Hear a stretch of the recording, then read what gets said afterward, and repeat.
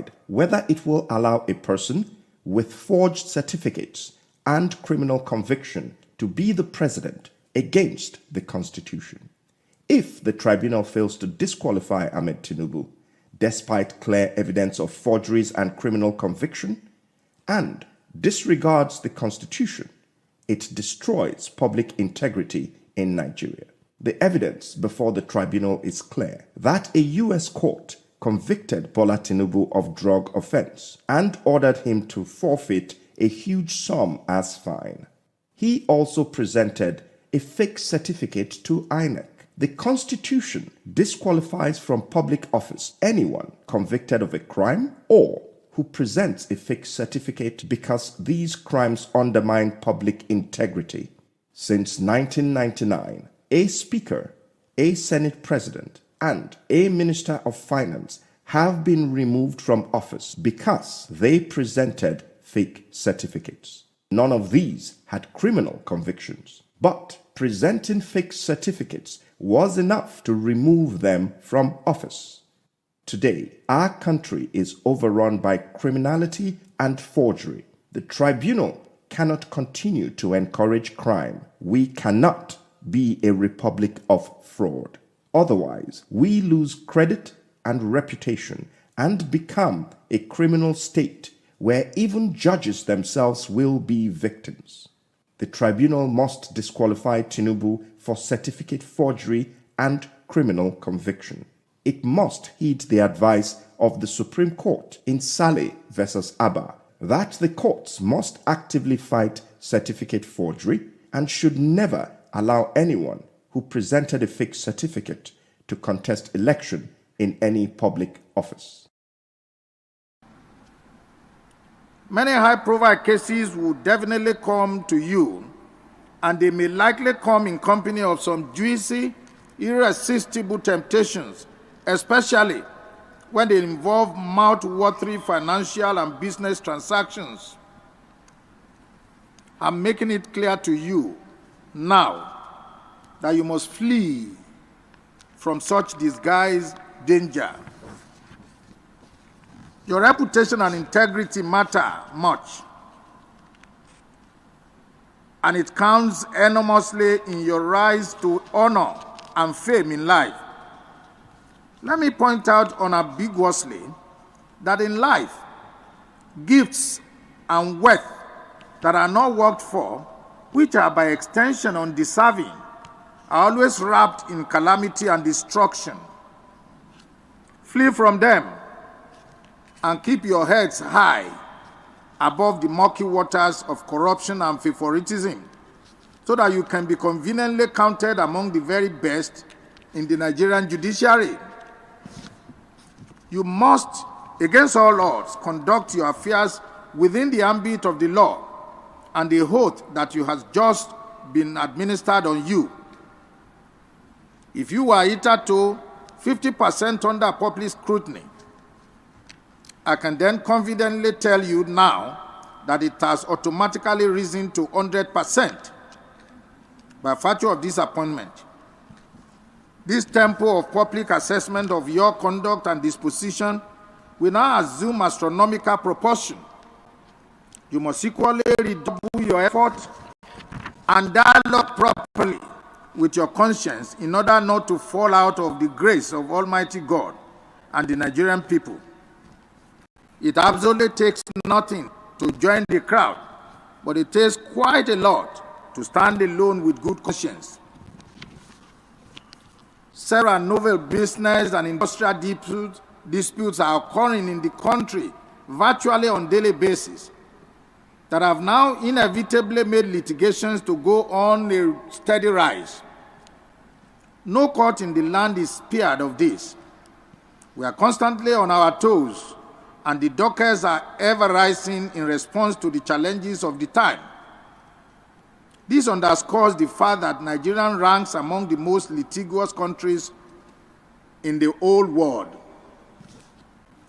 The onus is on your lordships to fasten your belt and roll up your sleeves to face the challenges head on. You must redouble your pace to catch up with the expectations of the litigants. As judicial officers, you have a defined mandate on earth that you must discharge with unveiled honesty and sincerity.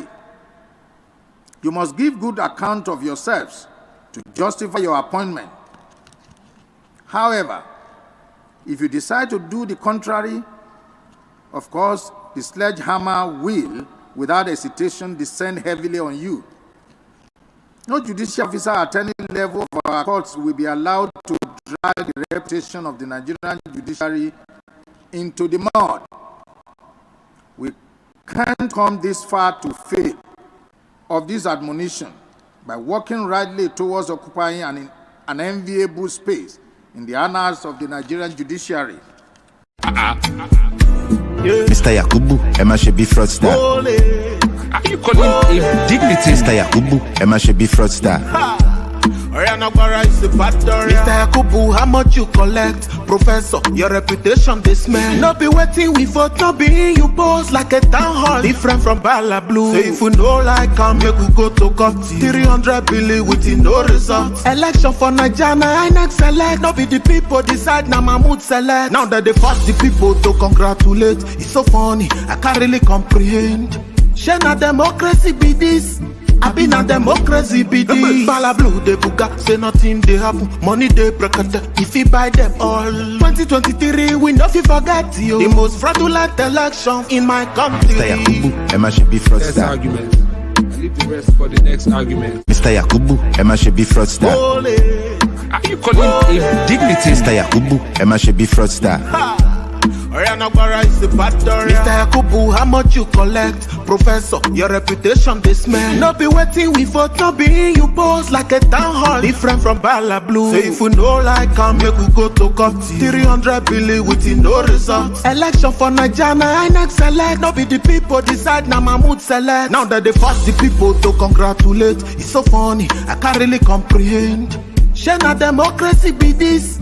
I been a democracy be this. Bala Blue they buga, say nothing they happen. Money they break if you buy them all. 2023 we no fi forget you. The most fraudulent election in my country. Mr. Yakubu, Emma should be fraudster. Next argument. I leave the rest for the next argument. Who is afraid of the eyes of Nigeria? Who is afraid of Nigerians when they said all eyes on the judiciary? We never said the judiciary must declare Peter Obi as winner. We never said declare Atiku as winner. We never said judiciary, you must do this or you mustn't do that. We just said our eyes are on the judiciary. And why did we say so? We said so because of years of distrust that the society and Nigerians have on the judiciary. We said so because of strange decisions that the judiciary had made before. And this time, we are saying that all we need is justice. Where in the world has justice become a crime for Nigerians to ask for? At least when we said we need justice, it is even for the betterment of the Agbadorans. When justice prevailed and proves that Tinubu actually won the presidency, it is for certainty and affirmation that yes, Tinubu did win the election. Now, what is this idea of removing billboards of all eyes on the judiciary?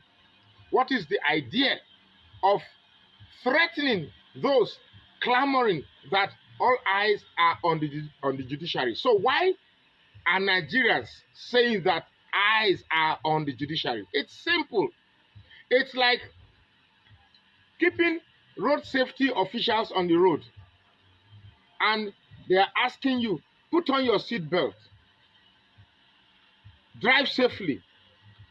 How has that become a reason to anger motorists or commuters or drivers on our roads?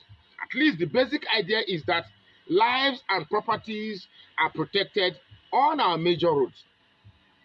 So when we say all eyes are on the judiciary, we're just employing that the judiciary should do what is right. When has that become a problem that certain section of our country, or certain section of the people in our country are getting so angry to the point that they climb sometimes over 15 feet, 20 feet, 25 feet pole to take out posters that only admonish our judiciary system to do what is right? All eyes on the judiciary. So I ask, who is afraid of the eyes of Nigerians? And some days ago, 3 days ago, I was in Abuja. I went to offices of the Federal High Court in Maitama, the Federal High Court in Central area, and the Court of Appeal in Abuja too. These 3 places were distributed stickers saying that all eyes on the judiciary. I mean, since when has that become a problem? We went into the places and spoke to people in their offices. And guess what? Guess what, Nigerians? Even the staff in those offices couldn't agree more with us. They were so happy, and they were like, yes, all eyes on the judiciary. Even the judiciary has their eyes on themselves. That is one thing I've come here to tell you. Please go to my page. You will see the pictures there, the videos there. The judiciary too, the workers, those are the clerks at the table. They too, they say their own eyes too, they on the judiciary. So it's very painful that while the rest of the world laughs at us, that we could actually bring ourselves to humiliate ourselves, to bring a criminal to be our president. Some people who are also criminal in their nature themselves are saying that we must continue on this path of sustaining what is wrong about Nigeria. And we are saying no. The rest of us who believe that Nigeria can indeed be savage are saying no, it stops here. Yes, Tinubu may be wriggling, trying to escape or using his criminal intelligence to sustain himself. But let me tell you, the legs of justice are short. But with patience, those little legs of justice can crawl or scramble to eventually catch up with wrongdoers. And therefore, we Nigerians are patient enough to say that whatever time it takes justice to come, so long as we see that justice will eventually catch up with wrongdoers, we are prepared to wait. We have never said declare this or declare that as winner. We are just saying justice. And anywhere in the world, justice has been what everybody seeks for. And that justice must prevail. You can delay the judgment, but you can never deny justice. I like to say that those who have perfected the art of criminality may think they have all the evil geniuses in them to bring about sustaining themselves. But there's always time to sustain evil. It is the end of the time of evil that goods come. The time that good will come to Nigeria is now, and evil will be blown off by the ferocious wind of the good hand of the Lord, and the time is now. And if you, as a citizen of Nigeria, you are supporting this evil, let me know that you have just a short time to change your ways. Because we that were saying that Nigeria must be good are not doing so because we hate the Yorubas or we hate the Hausas or we hate the Igbos. We are saying that because our eyes are on the fact that Nigeria can indeed be better. And truly, Nigeria must be better. And those of you who are sustaining the old order of criminals, drug barons taking charge of Nigeria, I say change your ways now. Otherwise, when the ship comes and we, the good ones, come aboard, we shall sail and leave you, and you will drown in the sea of your wrongdoings. We will just wave at you and say bye-bye, only to see you no more. do not test the patience and resolve of the youth. We cannot begin to see when youths finish from the university and don't have job, and they stay back at home only to watch their TV sets or to scroll through their phones and see a Senate president saying that he's going to distribute prayers to mailboxes of other senators to enjoy their holidays. And you think that will sit well with those who don't have jobs, with those who are hungry, with those who are suffering? I say, whether you like it or not, all eyes on the judiciary. My name is Magnus Oraka, and I say, please share this post and follow this page now.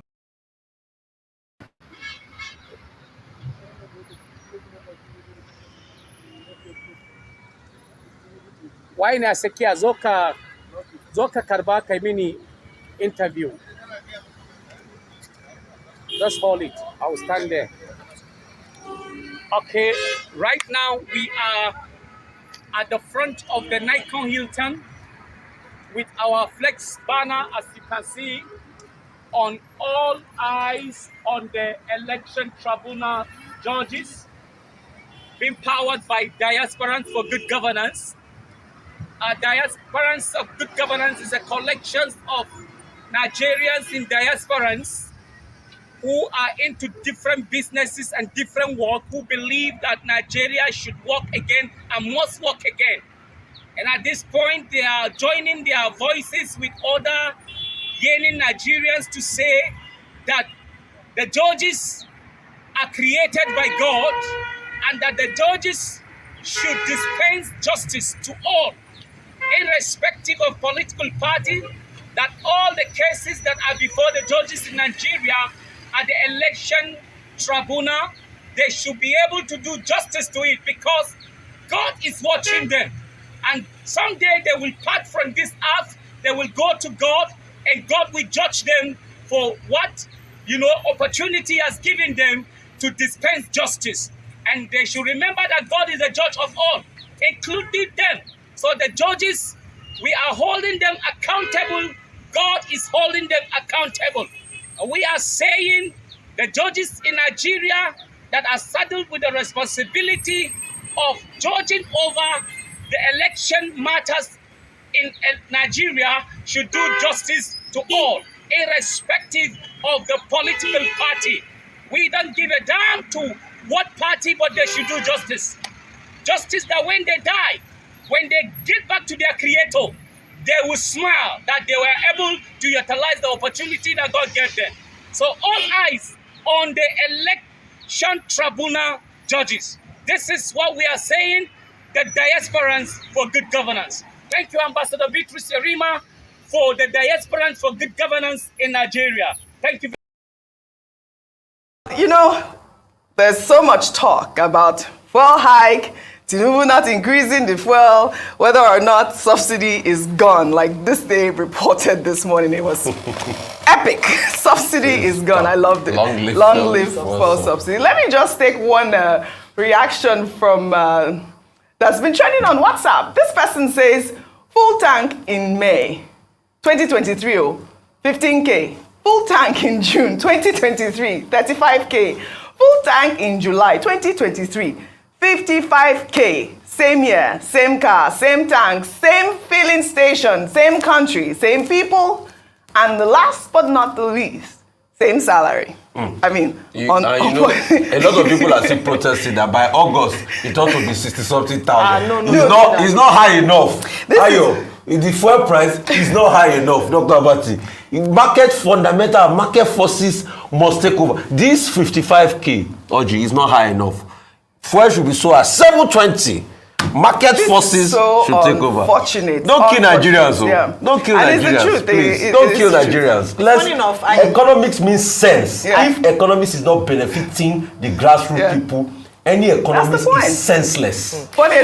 Driving to work this morning just occurred to me that most Nigerians are poorer. Yeah. Because Yes, even if you're on the same salary, if you got an increment in your salary, please don't rejoice too much, because perhaps they just made you match up to what you were earning before, yes, or perhaps even lower than what you were earning before, because the prices don't add up. Yeah. And the pressure is on employers. They also cannot afford to increase salary. So we are all managing, trying to cut things, and our resilience sometimes do not even make us understand just how much we have reduced our quality of life in terms of our spending. It's that we keep managing, we keep cutting down, we keep cutting costs, but Nigerians are poorer. Something's got to give, and I know, like you said, subsidy is back. But there's another topic, all eyes on the judiciary, which is really what's trending. Well, good morning to you, viewers.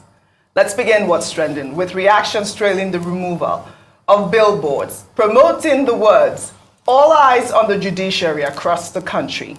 Over the weekend, the Advertising Regulatory Council of Nigeria ordered the removal of the billboards and dissolved its advertising standards panel for approving the ads sponsored by a group known as the Diaspora for Good Governance. The ads were put up as the Presidential Election Tribunal prepares to deliver its verdict on the petitions challenging the victory of President Bola Ahmed Tinubu, Frank Shaibu, an aide on communication to former Vice President of Nigeria, Atiku Abubakar, said the removal of the billboards across the country is an assault on freedom of speech. I mean, he's not the only one, Dr. Abati, saying that this is an assault, but let me just take some parts of that statement from Archon. They wrote, the advertisement is controversial and capable of instigating public unrest and breach of public peace. Further stating that the advertisement is considered a blackmail against the Nigerian judiciary, the Presidential Election Petition Tribunal, and particularly the honorable justices of the tribunal, who are expected to discharge their judicial functions without fear or favor over a matter that is currently jus pendens. I mean, Dr. Abati, you are the law student here. Okay, two sides to this story. Yesterday, when that story broke, it was said that Tinubu had dissolved the board of Archon, or is it the advertising standards panel. I thought that, appeared very strange, because that would be a draconian way to intervene in the operations of a body established by statutes. But by the end of the day, the Advertising Regulatory Council of Nigeria itself came forward and took ownership of it and said in a statement signed by the Director General that it was Archon that suspended the directors, the persons in charge of the advertising standards panel. And that's the statement we have on the board there. And they said, there was no vetting and that there was no approval by the council, and that the council, it was that directed that the materials should be pulled down immediately, and that the directors in charge should go on suspension. What are the arguments that the Archon was putting forward? That the advertisement said to have been put together by a group of persons in Diaspora was addressing a matter that is pending, jus pendens, it is called, before the Presidential Election Petition Tribunal, and that it will be prejudicial, and that it is capable of causing disaffection, resulting, in bringing the judex into disrepute, into defamation in the eyes of the right-thinking members of society. That's the technical expression. And then, so the Archon took ownership of it. The other side of the argument, which I said I was worried about when it was said it was the presidency that took a decision, is about the right to free speech. Okay? People can say all eyes are on the judiciary, they can go and put it there. So I thought, how would the Tinubu administration politicize this? But they have been pushed out of it. Archon has taken responsibility as a body established by law. However, the other side of it is that, look, the judiciary has been under fire. Everybody has been saying the judiciary, all eyes are on the judiciary. But within the context of where the presidential election petitions are now, where final written addresses have been adopted. The concern, is that attempts have been made from different directions to put pressure on their lordships. And that would be contemptuous to do so. Yeah. Contempt in face of court, or contempt away from the face of the court, which is called contempt ex facie curia. In which category will fall the allegation by Babatunde Fashola SAN that some people were saying, oh, he was writing a judgment for the Presidential Election Petition Tribunal. But the truth that we all know is that Nigerians are all anxious about the outcome of that Presidential Election Petition Tribunal. That is the point. And what will come out of the 180 days process prescribed in the Constitution for the determination of petitions arising from the presidential election process. So that is why this takes on a fresh significance. And people are saying, oh, if you are pulling down the billboard, okay, all of us have been saying it now, that the judges must do their job without fear or favor, without, no matter whose ox is God. 100%. That's the received wisdom 100%. There. So it's a two-way thing. ACON can hide under the fact that, well, it's the regulatory authority, but it is ACON acting under pressure. Did anybody push ACON to come out with this statement? Is ACON's statement a cover-up as a result of pressure from certain interested parties? Those are very valid. But as for the statement, yes, the judiciary is under pressure. After all, the recent NBA Spidel conference, the whole issue was about the role of the judiciary and the role of lawyers who are forum shopping and misbehaving contrary to the rules of conduct in this entire process. So as a statement, not many people will quarrel with it. So the relevant questions to raise is ACON acting truthfully? Was ACON pushed? And why? Because this will not even stop people from saying all eyes are on the judiciary. Oh, it's been trending Certainly, for all months. eyes are on the judiciary. Subsidy regime. There are concerns that the price of petrol could soar, even reaching 750 naira per litre. Organized labor has threatened to go on a nationwide strike if the prices increase. But the presidency has called for patience, saying Nigeria's pump prices are the most cost-effective in West Africa.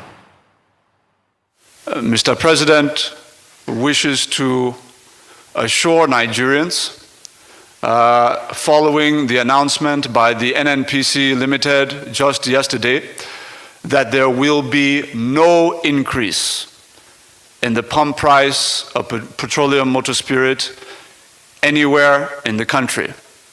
We repeat, the President affirms that there will be no increase in the pump price of petroleum motor spirit. It is going to be available to everybody, all right, is the Presidential Daily Brief. This is what the NNPC supplies to the President directly for his personal viewing on a morning-by-morning basis. And he's releasing it to the public this morning for the sake of full disclosure and because he wants Nigerians to ensure that there's no need for panic at this time. We have enough fuel to supply the country. The country is wet with products and it will continue to be so. We also wish to affirm that the President is determined to maintain competitive tension within all subsectors of the petroleum industry. He is determined to ensure that our policy drawn up as well as policy implemented follows the cue that there will not be any single one entity dominating the market. The market has been deregulated, it has been liberalized, and we are moving forward in that direction without looking back. Well, in the face of component timely measure to welcome to Nigeria. He's back.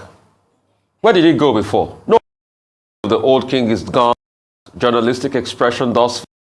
I'd like to pay great tribute No plans to increase fuel price. No plans to increase fuel price. No, I want to say it 3 times so that it becomes very real. Okay. Interesting. Today, I'd like to pay great tribute to Mr. Shaka, the editor of This Day. I thought that was the best journalistic expression thus far. Subsidy is gone. Long live fuel subsidy. Pretty much reminds me of the old king is gone. Long live the king. What that means, tongue in cheek, is subsidy is back.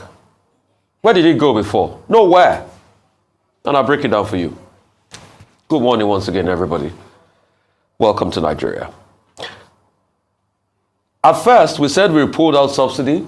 NNPC became the largest importer of this product. As of today, we have not been able to see a proper pricing template. Oh, okay, they released one. I saw one that talked about the fact that the landing cost goes up to 651. Landing cost goes up to 651, but we're buying at the pumps at 580, and you tell me subsidy was gone? Subsidy was not gone. Landing cost is 651 today. People are buying at the pumps for 670 up north in Abuja. You told me subsidy is gone. It never went anywhere. And that's what we keep telling ourselves. So what do we want to do? Dilly-dally with policies, not being coherent.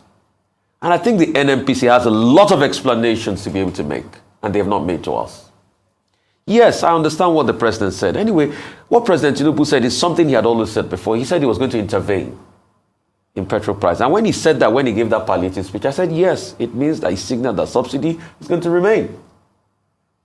And when NNPC is so quick to compare our pricing with price of other African countries, 2 questions I'd like to ask. Do economic conditions, are they the same? What's the purchasing power parity ratio? We are comparing our petrol price with that of Côte d'Ivoire. Do they produce oil as much as we do? No. I think a fair comparison would be more of Angola, which is a fellow oil producer in our own capacity, rather than this comparison here and there and all of that. Then stretching it one step further, there is nothing that is happening now that we do not know was happening. I think it was Rotus that even challenged the pricing before now of the products by saying that there was something that was not clear about this pricing. Hasn't it been proven right? Rotus have been proven right. And today they keep saying, oh, there's no subsidy. And how many of the marketers imported? NNPC still pretty much control the markets. But my pain in all of this is we have allowed people suffer so much. And that's why I say, for us to be able to come out of these problems, we do not need to be impetuous. We need to be circumspect. I didn't see a lot of being circumspect in making the 2 big decisions as regards unification and subsidy removal. Right. People just suffered in vain. Up with from the beginning, because I urge everybody to follow us from the beginning as we start this broadcast, because most of our videos now, we play them before coming out so that you can have what to talk about. But we have an article to present as well. But before that, I'd like to quickly acknowledge 1 or 2 persons before we move on. As you all can see, that subsidy were never removed for the first place. They never removed it. Subsidy have always been a crime. Mr. Peter Obi said that it's an organized crime. Yes, subsidy is an organized crime.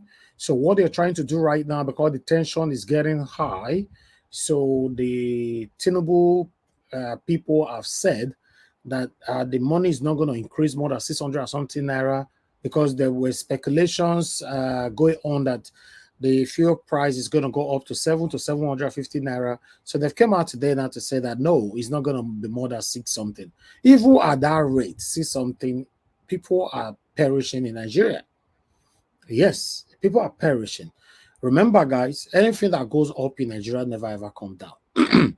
That's how it works, you know. So what they're going to do right now, according to their proposed palliatives, you know, it looks like they're going to bring it back again, the subsidy, because it never went nowhere. So for you gullible Nigerians that is listening to these people, believing what these people are telling you, you're on your own. Because these are the same people that have been ruling or recycling themselves since Nigeria was created. These people have never cared about you, myself, or anybody, or any Nigerians, both home and abroad. They have been working for themselves. They have been doing whatever they like. You finish, is my turn. You finish, is my turn. That's what these guys have been doing since Nigeria was created. So if these people cannot be removed from power, I want you to know that Nigeria will continue to get worse.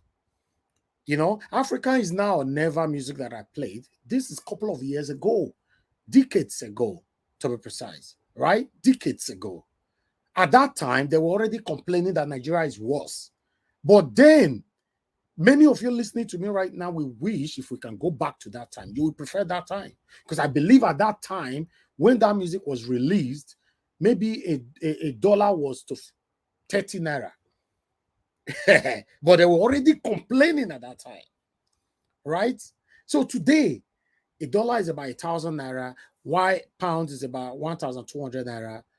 You see? So anything at all, any angles that you try to look at it, these people, if you leave them in power, they are the same people. They all are friends. PDP, APC, they are friends. They are affiliated in Satanism, so they know themselves. So Nigeria will never get better under these people, under these satanic parties, under anybody inside these parties. I told you guys before, Peter Obi was in PDP, and I never mentioned his name on this platform before, even though I know as individualism, there were no any stain in his name. But because he was under PDP, I never mentioned his name on this platform. Immediately deferred out of PDP. That is when I raised the alarm. Then I was already with Omoyele Sowore. I have to switch straight away. Yes, I understand we can find good people inside these satanic parties because of the suppression, oppression, intimidation, threat. They cannot really speak why they are inside the party. That's just the fact. So the truth of the matter is, anything that makes you continue with these people, we will remain. If we will not remain the way we are, it will continue to get worse. Some of you might not listen to me. What do I know? Because I'm not a pastor. Why you go listen to me? Because now your pastor, they talk now, you say, amen, amen. But you forgot that God have given everybody the same power given to any pastors in the world. It's not up to you how you believe on yours, the faith you have on yours, and how you manage to use yours. You see? So I'm telling you right now that there's nothing good that can ever come out from satanic APC or PDP. You get that? So what is currently going on right now, thank God, all of them, they say, I'm waiting to happen with the Billboard. According to our constitution, 1999, as amended. For me, I don't read the constitution so many times. I've never found a place in there that your expression is a crime. Freedom of expression is a crime. I've never found it anywhere in the book. But what is currently going on right now, Tinubu's government now look like a dictatorship. I said it yesterday. Removing all the Billboard because all eyes on judiciary, what does that got to do with them? Initially, Tinubu government were the one that took the responsibility. As social media went on fire, they quickly pack it to the board. My people, we can't continue like this. We can't. I want to make this clear to everybody listening to me right now. I don't want to offend anybody, but I need to make this clear. If I post out a link, if you are not supporting Mr. Peter Obi, if you are not supporting a new Nigeria through Mr. Peter Obi, for now, don't join us. You know why? Even though I'm lenient, even though I compose myself to be nice, my panelists will take it lightly with you. And it will not be nice if they disrespect you. Okay? This platform, I dedicated it for the sources and a new Nigeria through Mr. Peter Obi. I want everybody to respect that and understand that.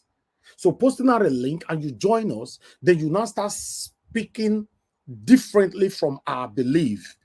Then it now looks like when my panelists start attacking you, then some of you will now want to blame me. Please, I love you, I respect you, whoever that is listening to me right now. If you know you are not supporting Peter Obi, you don't believe in this cause, you don't believe in this journey, this dedication, you don't believe in what we are doing for Mr. Peter Obi to become our president, just watch. You don't need to join us.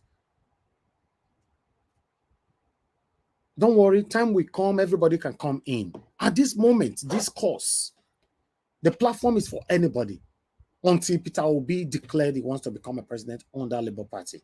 I changed the rules and I want to respect that rules. Please don't join. Because, no, and also, I know hear me, my panelists will eat you. Yes, they will eat you. And I don't like that. I like to carry everybody along, but carrying you along at the same time, you're trying to step on my belief is not good for me. Because I spend my time in this every blessed day since April last year. I've not taken a day off. If anybody know that there's a day I not come out since April 2022 till now, let me know. So it will not be nice. So you can't come because they say, actually, after you don't read 1 or 2 books, you not get to realize, hey, Peter Obi not go. Don't come here. And don't call in. After the election, yes, I would like you to come in at that time. Come and join us to checkmate Peter Obi. Don't worry. I don't have no problem with that. After the judgment in court, Peter Obi, by God's grace, have been declared as the president of the Federal Republic of Nigeria, which is obvious. He should be declared. Then, from the day he was sworn in, come in, the platform will be open for everybody. Anything we want to talk that, no problem, because I want people to join me anyway to checkmate him. I'm very, very straightforward person. I will end it here. Don't come in. But if you can't choose, say, you know, can say me, I go click the link, I go come in. My panelists will eat you. And I can't stop them. Thank you very much. Then I have another area to quickly address shortly. I'm diverting a little bit, but I'm coming back just 2 minutes. I want to let everybody know because information reached me, although the same information reached me a couple of months ago. I didn't take it serious, but information reached me again that some of my workers, you know, normally come to the inbox of some of you, and some of you have sent money to my workers on my behalf. I want to let everybody know this because, yes, you, 1 or 2, 3 persons talk to me, say, I think say, you know, I tell me saying you needed money for this, and I can't send out the money and all that. I want to let you know, Mr. Elvis, I will never, I repeat, I will never come to anybody's inbox, WhatsApp, to discuss anything to do with money with you. I will never. I have never done it in my life, in my career. Never. If any of my workers in the past and present come to you, say they get problem, and I'm not, I want you to know, I'm not aware, I will never send anybody to anybody. If you give them money, I don't have problem with that, but don't complain. Say me, no, I appreciate you, because I'm not aware. I'm not saying you, may you give her money, so he appreciate, you don't appreciate, just take it like that. I don't have any problem with that. As long as I was not in the picture, don't bring me into the picture later on. I can never, I repeat, because I need to quickly jump out of this, I can never, never send any of my workers to anybody's WhatsApp, inbox, or anything. I can never, like, I would like to also address this area, send anybody to send you message that we have a Zoom meeting. Never. If we have a Zoom meeting, I will say it here. If you know, in fact, wait till you not hear from me. I want to let you know that time. Just that time. Because if you not hear from me, then there's problem somewhere. Because some of you, may God bless you now. Yes, they cry to you, you do the help. That's fine. But now you constantly tell me, say later, you regret doing the help. Because the person where you do help for is ungrateful. Yes, that's what you get. Anything you've decided to do in secrecy, that's what you get. I don't send anybody message to anybody inbox. I don't come to anybody's inbox to discuss money with you. In fact, I fought land grabbing for 2 years on this platform. Everybody that I fought for, nobody on air and off air, I discussed saying, wait till you go pay us with this. We will take fine land grabbing for you. Nobody. If you know you paid me privately or in public for me to fight land grabbing for you, not come and come tell the world. Now God will punish you and your generation. Because people are good in destroying your name. We don't charge anybody money here. The only time we raised money for land grabbing was when we wanted to do a protest. That was obvious to everyone, which we have already started. We refunded 90% of it now. So please, any of my staff that come to you say, Mama, they sick, you get problem, please, you can help if you have the money, but I'm not part of it. I don't send anybody. They don't discuss it with me. I'm not part of it. Please don't drag me in. Thank you. Let's come back to why we're here. I'm going to post out a link right now for people to join me so we can continue from where we stop. There's another information going on right now that PPT is set to deliver judgments. Because they are set to deliver judgment, and the information also reaching me said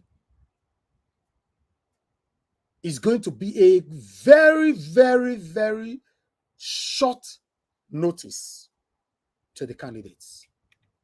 Obviously, it will not be a short notice to Tinubu, but maybe it will be a short notice to Peter Obi and Atiku. More by putting like that. I want you guys to know that judgment can be any time from now. It could be tomorrow. If he pass the information to them around 12 in the night, send the text. I don't know how they communicate with each other. Don't get me wrong. Send the text, say by 10 a.m. we want to deliver this thing, will come. And maybe you now, me and you don't finish for here by 12. We dey sleep. We don't know, sir. Judgment, they go on. So everybody stay alert. Be close to your gadgets. Like I said before, don't rely on me. If now you fair no, let me know. If now me fair no, I'll let you know. Subscribe with us. Hit the notification bell. In case I come on air like this, you don't deal with me, bangana. Because that's what we'll be fighting for. And we are patiently waiting for that. I appreciate every one of you. We are getting there. All eyes on judiciary is the biggest threat to this government. They don't like it. Now see my title. Now make me even come right and more. Say, I come make them big, bold. Say, you just let me know, say now your problem with this. You are in trouble. You are intolerable. Thank you very much, my people. Good morning, good afternoon, good evening to you all. I'd like to appreciate those that have already super chatted me already. I want to appreciate Peggy Mode. Thank you very much. May God bless you. He said, Mr. Elvis, I really appreciate your resilience. May God bless you richly in Jesus' mighty name. Amen. I say big amen to that. Thank you, Amaka Afojobi. Thank you very much. May God bless you all. Mr. Joseph Oji. So, Mr. Elvis, I greet you, my lovely brother, and more grace to your elbow. Thank you very much. Amen, amen, amen. May God bless you all that will be supporting me financially and otherwise. Those of you that share our videos, those of you that like our videos, those of you that join my panel. Some people, if I spend 6 hours on air, they are with me. You know, I want to say thank you. Those of you on the comment section, you'll be like, so now get different family meeting for that comment section. To be honest, like say sometimes they try to make a follow up. I know the fee follow up. I can't follow what is happening on the panel at the same time on the comment section, but my eye they see so many things where they go on for comment section. I want to say I appreciate you all. Our spectators. What about our spectators? The good ones though. We have a lot of good spectators who followed us. They've never commented before. But they are really, really in support of the work we're doing. I just want to appreciate you all. Thank you very much. Like I've said before, nobody, absolutely nobody on earth will succeed without the help of a human being. Nobody. If you know anybody that have succeeded in life without the help of another fellow human being, let me know. Nobody. So every one of us need each other's to grow. That's why you see you and I are behind Peter Obi today. If it was Peter Obi alone, he can't do it. Right? Not be Peter Obi, they intimidate APC. Now Peter Obi backbones, now they intimidate APC. For the first time, a smaller party intimidating those that thought they are the giants of politics. And because say you and I, they call us obedient, we day back.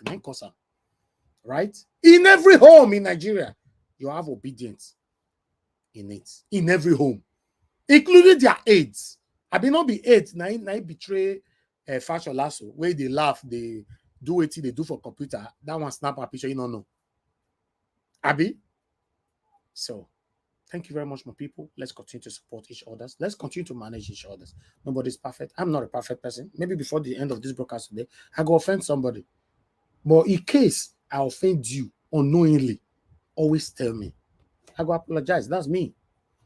So many homes have destroyed in life just because of this. That's a word where you say are small. I am sorry. Some people, because of pride, to say I am sorry is the biggest problem. It has destroyed marriages. It has destroyed family, destroyed neighbors, destroyed industries and everything.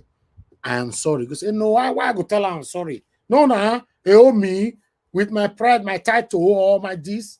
No. For peace to reign, just say, oh, I'm sorry. I don't know, say this thing will offend you. Although I was speaking my mind, but as far as it offend you, I'm sorry, my brother, I'm not going to move on. It helps a lot. I've seen marriages that have destroyed just to say I'm sorry. Pride. I've seen friendship, family, brothers and sisters becomes enemy. Just to say I'm sorry becomes problem. Thank you very much, my people. Let's move on. I'd like to appreciate Edo Light Wash, my brother. Thank you very much for your continued support. May God bless you. I really do appreciate you. Madam Bella Naomi, thank you very much for your support. May God bless you, madam. Thanks for all you do. I appreciate every one of you. I'm going to post out this link now. Click on it because I have other stuff to take, but I want you guys to be on the panel with me. Then we take it together. Now, God bless you, my people. Thank you very much. Click on the link. Join us here and let us talk about the things that's affecting you and I. So I'll go on this quick break. When I come back, then I'll start taking on the rest before I accept people in. All right. Remember, we only have 9 sports. I can see people already joining me now. Only 9 sports. So have that in mind. So, all right. See you guys shortly. Thank you. Black Panther, I don't see you already. Thank you very much. But let me come back, guys. I know they do competition with anybody. If I offend you, forgive me. Show me love. Go there, biza. Kama bara walo ninu ife kan akanbi. I know they do competition with anybody. If I offend you, forgive me. Show me love. I go show you love. Kama bara walo ninu ife kan. But I know they do competition with anybody.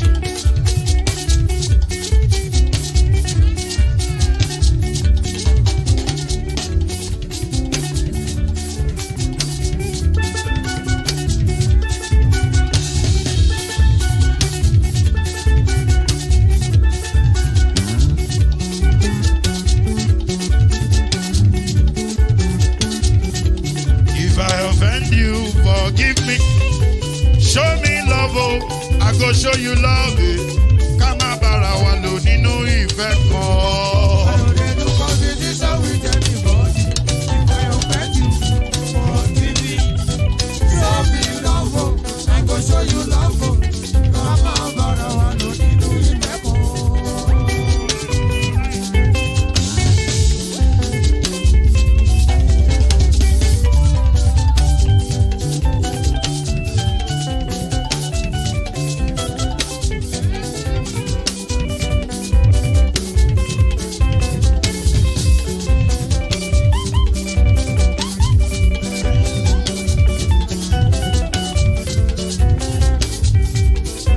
They do competition with anybody.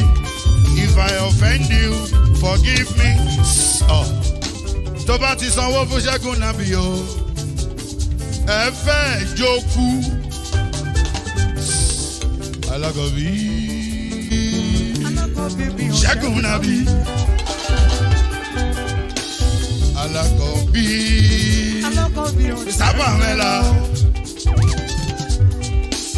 Anybody? Anybody? Any bobo. Anybody? Mo ló ń fọlú, ó gbà mí bó ṣe rí mi láti finishi. Délé mo ló ń fọlú, ẹ jẹ́ ń sọ̀rọ̀. Délé o, délé o.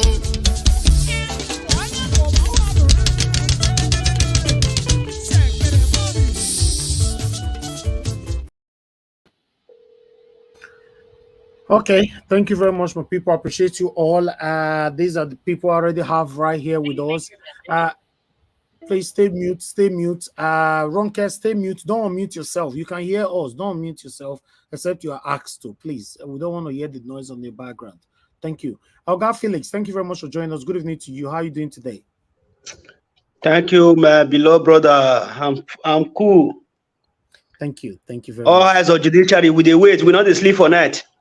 And not they be don't that like way. that word, though. They don't like that word where you talk. So you be like, you Where do you concern me whether Jonah swallow the fish or Swiss swallow Jonah? All I know there is swallow.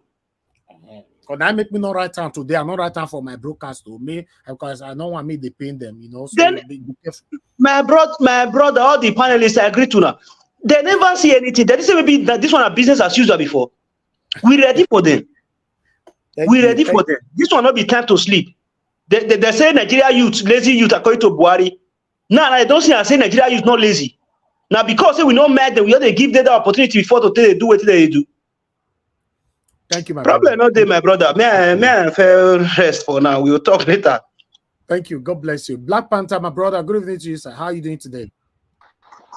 Good evening, Mr. Our chairman, Mr. Alex. Elvis. Thank you so much. It be like saying they fall in love with Alex. All eyes on the ball called the judiciary. We must take our mandate back, whether they like it or not. All eyes on the ball called the judiciary. Surely, it be like so that they look for trouble. Fear, don't let me write that name for my broadcast today. Oh, Mona, they careful. I don't know right time. That one way they want to see for screen. I don't know right time for there. I also may open my eye. The team they there not be me right time. So be my careful. brother, Mr. My beloved brother, Mr. Elvis Edigin. Yeah. Person where he come up for us, say you want go boss person head. He not live here for us. So. Exactly. I like that. Thank you. I like that. All right, my dear sister, Omo, yes, caller. Thank you very much for joining us. Good evening to you. How are you doing today? Good evening, Mr. Elvis. I'm fine. You know they hear your voice, so. Uh-oh. Can you hear me now? Okay, you are better now. Yes. Go ahead. Oh, okay. Good evening. Thank you very much. Greetings to everyone. Thank you. All right, we'll come back to you. Where are the women? No. The day here, you will start to hear their voice now. Ronke is a woman. Ronke Station, thanks for joining us. Good evening to you. How are you doing today, madam? Sorry. I'm doing well. How are you guys? Yeah, we're good. It's good to have you once again on the panel. Thank you. Come back to you shortly. Thank you. All right, F. Emmanuel, good evening to you, sir. How are you doing today? Mr. Elvis, good afternoon from here, Texas. How are you today? I'm fine, sir. Thank you very much. Okay, it's my pleasure to be here again. Thank you. God bless you, sir. Always. All right, Madam Ame Bright, it's good to have you on the panel. Madam, how are you doing today? Good evening to you. Good evening. Thank you. Happy to be with you again. Mr. Elvis, I praise you. God is your strength, I can to tell you. For your daily, consistent presentation here. We appreciate you. We love you. Thank you. Greetings to the house. I greet you all. Yeah. God bless you, man. Thanks for your encouragement always. I appreciate you too. All right, my brother, Mr. Alex in the building all the way from Amagba. Mr. Alex, wait till they sup. I see say he don't to the teeth can't be as he get for your head or your neck. You can't enter street by yourself, my brother. You enter street today. They expose this satanic government. And God will bless you. Talk to me. Thank you, Mr. Najawash. The political facilitator in Edo State, it has been reduced, or they've gone into political table. That's between the deputy governor and the governor. They've left Edo State ungoverned. Government right now is on a perpetual vacation. But we are going to give them bomba to bomba. We will let them know no Edo person is more Edo than any Edo person.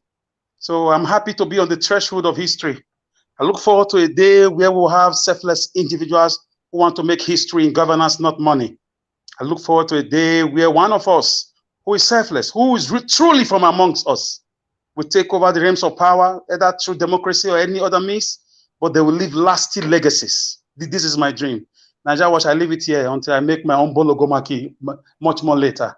Thank you. You very much, my dear brother. Oga Alex, sorry to interject. Oga Alex, you know, say, person where he wants her a friend to a buyer.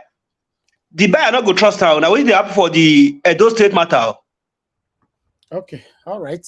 We'll come back to all of them. Thank you very much. So Najawash, thank you for that video you said you got. I was very happy you got it when I saw your message. Yes. I'll play. I know you are very busy.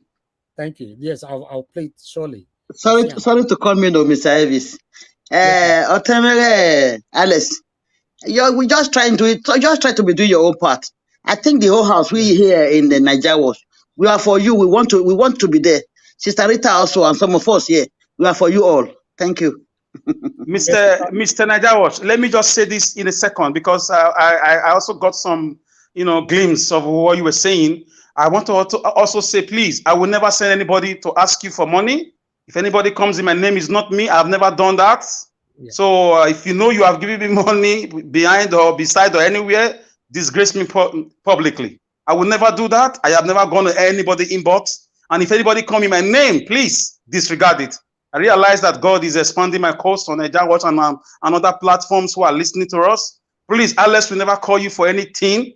God will never allow me to do that. If need be, Niger Watch will let you know. But for now, I've never done it. I'm not sure I will do it. So beware of scam. Thank you.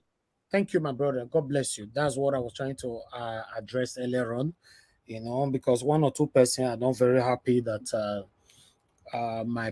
some of my staff, both past and all, came to them with their personal problem. So, but though I thank them, thank you, say you help them, but you don't tell me. They not tell me, you not tell me. So now you decided, say me you do them. So in case they come to you, if you have enough money, always help people, but not be missing anybody. So I repeat that again. Thank you. Ola Show, it's good to have you on the panel. Good evening to you. Thank you very much for joining us. Thank you. Thank you, madam. Where are you joining us from? US.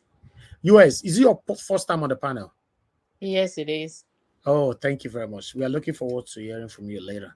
Thank you. Yes, actually, I missed what today's show was about and the videos and everything, but I will just give a general comment when it's time. No. We recap. We are going to recap now on the article, so you will still get it.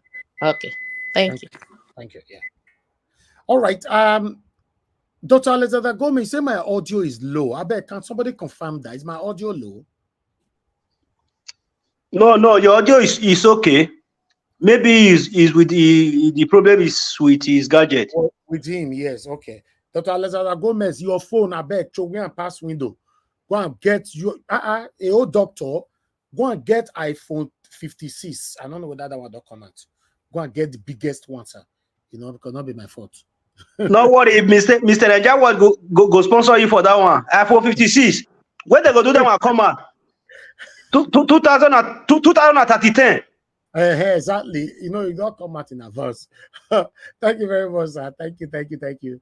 Yes, Madam Rita, we can see you right there. They say they want to make you go into politics. Yes, the unfortunate part with this, I say you can never be a president of Nigeria, because you are a Canadian citizen. Amoye can never be a president of Nigeria. She's an American citizen. So many of you now, I don't talk out enough to be president. I know that position is okay, no problem. So, but someone like Black Panther not 50B. It's not possible. He's an American citizen. So the only person now where you go become president someday, that be Mr. Alex. So make una not jealous. I not even one president. I want to be a senator to vote for that place with all of them. Exactly. See, I like to fight well for inside that place. Your Lord go hard. Your Lord go hard. Thank you very much, my brother. God bless you. You know, let me quickly appreciate my brother, Mr. Black Panther. I think you will be better off as a EFCC boss. Oh, God go bless you, Senator EFCC boss. Senator EFCC boss. All right. Let's move on, my people. You know, that Senator EFCC where you talk so. He ring bell. Get with you. I want to show after I appreciate this person right here. I said that don't God, may God bless you. Thank you very much for the super chat. Thank you. I really appreciate this. You said His Excellency Mr. Peter Obi is surely coming to solve matter on ground. Judiciary give us our mandates. Surely. You know, when you talk about Senator EFCC boss, before I will recap on an article that I have, I want you guys to see this. For you guys to know that these people, God, look at what I put on the screen right now. This is James Bury, former governor of Delta State, and Nuhu Ribadu, former EFCC chairman, who was chasing Ibori at that time of corruption, indicated him for corruption while in office. But today, look at both of them. They are now under Tinubu's government. They are laughing, drinking, and smiling together. You see that whenever I say, if I talk for you, they believe me. No, say me even coming on air is a big headache to these satanic people. They don't like it. If they have any way they can silence all of us, no, they come on air, they will do it. Look at it. The former EFCC chairman and the most corrupt individual in Nigeria, James Ibori, they were chasing each other at that time. But today, both of them are smiling, laughing under Tinubu administration. My brother, APC people talk about that. They say, come to our party, your sin will be forgiven. Something else, man. Look at them. What are we talking about? I beg you, I continue to say what I know. It's your choice to take it. As you know, on this platform, I will never, deceive anybody. Anything I talk about, I'll show you where it's coming from. All right. Meanwhile, let us quickly take on this article right here. Then we take it from there. Please like and share, and let's do this together, my people. I appreciate every one of you. Please, the like is not encouraging. We have 215 likes. We already have over 1,000 people watching us. Niger Watch have 8 something right there. So please like and share, and let's do this together. God bless every one of you right there. Press on the like button, my people. I just want to see somebody pressing on it. Thank you very much. Okay, let me quickly appreciate more people coming in right now. Good afternoon. Madam Stella, Iman Sevedo, thank you very much. Michael Organemaro, thank you very much. God bless you all, my people. Maka Fujobi, and many, many, many more. I've tried to showcase, appreciate so many people already. Michael Organemaro super chatted me as well. Thank you, sir. Thank you very much. May God bless you. May your pocket never, ever, ever run dry. Thank you for your continuous encouragement and support. I'm grateful, and I'm not taking any of you that is supporting me on this channel financially and otherwise. I'm not taking nobody for granted. Thank you. You said, I cannot appreciate you enough. Same here, sir. I cannot appreciate you enough. The dedication is coming from everyone. It's not easy. One person can't do this. Thank you very much. I appreciate you. Thank you. Let's move on, my people. Let me quickly take this before we spend the whole time here. I'd like to come back here again over the statement from Atiku. As you all know that Atiku criticized Tinubu for removing the billboard. If you're not guilty, why? But meanwhile, let's take this together quickly. I'm just going to quickly, I promise you I won't take time to present all this article. So you can see right there, Articles 8 criticized removal of all eyes on judiciary billboards. Okay, that's the billboard right there. See how beautiful it is? It was before they removed all of them. Okay, Frankie Shaibu, the Special Assistant on Public Communication to Atiku Abubakar, says the destruction of billboard which put up adverts that read all eyes on judiciary was clear evidence of President Bola Tinubu authoritarianism and assault of freedom of speech. Shaibu said this while reacting to the directive by the Advertising Regulatory Council of Nigeria, ACON, to pull down all billboards carrying the advert across Nigeria.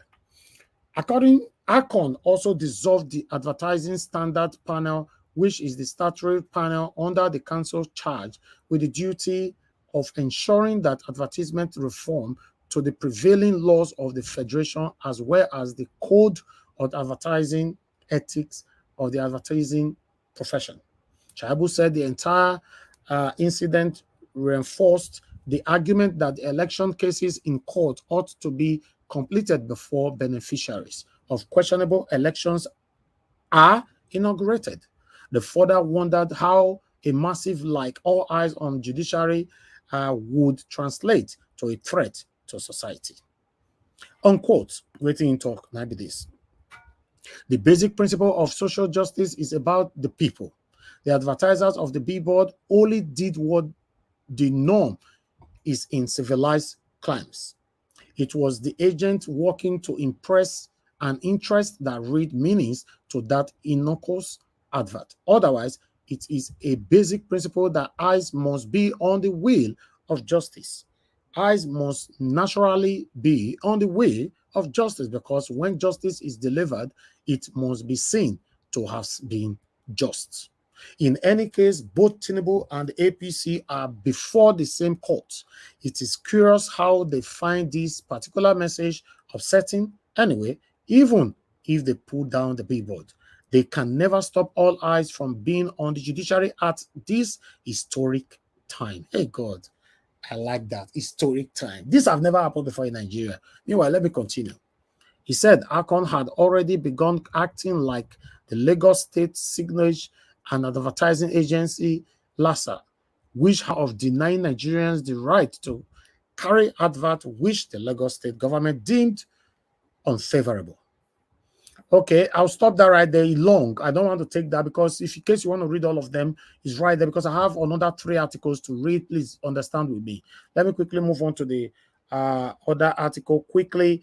Atiku himself reacted to this. I would like to bring this in quickly. Please press on the like button, my people now. Press some. All right, that's Atiku right there. Remember the other one was Atiku's aid. So I'd like us to take this one together. Sharply. You see, I try to make it fast. Atiku attacked Tinubu agency, destroyed Billboard. Okay, let's see what Atiku have to say by himself on his own. Okay, let's come here. Advert is too much here, but I'll just take it the way it is. I'm trying to remove some of them at the same time. Okay, the presidential candidate of the People's Democratic Party in the recently concluded 2023 election, Atiku Abubakar has slammed President Bola Tinubu over the destruction of Billboard in strategic locations in Federal Capital Territory, drawing public attention to the judiciary as Nigerians await the verdict of the Presidential Election Petition Court. The federal government had disbanded the Secretariat of the Advertising Standard Panel due to its endorsement of Billboard, accused of attempting to manipulate the verdict of the Presidential Election Petition Tribunal with the slogan, "All Eyes on the Judiciary." A statement by the Advertising Regulatory Council of Nigeria had earlier convened the dissolution of the panel on Tuesday. The ASP statutory panel within the council is tasked with ensuring that advertisement adhere to the prevailing laws of the Federation and the Code of Ethics for Advertising Professionals. Okay, more here with the article talk for you might look for quotes. I know. Okay, pointing out the reasons for which the advertisement should not have been approved. The statement said the concept in exposed were not approved by the Advertising Standard Panel. Hence, the council had directed all the materials being exposed being brought down immediately and violators sanctioned. The statement read, the Advertising Standard Panel of the council also erred in the approval of one of the concepts as advertisement failed to vet guidelines on the following ground. What guidelines? What guidelines are they talking about? Can you come on air to let the world know the guidelines for all eyes on judiciary? Okay, now what? This is oppression. Oppression. Unquote, the cause forming a central term of the campaign in advertisement is a matter of pending before the Presidential Election Petition Tribunal. Hence, it's just appendix. Okay, went on. I have another quote here. A matter of being just pending and awaiting judicial pronouncement is, by virtue of the Nigerian legal system, precluded from being a subject of public statement, debate, discussion, advertisement. The advertisement is controversial and capital instigating public unrest and breach of public peace. How? How is all eyes of the judiciary is unrest or breaching public peace? I don't understand. Anyway, the advertisement is considered blackmail against the Nigerian judiciary, the Presidential Election Petition Tribunal, and particularly the Honorable Justice of the Tribunal, who are expected to discharge their judicial functions without fear or favor over a matter that is currently just pending. The statement further stated that the council had temporarily suspended its director and deputy director responsible for the regulations pending in an investigation into the matter. Speaking exclusively with the Punch, the Director General of Akon, blah, blah, blah. I don't want to hear what you have to say. Atiku not talk for a year. What did they happen? Okay. But reacting, Atiku Special Assistant, okay, it's the same thing now. Oh, no, verse. I'm not the read this thing via carry come. The headline, just bring it. Let's read it together. You know, it's the same thing we read just now. Okay, let me come to. I have another one here quickly. I believe this is the last one we have here for you. The last article, then we start talking. Thank you very much, my people. Press on the like button now. Oh, not the last one, not the last. We have a bigger one after this. I just realized we get bigger one. But let me quickly take this. All right, this particular one, the reason why I can't take them, you see that headline there? Northern Elders Forum urged Tinubu to remove sanctions on Niger Republic. Before we read this, I want to let people to understand this. My Northern brothers and sisters, I love you all. I love what you guys are doing, but there's a big but. The effort that you guys are putting in since this Niger issue started, because you guys share border with them. I wish, since I was born, I've seen my Northern brothers and sisters putting this kind of effort. Nigeria would have become a better place because your voice is solid. Your voice is very, very strong. But unfortunately, it looks like your reaction is selective. Because I'm surprised how Northern elders, how they are reacting, how they are putting all effort to make sure, say, this whole thing is sorted out. They are putting pressure on Tinubu. But what happened? Let's assume. I'm only asking, though, if all this thing was affecting just Edo State, or maybe Ogun State, for example, or Anambra State, I want to ask my Northerners, will you act this way? In case you want to ask me the same question, I will say the same effort you're putting in right now, everybody in the whole Nigeria is saying that we are not part of the Tinubu's movement for war. I particularly am from Edo State, a proud Edo son. I've used my platform to advocate that I'm against whatever step Tinubu want to take. And my brothers and sisters that is on the panel right now, a lot of them have said the same thing. But I want to go back to this again. I've seen your efforts, which is encouraging. I like it. But can you henceforth, I don't want to capitalize more on your past. Henceforth, put this same energy in anything that is going on in Nigeria. Because the way it's going on right now, it looks like we are not one Nigeria. When it concerns you, you talk. When it not concerns you, are not going to talk. That's what I said. That's my interpretation. But meanwhile, let me quickly go on. I don't want to read more of this. I just wanted to bring this in. You know, the Northern Elders Forum, NEF, has called on President Bola Tinubu to lift economic sanctions imposed on neighboring Niger Republic. You see, Unayeram, neighboring. Unayeram, because not them, I did that side. But meanwhile, democratically elected President Muhammad Bazoum was deposed on July 26, leading to the imposition of sanctions, including electricity, court closure of board by Economic Community of West Africa, ECOWAS, chaired by Tinubu. During ECOWAS' extraordinary meeting on Thursday, the decision was made to deploy standby military troops to restore constitutional order in Niger Republic. the convener of the NEF, Ango Abdullahi, expressed concern on the use of force to restore constitutional order in Niger Republic, suggesting that it was unlikely to yield positive results. He emphasized that the removal of sanctions would facilitate negotiations and urge for diplomacy to prevail. Abdullahi stated, unquote, Nigeria should remove all sanctions and other measures intended to force the government and people of Niger into acquiescence. This will make negotiations led by Nigeria using all assets that both countries value easier to conduct. The use of force against Niger should be ruled out. Okay, I'll stop it right there. It long go, but I'm not really interested.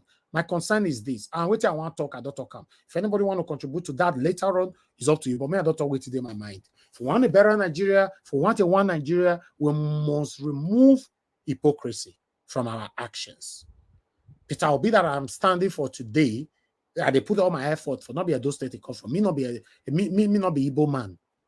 That is how you demonstrate a proper, transparent patriotism. Not be it concern me. Okay, my talk. You don't concern me. I'm not gonna talk. It's wrong. Please, my people. If you are hearing me, let's do what is right. Okay, I'll take on the bigger one. The bigger one. This is the bigger one right here, my people. Let me put this on the screen. Then we move on. Thank you very much, my people. I appreciate every one of you for your patience with us. This is the last one, but it's the biggest. As you all can see right there, hey God, Tinubu, they say, how they talk that parable, while not the finish for where? Hey God. See, Atiku refused to rest for this case. I know say, as you can see right there, U.S. court set August 23rd deadline for Tinubu to be justified why Chicago University record should not be released to Atiku Abubakar. This one came out today, August 16, 2023. Remember, say, so sudden, we come here say America, because they say, no, we're not going to release this one, or remove that one, or release this, or including the Chicago and everything. Before we go release, what we go release, it will be 4 years from now. Then we need to ask ourselves, what's happening here? What did this up? Why can't be say they want to do this thing like this?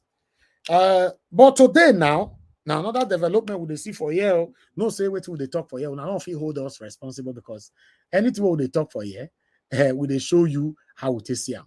Although advert we did this People's Gazette, not be them. My say now then People's Gazette, your adverts. See, I have to be very, very careful. I don't like showing all this. Okay, let's move on. President Bola Tinubu has until August 23rd to present persuasive argument as to why Chicago State University should not be ordered to release his academic record to Atiku Abubakar, his rival in the February 25th, 2023 Nigeria presidential election, according to court filings seen by People's Gazette. Okay, let me quickly jump this advert. Advert you for every waiting the apple. Calm down. Wow. Okay, let me take it from here. This deadline was imposed on August 9 by Jeffrey Gilbert, the new magistrate judge assigned to the case at the United States of District Court for the Northern District of Illinois in Chicago. Mr. Abubakar earlier this month requested court approval to subpoena Mr. Tinubu to file domicile with CSU because he believed the document would clarify glaring inconsistencies in Mr. Tinubu's background, including publicly available document that suggested the CSU in the 1970s admitted a female student bearing Bola Tinubu who was born on March 29, 1954. Okay, let me move on, my people. One moment. Let's quickly do this. Bear with me. A lot of people, I can see, okay, I have a couple of people just joining us right now. CM is with us. Mr. Phyllis, what happened? You were with us before. Please, okay, everybody stay mute. Everybody stay mute, please. I don't want to be distracted on this. Let me quickly finish this because this one is very, very important. Where are they just now, my people? Okay, I don't know. No worry. Okay, let's quickly take it. I'm trying my best more quickly to finish this one. Okay, the Nigerian president said he was born on March 29, 1952, although he had also at different times listed 1954 as his birth year in the past. He also recently expunged his primary and secondary education from his record after it was discovered that the school he listed under oath in his 1999 run for Lagos governor did not exist. Can you imagine? Anyway, in Nigeria, Mr. Abubakar believed the requested record would show which early and high papers Mr. Tinubu submitted to CSU before he was admitted into studying accounting there. Shortly after Mr. Abubakar approached the court for the record, Mr. Tinubu promptly filed a motion to thwart the request from being granted. Can you imagine?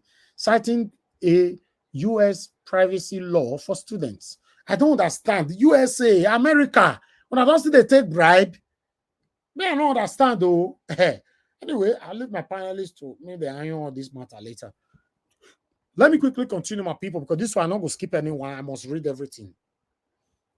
But the court appeared interested in allowing the case to proceed after Abubakar argued it has a valid jurisdiction. The judge has now set a deadline mandating Mr. Tinubu to submit his argument by August 23rd as to why CSU must keep his record from Mr. Abubakar filing showed. Hey, my God, hey. Everything is looking good. I can see everything. Somebody can sing that music for me now. Oh, I can see everything turning around, hey. everything turning around, everything turning around. Oh, my village people. Yes, so God bless you, my dear sister. I'm telling you guys, this is what we are talking about. Now, the same America, I don't know, allegedly, they give them money, they say not release my details, or blah, blah, blah. The same America, now the judge where they did there before, whatever, how it happen. They remove them, they put another judge. How it happen? How it happen? Now, the new judge now is not saying that you have to know the 23rd. Come and tell us why you say we will not release this to Abubakar. If not, we will release it. I beg. They could not go sit down and put before the 23rd, though. Hey. Anyway, let's move on. Additionally, the U.S. court ordered Mr. Abubakar to respond to Mr. Tinubu's argument by September 9, 2 weeks after Mr. Tinubu's response was anticipated.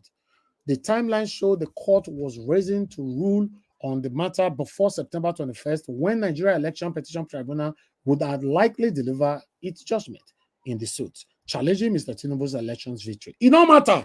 If they deliver their judgment, by God's grace, in Peter Obi's favor, we move on. If they deliver it anyhow, we have Supreme Court. The judgment from these people can still prevail when we get to Supreme Court.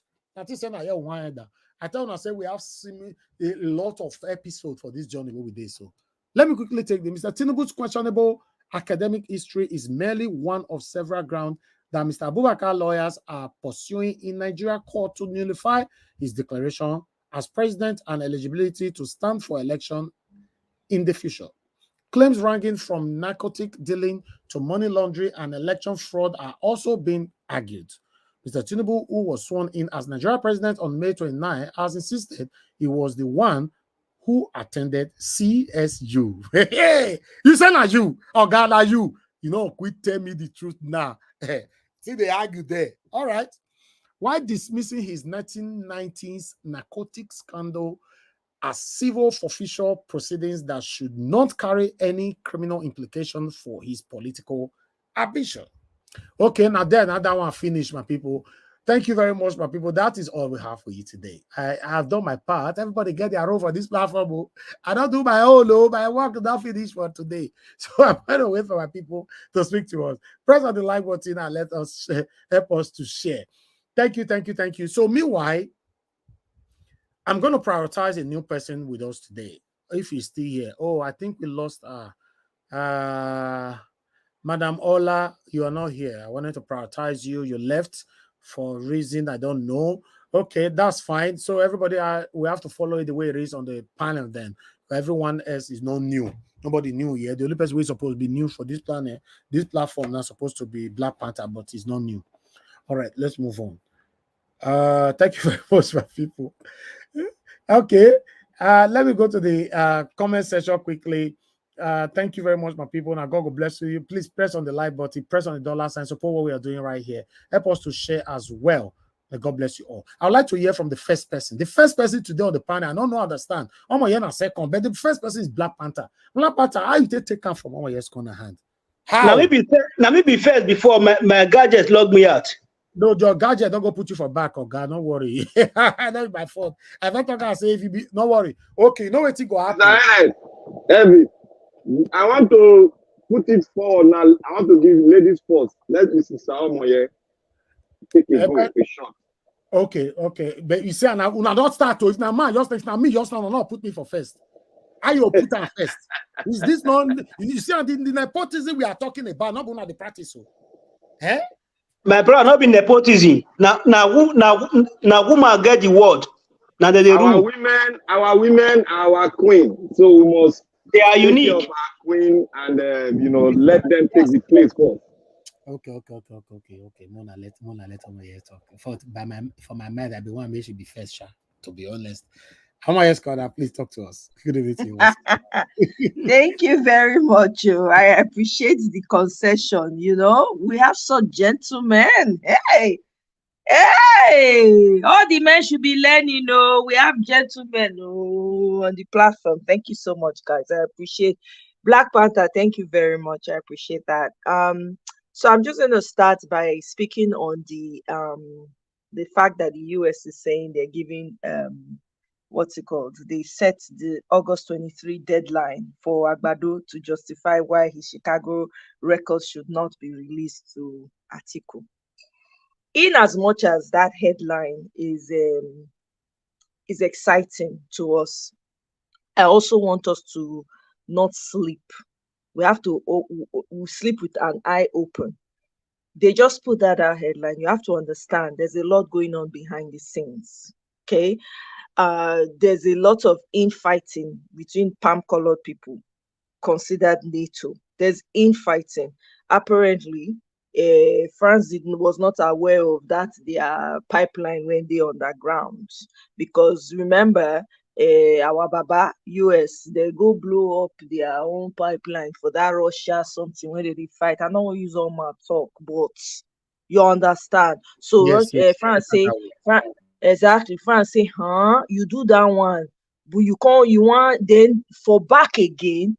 You say US they try to go pally the coup people when they don't take over for Niger, they from back won't go meet them to pally them. More not trust these people. They just put that airline to tantalize so that people will run with it. Now, form of distraction. No, by the way, wait. Oh, sorry that I have to come. Who can't teach you how to speak pidgin like this? Hey, you can't speak like say. You tell Moye be like you want to speak Bini. No. This speak pidgin pass Moye before. The way she want to speak pidgin, I don't understand. The way she they tantalize and everything happen. Mr. Elvis, leave that thing. This pidgin don't deal with me. In fact, I don't lose the intonation for pidgin. They pain me. My pidgin be strong past this song. Whether they speak pidgin like worry person before. So that's been said, So the tongue they never come out. Thankfully, I hold them like a glue. I hold on to the pidgin. My sister, not Elvis. She, no say your pidgin now inbuilt. Exactly. So anyway, based on that, this deadline, sometimes they go throw it to distract. They go throw food to dog. When the dog run follow the food, they will come. They do what they want to. This one now they want to show themselves.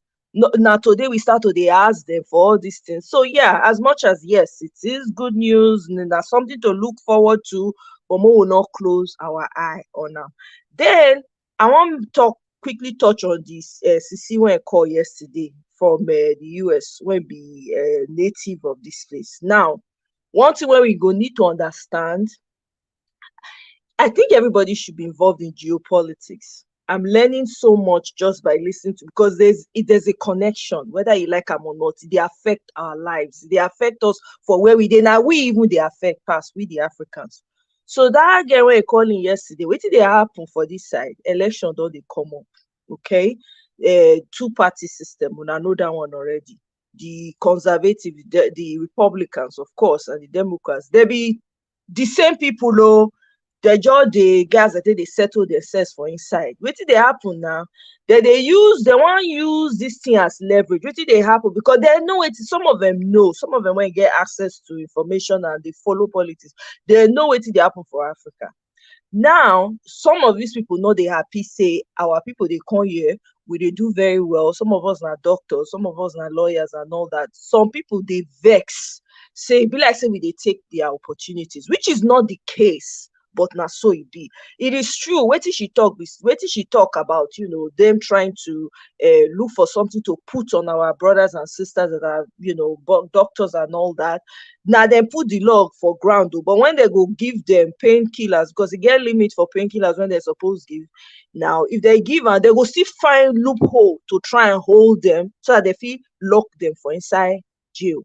That's what's going on. That's a fact. That's been going on, So one has to be very careful. So that girl is almost like information gathering to find out so that because right now everybody they look this African thing. Now they will take campaign this year. Matter of fact, the rumor, where did they go on now? Allegedly, our brother, when we not really be brother, for me, disappointment to me personally.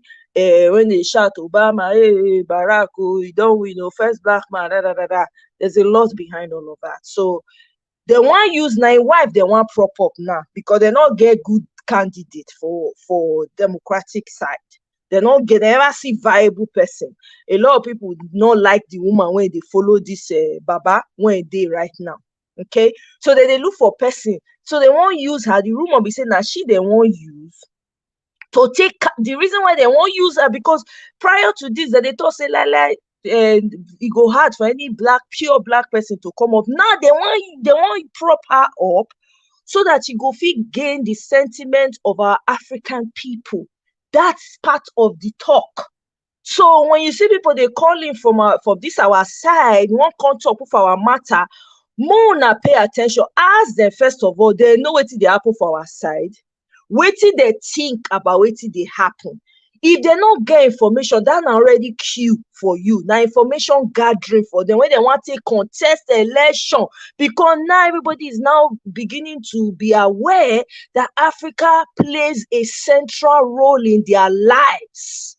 The breathe when they breathe, that breath of air when they take in Africa it come from. Now people don't they wake up to run. So when person call like that, ask a question. What do you know about our side? What did they happen? You know, so okay, as the election they come in now, what did they want to do to ensure say these people no interfere in our matters? Whether they know about the pipeline, whether they build from our side underground to their side. Because everything when they get now, they give out to them. You ask them very critical question. I wish the girl go call again. Because yesterday I don't get chance. I want to ask the girl question. But that aside, now with this trending all eyes on judiciary, I like her. Picking when he say mama no go sleep, himself no go sleep. Because clearly this thing they hit their conscience. They hit them deep down. Okay? They don't want to they see again because the thing don't they pepper them for ear. He get one man when this guy do interview with not too long ago, David Udain. Now former MP for UK Parliament. He do and finish. The man give Agbado name Bagman. I loved it. Loved the way they describe him. Now, what you can happen for food? They can't go they harass the man. They say no, you know palm colored person go fit. He can't block the man before he start to the yarn rubbish about the man. The man now don't tell for food. Say nah. Say since Fanny call am. Since Fanny say na matter I want, say go now he want come carry Oshuka, this thing where they carry load for head. Now he want tie this thing for the waist where to take follow them bumper to bumper, right? You can't say He don't make am now in duty until Agbado come down. He no go rest for the matter. So everybody is now gaining. There's a lot of attention on Africa right now. So the thing don't they affect them because the whole world don't they know in ways and places that they were not aware of now is now becoming popular. Do you understand? So now it make them come out that billboard because it don't they affect them.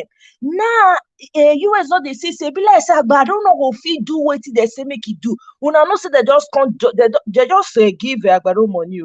They just can't deliver money to her, whether not yesterday or so. They just deliver fresh money for her so that it go fit go intervene. It go fit send the people, make they go buy in son. They go fit send Sheyi, Asari Dokubo, MC Oluomo, may they go there, go fight. They just get her fresh money again yesterday. Now they also because the way these people they work, they do as if they deal with you, but really they're not deal with you. Now the same they go behind, go look for women that go take deal with you. So now it's like two-edged sword. Now it be like between a rock and a hard place. Now this Baba did right now, so that they wait for him. If you not do as they say make it do, you'll see all the news when they come out. The reason why they pepper them, say all eyes on the judiciary, that big body, guilty conscience, right? Person when gets clean heart, clean mind, no they fear any accusation. But when you know so you don't do bad to a person, you go they fear. So anything when go remind you, your heart go they snide, they worry these people. You understand? So now with everything when they go on, I'm very happy about it. But I don't want us to lose because saying now so they take come around 4 a.m. I be 3 a.m. Take give this man carry paper give him. We don't want that kind of thing to happen. Now we know they sleep again. Before they wake up, we don't wake up. We'll sleep with one eye open. Matter of fact, if it's possible, you open the other eye small because these people are looking for a loophole by all means necessary.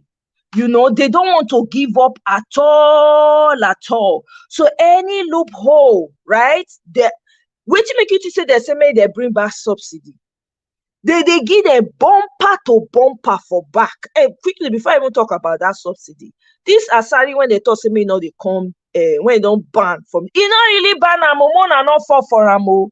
He not really, he just ban them for mouth so that people go say, he don't true ban them. They go, they praise and lie. They see they do their dirty business inside house together. Forget that thing. Now, back to the subsidy matter. The reason why they won't bring back the subsidy because if people don't go meet them, they don't tell and say, I say we need to do something, no, because everybody is aggravated. Agbado people all over now, they apologize, most of them. Don't they come and they apologize to obedience to our Nigerians, say that may we not verse, may we forgive them. Say now they by their hands carry this matter, can't give us for where we did, right? So they don't go meet and say, Baba, something has to happen, because you are not being popular right now. Everybody detests you. Not be say they not detest them before. We all know the story, right? But they don't go meet them to talk to them, to see as he go do something where he go even make people rest more. That's why they are saying they are bringing the subsidy back. You and I know, even if they won't bring the subsidy back, is it going to return to 90 naira? That's the question. Is it going to this dollar that is rising? Dollar as we speak now is 1,190 naira. 1,000. Yes. Yes. It don't rise. You understand? It go reduce dollar amount. That's the thing. Because they say they want to remove subsidy. Is it going to change the circumstances of people? Is it going to take back petrol to 90 naira, 80 naira? Is it going to reduce the dollar back to maybe 50 naira to $1? That's the question. They use us make money finish. Now that money, now be want to send. You want first offset the money when you do election. Then you want use the rest send in and in generation to go buy for one front. Now all this our northern people, when they come out now. I'm happy that they're speaking out, because this all will affect us one way or the other. But I wish they had the same energy when we're contesting for election. Because now it's becoming very clear, it's not about your religion, it's not about your tribe. Every day na they know they tire, you know. So in as much as they are speaking on it, I'm still, I'm also kind of like, wow. So you guys have this momentum, and you did not join the people to ensure that everybody is on one page. I hope that this is an eye-opener for them, and I hope that they begin to do the right thing. I can only hope. I don't trust anybody right now. I can only hope that they will do the right thing. So that's all I'm going to say for now, but thank you very much for the opportunity. I'm still here. Okay, thank you very much, Amoyes Corner, for your wonderful submission. May God bless you. Thank you so much. Thank you. To be honest, I just got to know now that dollar don't reach 1,100 or something. I think saying I still nice something. That's what they talk for the past how many days. Now, wow. Okay. And I will support you on that last statement that for me, nothing go up for Nigeria can never come down. Subsidy was never removed before. Subsidy is an organized crime.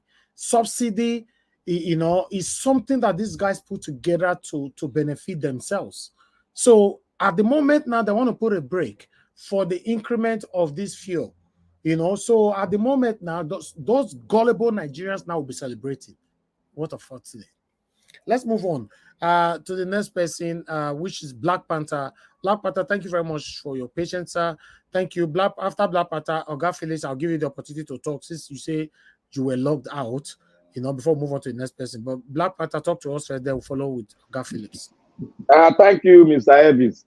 Thank you, sir. God bless you richly. Every one of us, God bless everybody, and thank God we are all following the pattern and following the media close back to back.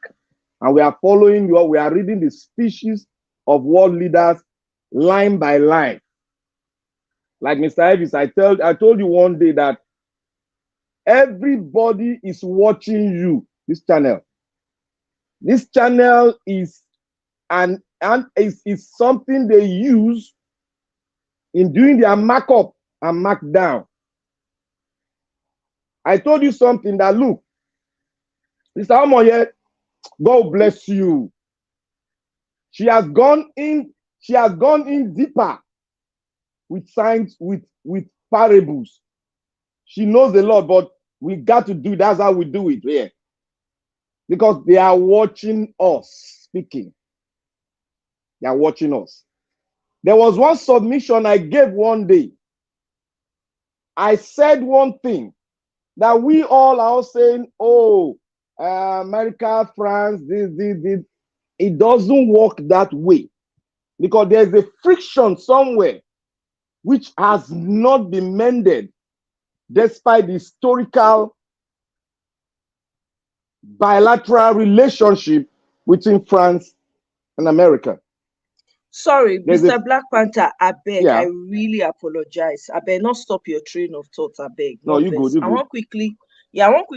So I see comment, people they say $1 now 950. Go and buy 950. You will not see to buy.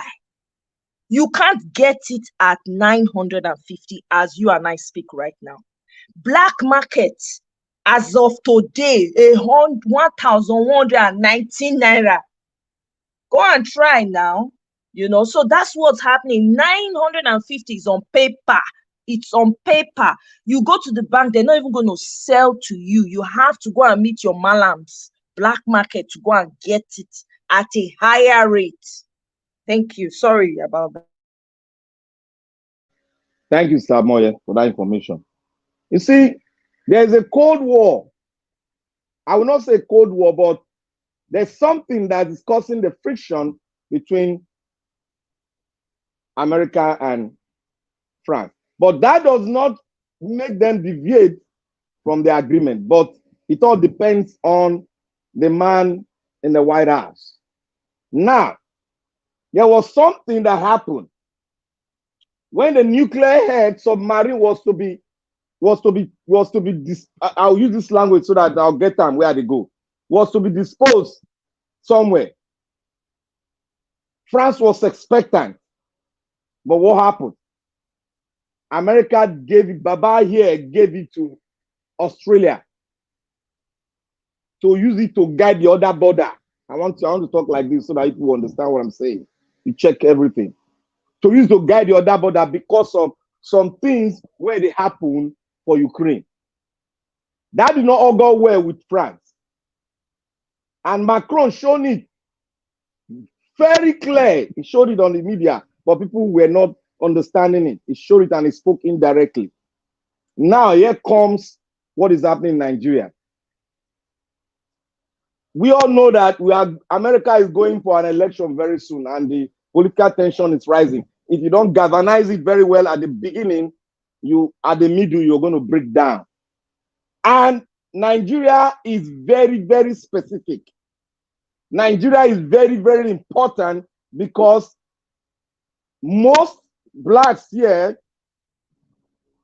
they respect the Nigerian population, Nigerian communities, and they hold them to a very high esteem, and they believe that they are the voice that speaks for other Africans. Now, the election, a lot of people are looking, their eyes are on what the presidency, what is coming out from the presidency to what is going on in Nigeria. If it does not augur well, there's going to be a turbulence and a rip over in the election here. It's going to be a very big determining factor. That is why you see all the fighting in the law court. When they make that pronouncement that, they cannot release it until June or whatever, how many months. That does not mean it cannot be. That's one thing about American democracy. You will contest it. You will take the government to court, and the government will compel to go to court and argue his own fact. I believe that was the procedure Abubakar went through. And they have to do what? When something was going on, this man over here was not playing to the regalia. They have to bring another judge to handle that case. Now, let's go back to Niger. The North, this thing is standing on a two-edged sword. Someone just made mention of it. The North, their source of making good wealth through this oil we have in Nigeria is through Niger Republic. A lot of the millionaires, billionaires, even Dangote gets a lot of things going through Niger Republic to other areas of Africa. Niger Republic, I dare them to come and tell us that they pay the tax, the full tax on that route. So this stuff has been hindering on the finances of the big guys that owns the oil rig in Nigeria. This is the first time the border will be closed. This is the first time the border will be closed. They forced Baba to Abubu to close border, but he refused because that is the route. Those that made him what he is today, that is the route they used to make their money. That is why they are coming up now to tell this man. They are telling him that you must open that border and lift all the sanctions. So this Baba here in Asorok is standing on the two-knife edge. Which one will he take and which one will make him stand? Because if you take this other side, it might aggravate them and they might blow the whistle. Gang, gang, gang, gang. We hear that music we normally hear every time they want to come in. We might hear it. That is why all the things they gave him, that is why you see the court proceeding is moving on. They are compelling him now to come in, to come and give his own argument, that's a sign that the court is ready to take a decision.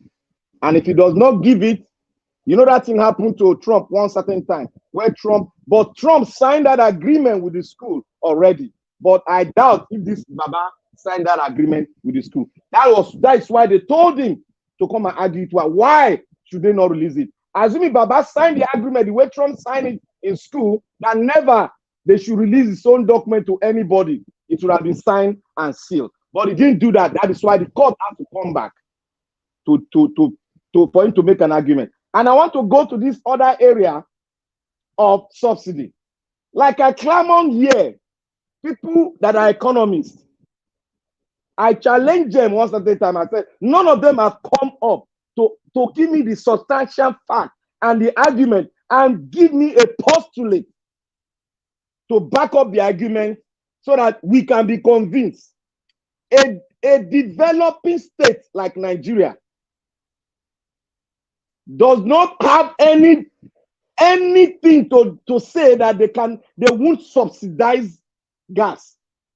Because if you don't subsidize gas, your local industry will die. We go down. That one force will go down. Because you need your local industry to, as a buffer zone, to bring up your economy. Now, if you remove that, and if you remove oil subsidy on gas, then everything goes up. That is what we are seeing today. And that is what they sign when they are going out to take a loan. Now, the question I want to ask, why is it that they cannot repair a refinery? That's a red flag to you all economists. There is nothing in that refinery they cannot do within 8 months. Forget all these lies they are saying to you. What they signed collecting that loan is for them to make sure that they devalue your currency. How do they devalue the currency? They bring down the major source of your income. They make sure that you don't refine, but rather you come to their own side to refine, and they'll bring back. They'll now bring back the whole thing. That is, they are telling you that that money that you have taken from their own economy, they are telling you to bring it back. That is what your government signed with them. That is why they will always sabotage the refine to bring up your refine. They will always sabotage it because they want you to devalue your economy. And the way of devaluing your economy is to starve that, because you are a mono economy. Nigeria is a mono economy. They depend on oil. Is to make sure that refinery does not work. Because if that refinery works, you are getting your dollar. You are getting it from two angles: exporting crude oil and refining crude oil Nigeria and sell to West African zone. You are getting your sources, and that will make the naira to boof up against the dollar. They don't want that. That is one thing. That is why you see no industry. If they don't want any industry to survive here, because Nigeria refused to work on its education, to work on the Nigerian universities that will bring a scientific innovation into our industry, so that we can locally do our own thing like the way China is doing. That is what is happening. I just tell them that all the economists in Nigeria, they have failed us.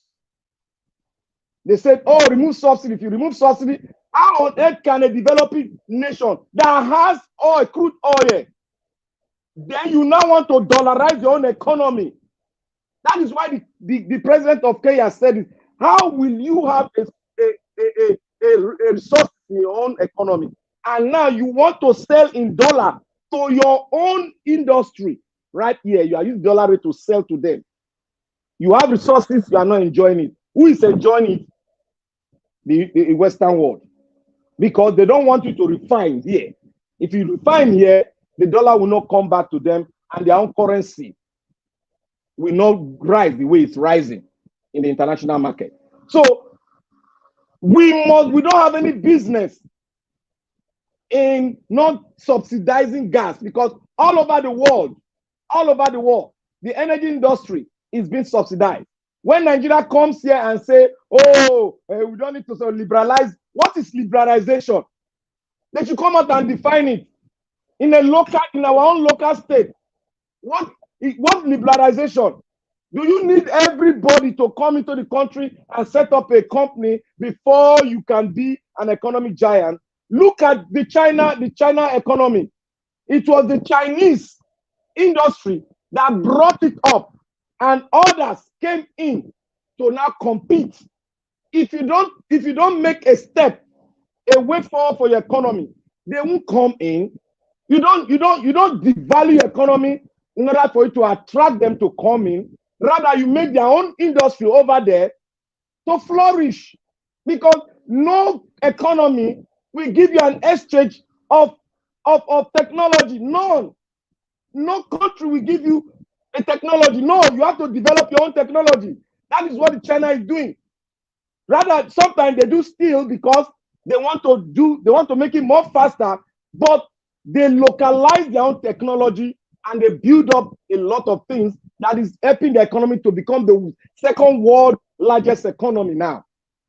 You have to make sure that your local technology is improved. You have to make sure that your university are up to grade by sponsoring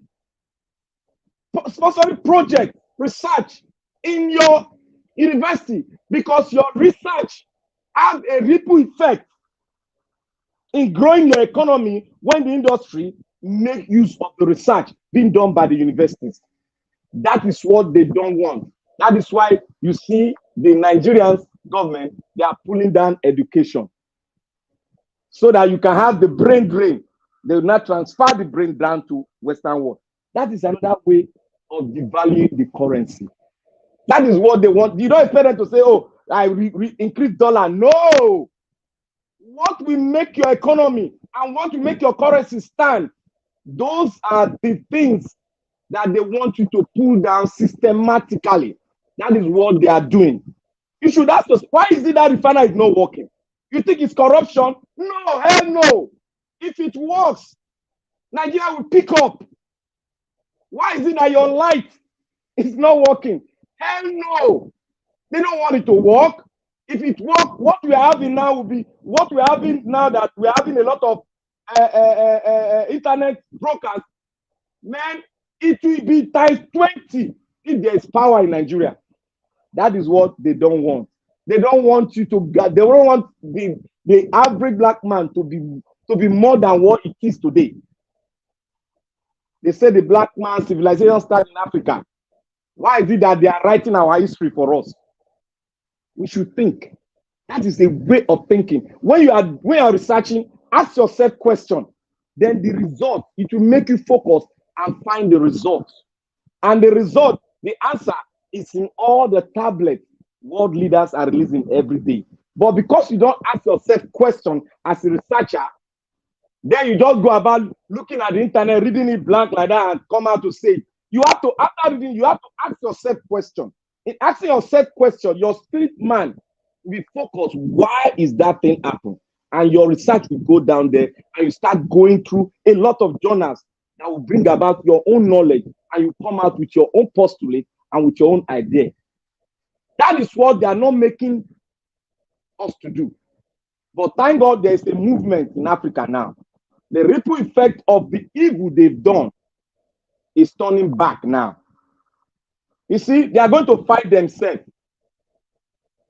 One will come. Why are you dragging them? Why are you dragging the African down? One will come. You don't need to drag them. We are sending them. We are telling them that democracy works. Thank you. Democracy is corruption. We Africans need their own system of government. That's which I have spoken lengthily a little bit last night. Democracy is corruption. In corruption in a disguise. African man cannot work with what he does not know. We need to work with something we created so that we can give it to the world. That is what China is doing. They are trying to give what they created that is profitable, that have made them the world leader, that have made them the second largest economy in the world. They are taking it elsewhere. That is why we are accepting it. Many Africans are accepting it because it made them what they are today. Thank you. Thank you very much, my dear brother, Black Panther. God bless you. Guys, please permit me to take some calls right now. Let me take at least 2 or 3 calls, then I'll come back to the panel again. All right, thank you very much, Mother Joy, for calling in. Good evening to you, man. Please talk to us. Hello, my people. Hello, everyone. Well-meaning Nigerians. That is who we are. Obedient Nation, Niger Watch, family, citizens, journalists, all my intellectuals and all the panelists. I greet everyone. I like to do these greetings because you are the ones that are making it happen. Thank you for all my commenters, everyone listening. I greet everyone. I just want to, thank you, Mr. Niger Watch. God bless you. God bless you. Amen. Thank you for your resilience, your courage, your tenacity, your fire, which I love so much, your energy, and all that you do. God bless you. Thank you.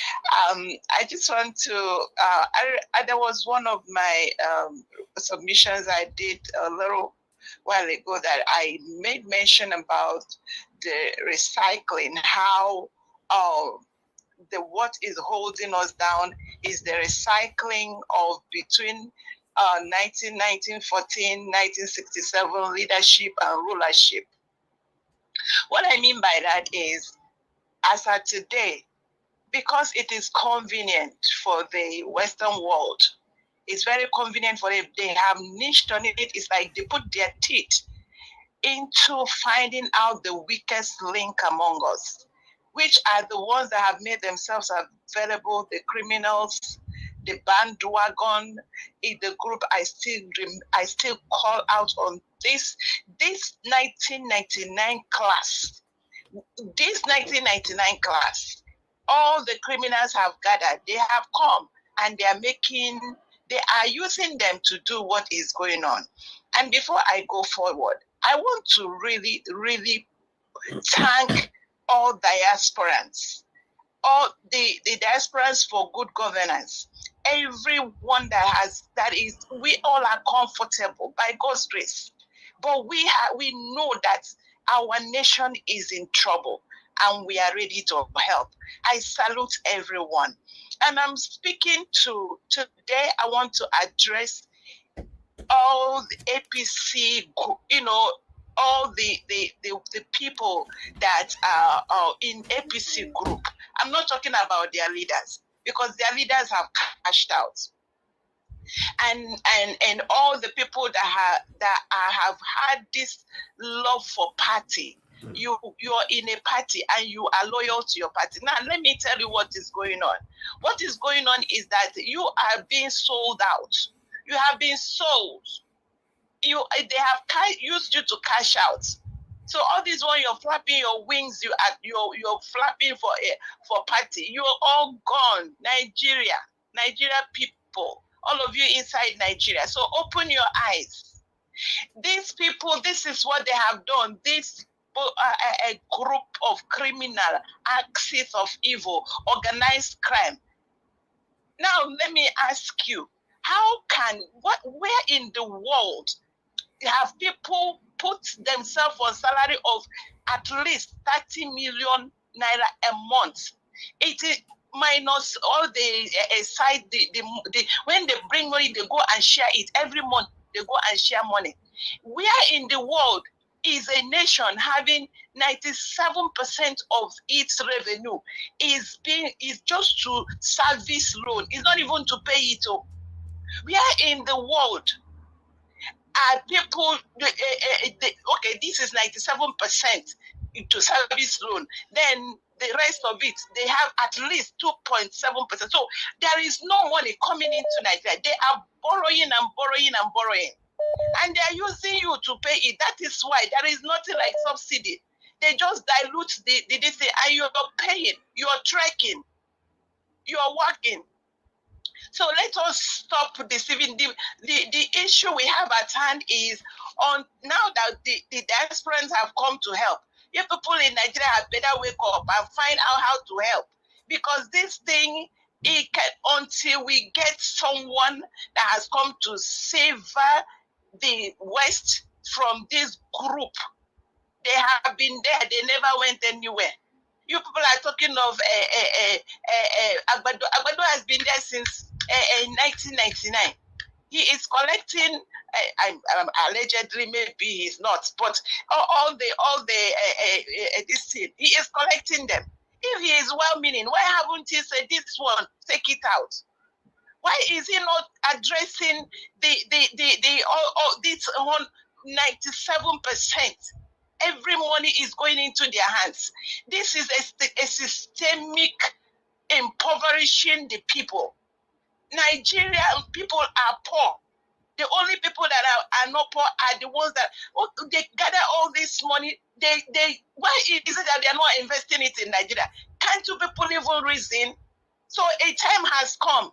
We have this Mr. Peter Obi. We trust him. We are going to try him. Let us try someone else. Let us push all these ones aside and try him. If he fails us, we now come after him. And I say to you, Nigerians, you cannot give what you don't have. You can only give what you have. What you have is what you give. These people, what they have given for this number of years is evil. And it is evil they have. Let us wake up. Judiciary. Judiciary. Judiciary. How many times did I call you? You see, these people are used and trash. They are going to deal with you, whether you say you support them or you don't support them. So let us do this thing once and for all. The world is awake. People are supporting us. Let us use this momentum and sever this two-headed snake and cut it and find out how we can survive.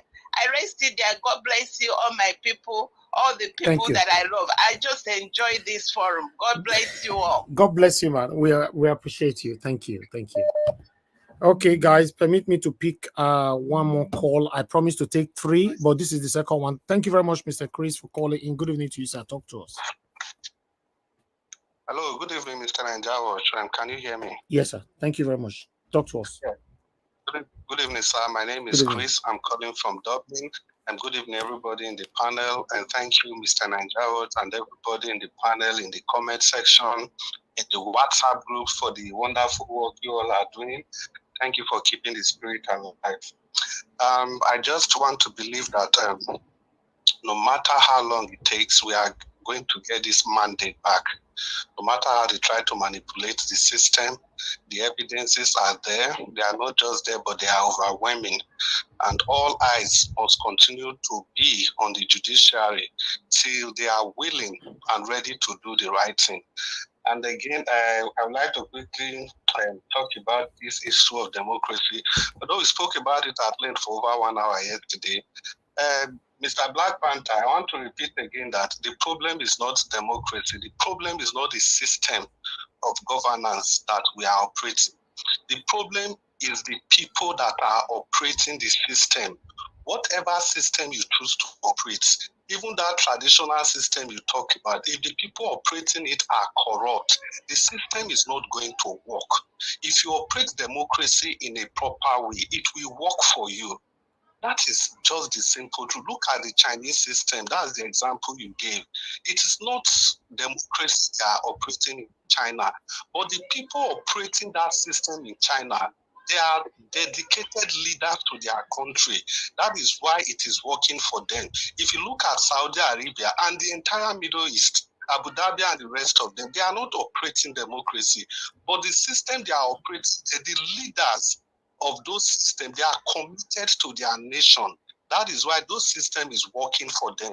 So any system we choose to operate, as long as the people operating it are not committed to the nation, the system would never work. It is not democracy, it is the operators of democracy. Take, for example, in the UK Parliament, somebody used his allocation to buy DVD, just like £1.20. And because of that, he was sent out of the parliament. Even though he said it was a mistake and he offered to return the money, they still send him out of the parliament for £1.20. What about Boris? We saw what happened to him during the COVID lockdown. It was democracy that threw him out of office because he went against the rule, and the people there were dedicated enough to put their nation first. So any system you operate, as long as you don't have dedicated leaders that, like Peter Obi, who is always willing to put the nation first, that system is never going to work for you. Just look at Peter Obi. Look at everything he did in Anambra State. Is it not the same democracy that we say is not working that he operated on, and it worked for him in Anambra State? It was that same democracy that made him to cut all the expenses down. So if he gets into power, and as long as he's dedicated to the development and upliftment of the nation, it will work. The system will work. Any system, any country choose to operate, it doesn't have to be democracy. It doesn't have to be anything. As long as the operators of those systems are more dedicated to the nation than their personal gain, that system will work. It will work. Thank you Yes. very much. Thank you, sir. For allowing me to talk for a long This time. is wonderful. Thank you. Thank you very much, Oga Chris. Thank you. Yeah, that's working from another country. Yes. Black Panther, we need to move on. You want to say something to that? Yeah. Go ahead. You see, the reason why black men and the reason why black Africa has not developed, it is because we take the postulates of others and see it as a general postulate that will work for everybody. The Asian tigers have proved it wrong. The Russians have proved it wrong. And Switzerland have proved it wrong. They all, for you to be a great nation, you must have a system that will compel the people to work. The system we have does not compel the people to work. That is it. Thank you.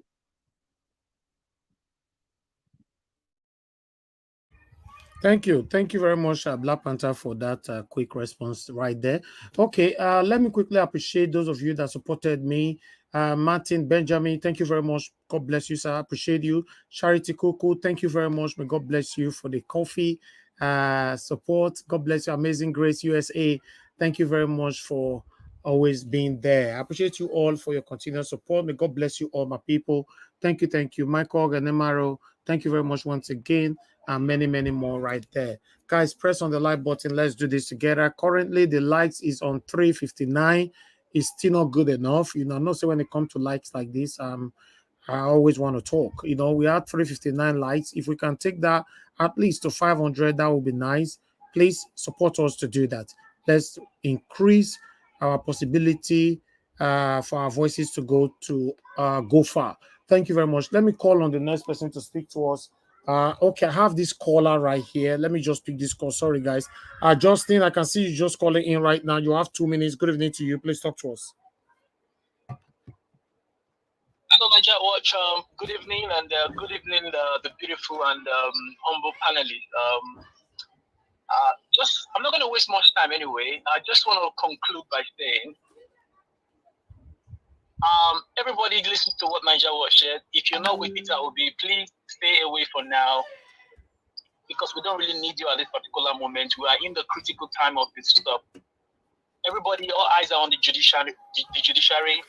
I don't want to call anybody's name, but those people that comes all the time to come disrupt, they know themselves. Please just stay away for now. We don't hate you, we love you, but just stay away for now, except you want to come decamp into the game. And I want to say, Niger Watch, all obedient Obi is coming.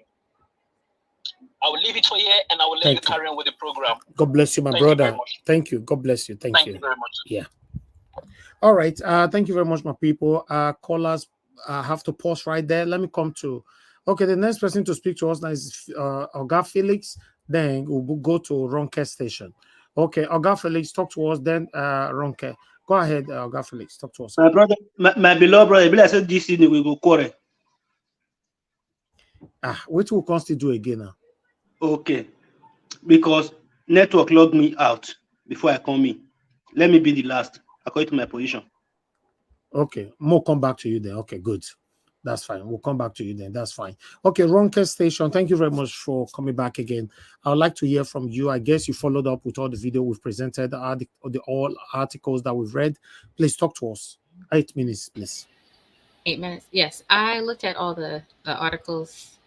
So the last one on, I can speak to a lot of the stuff with the U.S. stuff too as well, but our colleges, a lot of times you cannot, I mean, I'm sure a lot of people have degrees here too, probably still, you can't like get that person's private education unless they give you access to it. But he is applying for a job, right? So he is the president, so they probably will release that to us anyway.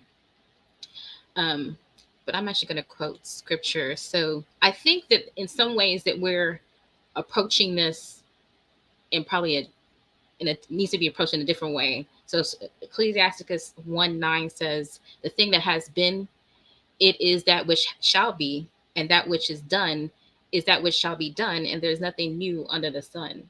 So a lot of the things that is going on within the Nigerian government currently has been done before.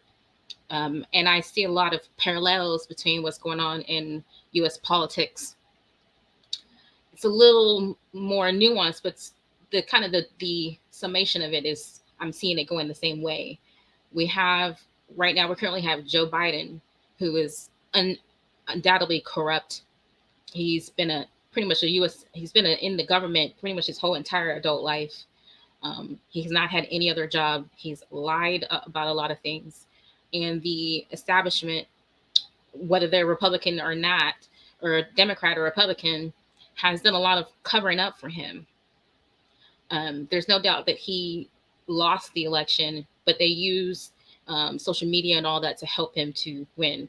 I have to probably say in my opinion, because YouTube will probably take stuff down and say my opinion, and he lost. But there was a lot of records. There was a lot of things that you can find and see on him.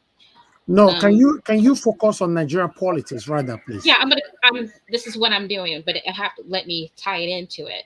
So on Trump's side, they try to say that there's a lot of documents. They had to get his taxes. This will prove this, and this shows that he's illegitimate. And this is what they're using to have him have crimes right now. The actual current president is trying to have him be criminalized. Now, the weird way that which I see it playing out in the Nigerian politics right now, or government, is that Tinubu, he has degrees in the U.S., and then he had some litigation. And so I've asked people to send me the court case, because online when I'm seeing I'm seeing a partial number, and I actually have access to what we call his PACER. So when I look it up and I have the court case, I can actually literally share a part of it. As far as the civil case, he had a civil forfeiture for drug seizure, and it was under his company's name in there. But I didn't see any criminal case that he had against him. Doesn't mean that he couldn't have, and maybe it was adjudicated and dismissed. But as far as that, I think that that's kind of the wrong approach to try to take him out of office, because this is where I'm saying the parallel is in the U.S. government, is that the Democrats are trying to have this to get Trump out of it and to make him not be eligible to run for president. And this is creating a war and a battle. And I think this is going to create a similar thing in the U.S. Meanwhile, you're going to have other corrupt actors within the Nigerian government, like the consumer politicians, who'll be able to run away with our money. And I'm saying our money because I do have family in Nigeria. We own land, and I'm also a Nigerian citizen as well too myself. But I own property. They're robbing my family blind of oil. We have oil on our land. They're robbing us blind with that. And the politicians are the ones that are creating policy, and there's almost no action that my family could take from them robbing us blind of the oil. So I think it's the wrong way to wait on the judiciary to be able to make him illegitimate, because more than likely, and this is probably why you're seeing them taking Madam Ronka, did you follow up with the election? Yeah, I'm following it now. So I'm saying is that hold on. I can see that you are contributing to one angle. Did you follow up? No, I'm not contributing one angle. How the election was rigged and everything. Did you follow up? The manipulation and all that. I'm only on one object at a time, one thing at a time. So the thing is that I see that is probably the wrong way, because the reason why they're probably taking down that sign is because they're probably going to rule in his favor. I think there's another way, and this is a lot of times I say okay, this. All right. I think can I ask her a question? Yes. Sister, can I ask you a question? You can ask me a question as long as I can. Are you a member of the evangelical? No. Do you believe in the apostolate? So there's other people from Biafra from here. So my family is origin in Delta State. So for me, it's going to be a little bit deeper in that. So I don't follow Christianity. I don't at all. I know the origin of my family, via my grandfather. So no, I don't practice that Christianity anymore. But I do believe in the Bible and the Apocrypha, was it secret things. So anyone that understands the origins of our family, that are where my family comes from, that's what I practice. So I think it's the wrong thing to be able to have the judiciary illegitimize him, whether or not there's election interference as well too. But when you're talking about someone who's holding on to power, he's trying to bring Nigerians into a war, and from the outside, everyone else needs to see how we are being viewed. So there, every single time I see in this YouTube streets and on the news media, they see as going to war. Period. Whether or not we don't like to people don't care. They see it as all of us as being that. So I think there's other ways to go about it. Maybe agitate. Maybe they're also. I mean, I can be naive on it or not, but I can be naive on the Nigerian issues, but I'm not naive. I'm not naive to looking at history and what things have happened before, right? There's things that have happened before, and you can see the results. And currently in the U.S., we're going through the same thing, and it's not helping either way. Okay, let me come in. Madam Ronke, thank you very much. Let me put this through. Let me mute you for now because I'm getting the feedback. I want to let you know that this platform is 100% supporting Mr. Peter Obi to become the president of the Federal Republic of Nigeria. And the process that brought Tinubu into power as the current president of the Federal Republic of Nigeria is unconstitutional, is illegitimate, a lot of manipulation. All these have been passed. With all this is done already in court, which you are not aware. So I can see you are ignorant of that, which I cannot really blame you on that. Okay, so you contributed to this right now. I think that your contribution might not align with how we started, because you didn't start with us. You didn't know how the election went. You don't know what happened on the election day, and all that. So to be honest, I apologize. I did see the election. I'm on YouTube. I saw it. I saw all the complaints. There's Nigerians that live here. I did see it, and I'm saying that I'm not disagreeing with your stance of wanting Peter Obi. Like I said, I don't have any. Whether I'm here or in Nigeria, I'm not going to. I probably won't enter into voting because I see as Olua as my creator and the one that I'm sustaining myself to. But I understand what's going around me, and those policies affect me. What I'm saying is that going through the judiciary, whether there's election interference or not, may not serve you, because that's already a system that is already corrupted. This is still a British system, is corrupted. There is other ways in which to agitate.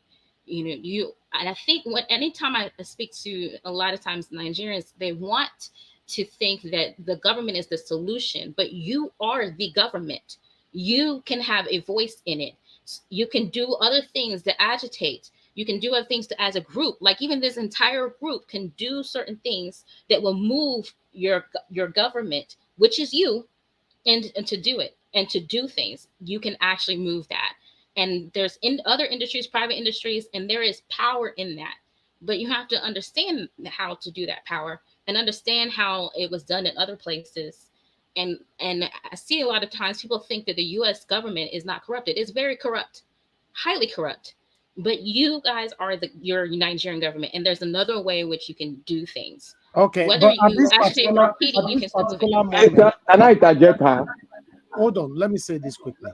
At this particular moment, Madam Ronke, are you aware that we are waiting for judgment right now? Because we're waiting for judgment, we don't really need any kind of discouraging submission at this particular moment, like I said before. I would like to ask you, what do you want for Nigeria? But I'm saying, if what happens if that's what I'm saying, what happens if they don't come give you back with what you wanted? What are you going to do then? So what do you want us to do? If it happens that way, what do you want us to do?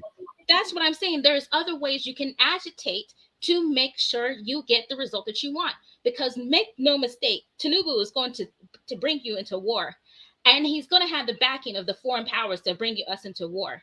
He's going to do that. And that will benefit everyone else around you. But the people of Nigeria, my family members that are there in various states, they will be affected from that. My land will be affected. All right. Okay, go ahead. Go ahead with your interjection quickly. Madam Runke, with due respect, and I like the way you've spoken and understand where you're coming from.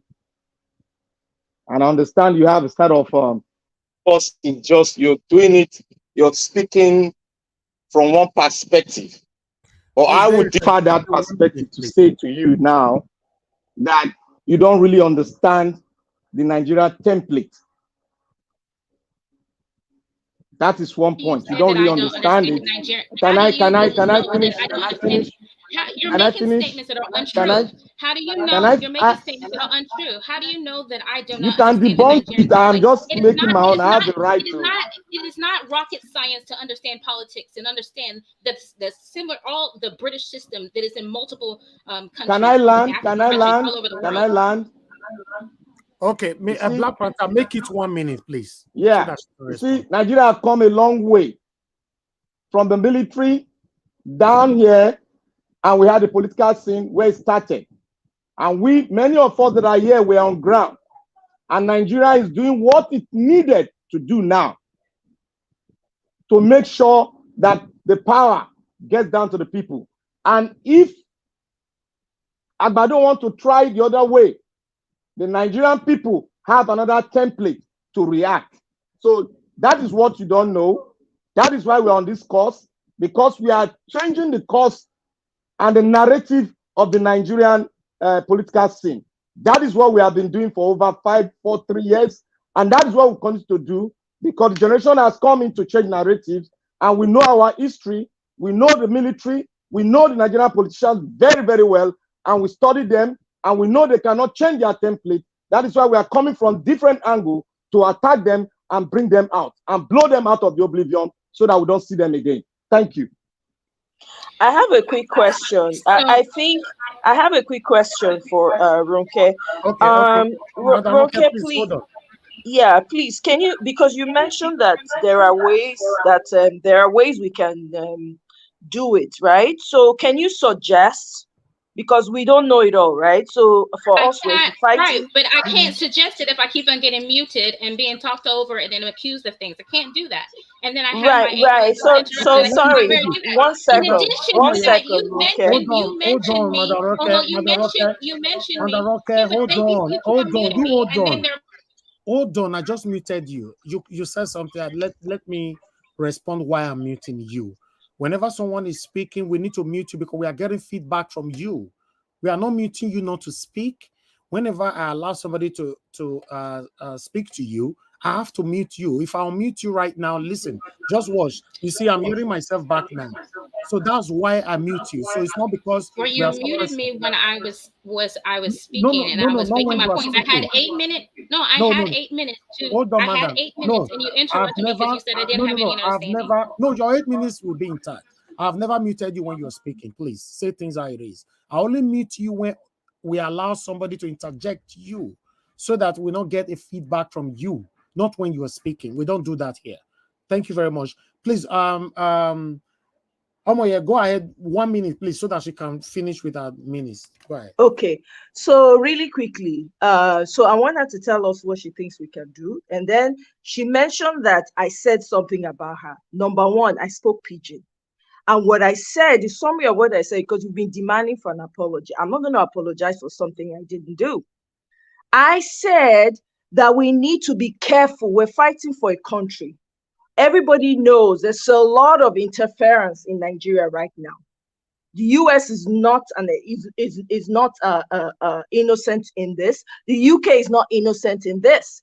Everything I said was in pidgin. You also said you did not understand pidgin.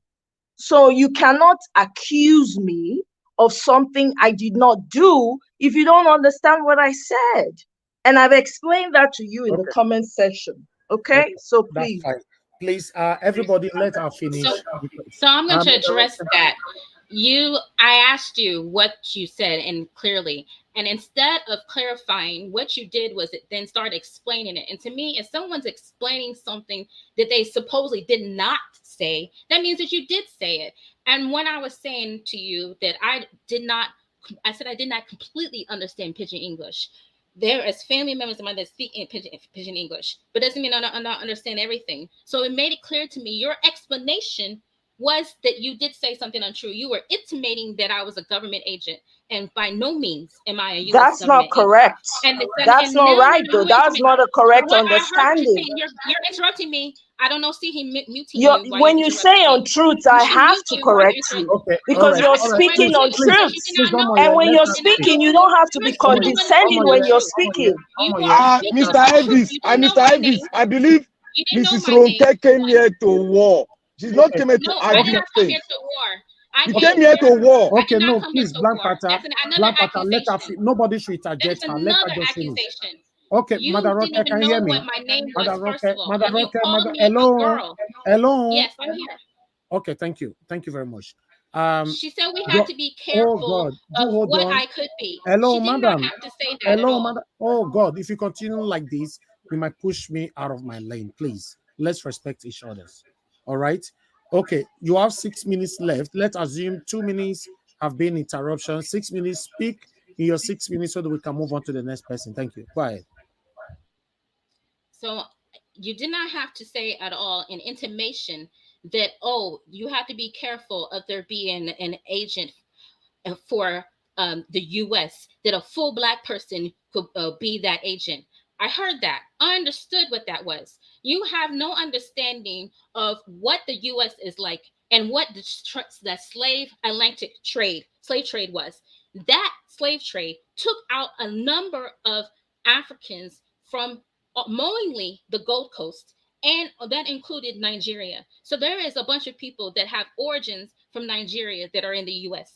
from 400 years. This is a slave colony, the United States of America. These people have had us, and I'm talking about, as people want to say, the palm color people have had us in this country under bondage for 400 years. They are very aware of our culture. They're there in Nigeria, they're taking and stealing the land.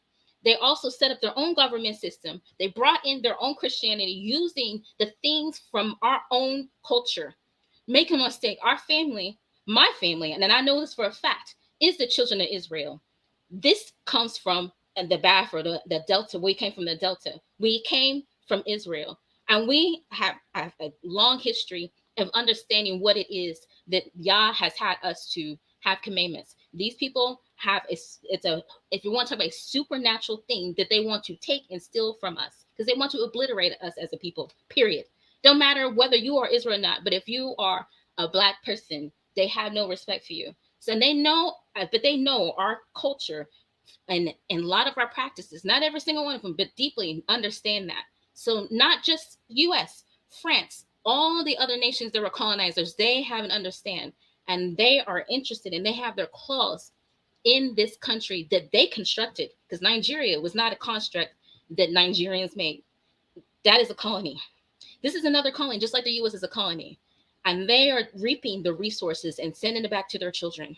So there are other ways that you can agitate for the current government, which is run by, I say Black people, because not everyone that is in the government is of Southern Nigerians.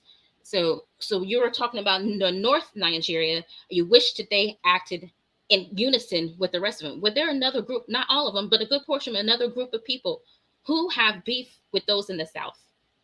They're not going to act in your interest. And make no mistake, the colonizers that set up this state, they did that on purpose so you will never unite. I have an understanding that. I've studied that very long, even from other Nigerians. This is some of the tutelage that I have when I was in the university. So there's other ways. One, it could be, you talked about the military. I don't remember who it was. Maybe it was Black Panther, who's using, which that is a name from, if you're alluding to the Marvel comic book, that is coming from the Jewish people's name that you're alluding to. Is still American culture in that too. So, and that's the people who also taken our identity. So if you can have the military, just as the Niger people in Niger did, as the people of Mali, as the people of Burkina Faso did, you can disobey an illegal order. As a group, those who are not in the military, you can, as a group, you can agree that say, hey, tell them to disobey the order to send in the troops. You can do that. In addition, you can petition. There's things with your government that you can also petition the government that, hey, we find him to be illegal. You can read deeper into your constitution, see other ways as a group. Well, it can be this particular group itself. You can petition to say, hey, we want our voice to be heard. We believe he's illegitimate. And then keep on. And then you have your local leaders, your governors, your senators, which I've seen your senators stand up to Tinubu in the first place. You can have them and keep on pressuring them. You could even threaten them, say, hey, we're going to remove you of office if you don't get rid of this guy who's going to take us into war. There's so many other things that you can do besides say, waiting on the judiciary. That may not be your promise from that. You're waiting on your judiciary to come back and legitimize an election. It's not necessarily, may not work in that way. My beloved sister, please, can I interject you just for 10 seconds, please? Please let her finish. Please let her finish. No, let her finish her minutes, please. No, Madam, I don't know how many minutes I have. I don't have any minutes. I don't know how many minutes I have. Go ahead. Okay. I had a list of things left. to speak. You have 2 minutes left. Go ahead, madam. Well, go ahead and interject. I had a list of things that I was going to speak about, but it doesn't even really matter. Go ahead. And what's your introduction? Okay. Oga Felix, go ahead. 30 seconds, please. Okay.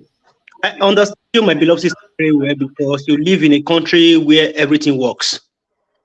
You don't live in Nigeria. Peradventure, maybe you are not. You were born outside the country, where civil rights work, rule of law, and others, freedom of speech. Just take an example. Freedom of expression. They try to remove all the billboards with the slogan, all eyes on judiciary. What does that mean to you? That is a cabal of anarchy. You asked the question already. It's okay. You don't need to answer it.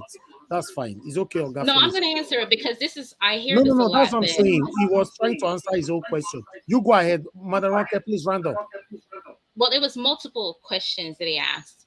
So he's talked about the U.S. And so I already come from the premise because I hear it all the time, with the exception of my own parents. So yes, I've already intimated I already said yesterday that I am born in the U.S. That is it. But that's still, we have dual citizenship in the U.S.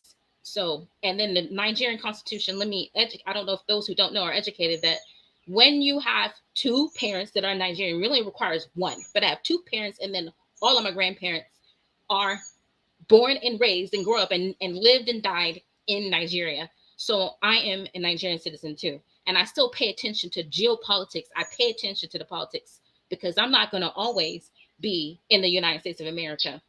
And so then I'm very aware that Nigerians believe that the U.S. is not corrupt. And I'm telling you that this country is very corrupt and things do not work. For the palm-colored people, this system is made for them.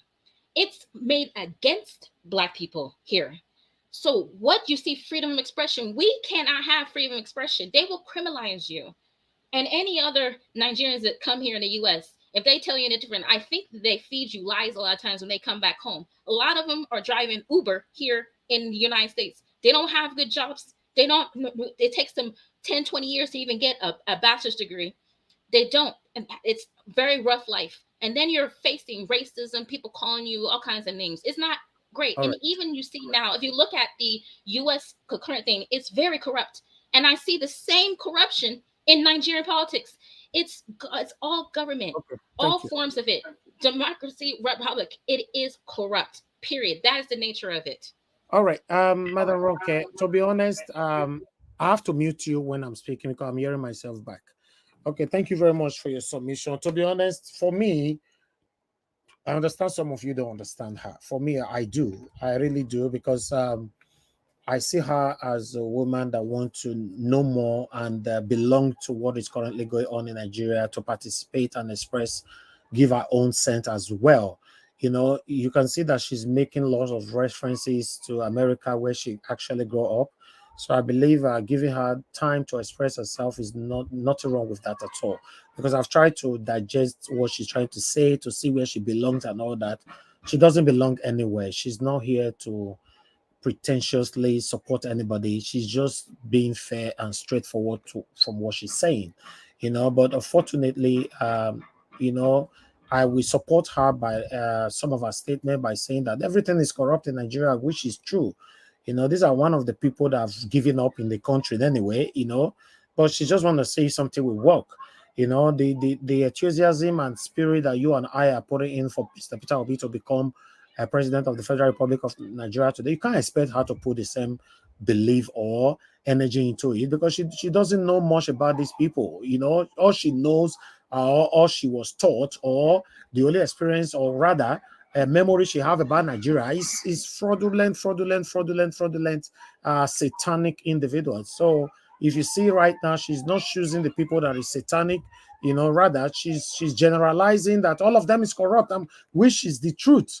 But at this particular moment, apart from Mr. Peter Obi, tell me, this is the only time that you see that we are choosing somebody, everybody is standing behind him, Mr. Peter Obi, because there's no single corruption in his name. In the whole Nigeria, in the history of Nigeria, we've never seen that before, since Nigeria was created. To see a man that will come out to say, if you find any corruption in my name, I will stop campaigning. You know what that means till now? EFCC, even the satanic APC government, Tinubu and all of them, they could not indict him with all, call him out for any kind of corruption. Even when he came out to say, if anybody can call my name on any kind of corruption, I'll stop campaigning. So for me, Madam Roque, thank you very much for coming in. I believe when you join us every day, you'll get to understand where we're coming from, and your submissions might gradually be aligning to this current situation, state of the nation where we find ourselves. But still, I want you to know that, yes, we've passed through where you are right now. We now get to realize and come to a final conclusion that, yes, with all the pains and excruciating situation we find ourselves in Nigeria, the only person that we can support right now that can at least change the situation that we are facing now is Mr. Peter Gregory Obi. There's nothing good that can come from APC or PDP. And anybody that is coming out from that party, nothing good can come from them as well. Even though your intention was genuine or good from at the initial stage. Because of the satanic people in that same party that will suffocate your dream, they will never let you actualize or amount to anything good. Thank you very much. May God bless you, madam. I really do appreciate you. Don't get upset by people interjecting you. Everybody want to speak and all that. Yeah, it's a normal thing here. When you say something, that's what we call it a panel. Anybody can call me anytime. We interject each other every time here. We are not singling anybody out. And for me muting you, I told you, if I unmute you, and I don't know, it happened yesterday as well. Whenever I unmute you and somebody speaking, we start hearing ourselves back. I don't know if you are watching from telly. If it's your fault, try to always mute your gadget whenever you are speaking. Maybe I might not be hearing myself back, but we are not meeting you because we don't want you to give you submission. Thank you very much. May God bless you. All right. Before we move on to the next person, we have a breaking news on air that we need to take. But before that, I have somebody that is calling in right now. Mother Joy, thank you very much. You're calling back again. I'm only going to give you 1 minute. Go straight to the point. 1 minute. Yes, just 1 minute. Thank you. Thank you, Mr. Niger Watch, for the way you address this. I love it. What I want to tell Ms. Ronke is, please, I just go and review back what Mr. Niger Watch said. I stand with him, but do not get offended when people call and ask you or interject, because I know you are American. I know how Americans behave. I don't want you to put sentiment, or maybe people are attacking you, feel offended. This place is raw because we are hurting so badly. You're American, you know what PTSD means. A lot of people that are here are having PTSD. So when you know post-traumatic stress syndrome, and you say what it is not in alliance with what we are pursuing, they are going to come after you. So put on a hard coat. Put on some strong coats when you're coming in here. We all love you. We want everyone to, it to be well with Nigeria. Thank you. I rest it there. Thank you very much. Thank you. And anybody that want to call... Can I make a comment back to her? Yes. Go ahead, madam. Okay. So I know there's a stereotype about Americans. Yes, I'm You have 1 an minute. American. Only 1 minute. Thank you. Yes, I know that I'm an American. Yeah, it doesn't take that long. I know I'm an American, and I took none of this personally. And Mr. Niger Watch, I don't actually know your actual name, but or at least I can't remember it. But my name is Elvis. You should remember Elvis Presley. You remember my name. Yeah, I do remember Elvis Presley. He's an. I wish you could change your name. He stole stuff from a Black woman. But anyway, so now you partially understand me, and so even if I was in Nigeria now, I'm a spiritual person, so I'm not going to ride on what man is doing, and that's where my standpoint is. And so yes, have been following the politics in Nigeria. It interests me, and I have an interest in it as well too. But no, I'm not taking it personally. If I was taken personally, I would just not show up. It's really simple. I can remove, and yes, I know PTSD. It is a, what do you call it? It is a war here. We're with a group of people that do not want us to be here and do not see us as human beings. God bless you, madam. Thank you very much. I have somebody on the phone. Mr. Justin. Thank you. Mr. Justin, thanks for calling back. You have 1 minute, sir. Thanks for picking my call. Yeah, I have to call back. Yeah, because of our sister that was talking from America. Yeah, I think you just took the word out from my mouth. I was about to say that, we need to listen to her, because I think she's really passionate. She's one of the Nigerians that are born outside, and I think the spirit is in her. She's really passionate to see that Nigeria works. But I wouldn't say that. I feel like don't take this as an offense, my sister, please. Yeah, I think that there's a lot of work that I feel like you still have to do. First and foremost is like, I don't know if you go to Nigeria often. I would say go to Nigeria, spend at least a year. Just go to Nigeria, spend a year in Nigeria. I don't care who is in the government. I don't care whether it's Tinubu or whatever. If we don't have Peter Obi, I'm telling you, Nigeria is messed up. I think from the angle that you're coming from, my sister, I'm going to spend a couple of seconds and I'll drop the call. The angle you're coming from, you speaking from a situation where the people still have a little bit of a spirit in them to do the right thing. The politicians we have in Nigeria, they're devil, like they're the devil themselves. All right. You can't compare them to what you have in America. Thank you. Mr. Justin, you said it all. If she can go to Nigeria, spend 1 year, our views, understanding about Nigeria will be perfect. So I like that. Can I speak? Can I speak since you addressed me? I'll take probably 30 seconds. Okay, it's go ahead. It's expensive to go to Nigeria. It's at minimum it's $2,000 to fly an airplane on there and to get to Nigeria. I can get to my land, but regardless of that, I don't think that I'm out of scope of talking about Nigeria. That is my heritage, because you guys speak about the U.S. and I see a lot of times when you guys are speaking, you're not so educated on the U.S. either. So I can flip it the other way too. But unfortunately, we have 4 people from the US on the panel with you right now. You can't say they're not educated about the issue in Nigeria. I agree with you on that. Yeah, but I'm saying, you're 4 panels, 4 people. One is forward. He's here with me because I'm in Dallas. He's in DFW. But there's a lot of things that you guys are saying about the US is not true.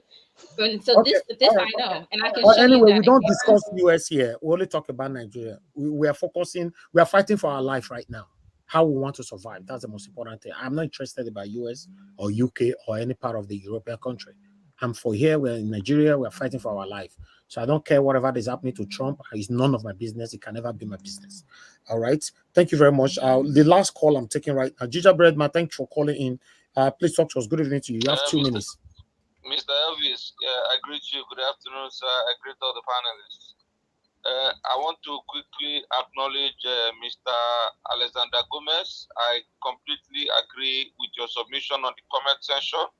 My sister Runke sounds like our brother John, and anybody that has been following Niger Watch for a long time, understand, the point of view of Mr. John. But my sister Runke, Niger Watch will emancipate your mind. You know why we disagree with you on that? John was Biafran. John was supporting Biafran, but Runke is not saying that she's Biafran. No. She shares some kind of similarities. Okay. Similarities. Okay. Yes. All right then. That's fine. Thank you very much, sir. Thank you. God bless you. All right. For me on this panel, it's not necessarily that everybody must agree with you. That's what we call a panel. I'll say this again. We are not selecting people out. People can agree, people can disagree. It's called panel. Before you finish your submission, people can come in and interject you. So many times it happens all the time. That's why it's panel. So nobody should take it personal. It's a normal thing, especially when you are speaking. People are not aligning with your submission. Then they want to come in to interject you and stop you right there. That's why it's called panel. So everybody have equal rights on this panel. We don't stop people from you talking or mute you, except you are out of line, or rather you're rude to us. So anybody can come in here. But one thing I want everybody to understand is this. This is not the particular time for us to come in here to say, oh, this will win or this will not win. This will come in or this will not. We have passed that. That was during the time of the campaign. We are not in that era anymore. At this particular moment, we're on one-way drive. Yes, no turning back. We don't have reverse on our car. So we are just on one-way traffic right now. Peter Obi must be the president of the Federal Republic of Nigeria, and he won the election. That's the only thing. So Tinubu fraud himself or anyhow he got there was fraud, unconstitutional, and illegitimate. It was obvious to the blind and audible to the deaf. So that's what we are right now. So we don't want any submission that will come in now to say, oh, maybe like this actually or not that. No, we've passed that. During the time of the campaign, that would have been welcome. But nevertheless, we are here. We all are learning. We don't really know much. We are learning as long as you're a human being. Every day we learn. You know, any submission that is given on this platform, on this panel, we learn from everybody. There's something you might say right now that I'm not aware of. Then I'll also learn from you. Yes, I can speak right now, the one I'm talking right now. So many times people have said to me that, oh, Mr. Niger Watch or Mr. Elvis, you're wrong. I also say, oh, I'm wrong. Okay, no, voila. The other day, we gave information here from an article, Niger State. Instead of Niger State, we said it's Niger, because we saw Niger there and because Niger is currently trending, until one of our sisters called in to say, no, it's Niger State. I don't have to read it properly before I now get to know that. Oh, because all the villages they were mentioning there, I've never heard of it before. So that's it. You know, we must be ready to take correction at any time. That's the benefit of learning. You know, that's the quickest way of learning in life. Thank you very much, my people. I appreciate you all, Mother Rocket, for your submission and for your understanding, you know, of what we're doing here. Okay, my people, press on the like button and help us to share. I would like us to quickly, let me take this quickly so that any other person that want to contribute after this can take it as well. As you all can see, the breaking news ministerial list is out. Tinubu allowed portfolio to cabinet nominees. Let me, oh, mute yourself, Garcia, mute yourself, sir. Thank you.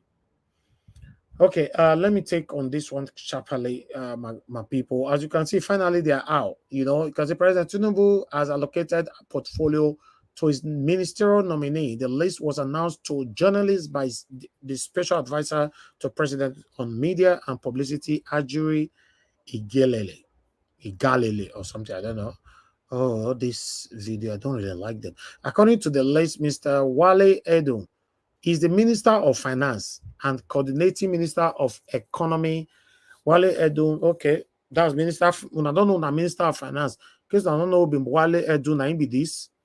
I don't know whether I go see him. I see whether if he did there, so he named it there. Now see him, you know.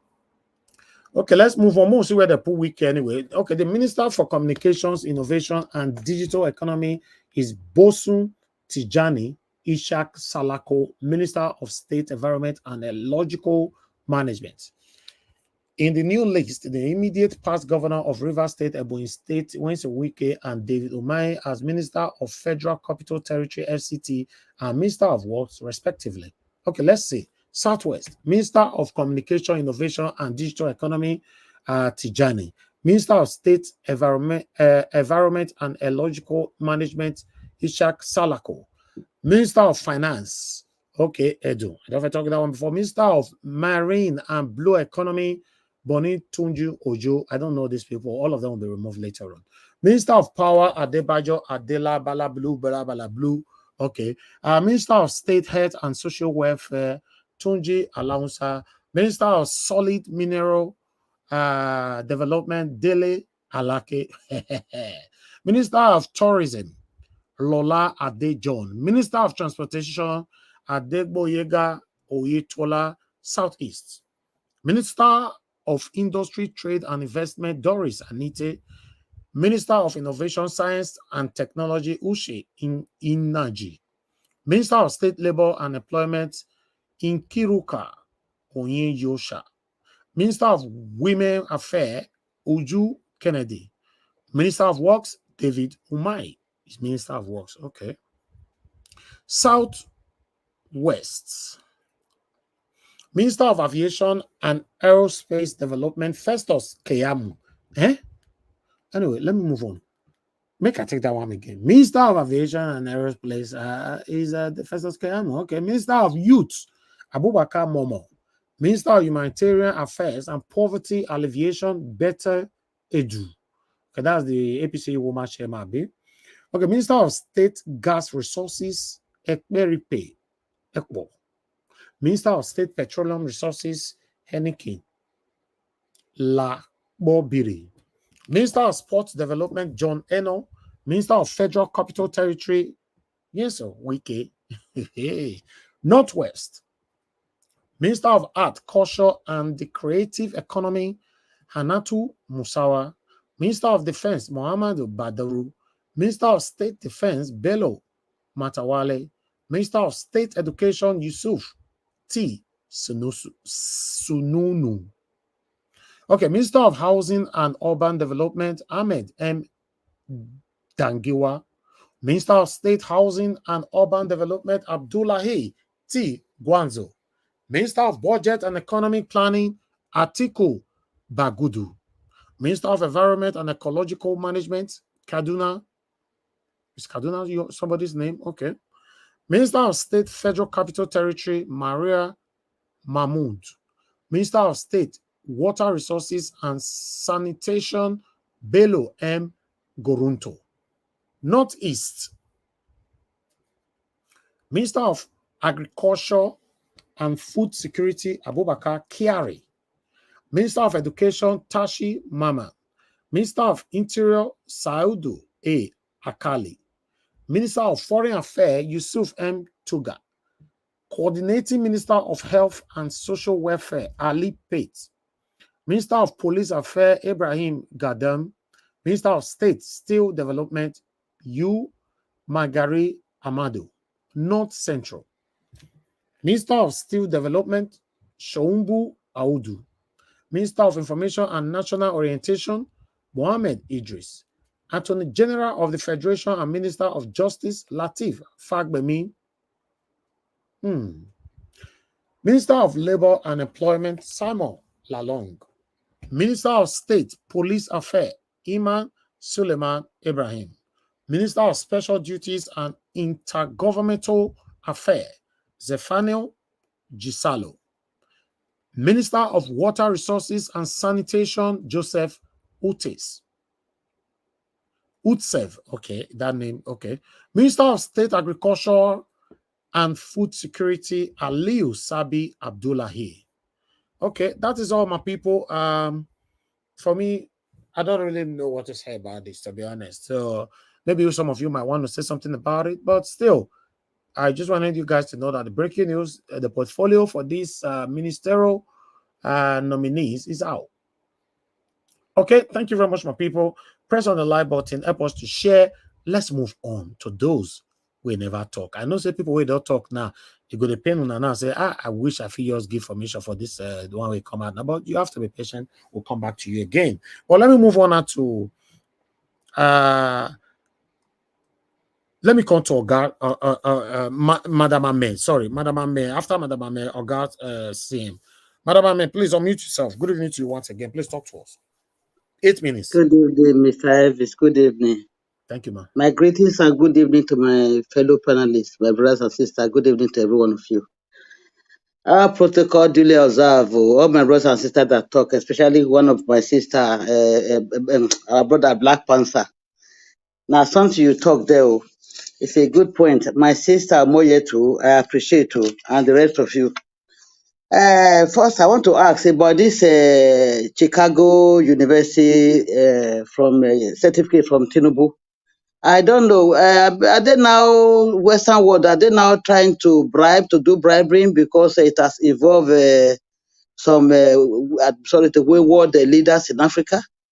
We always ask that question. Why would they delay now to submit the university certificate by 23rd of August to Atiku? I don't know why the delay. I don't understand. I think my brother Elvis said we don't know whether they have entered the bribery now. They take a bribery to do things. For the Asari Tokumbo, I don't. It's Tinubu that stopped him from Aso Rock. Are we sure? If it's the one, why do they remove it again from the list again until another maybe journalists started picking it up, journalists or other television said this thing, they started taking something up. Why did he send him away?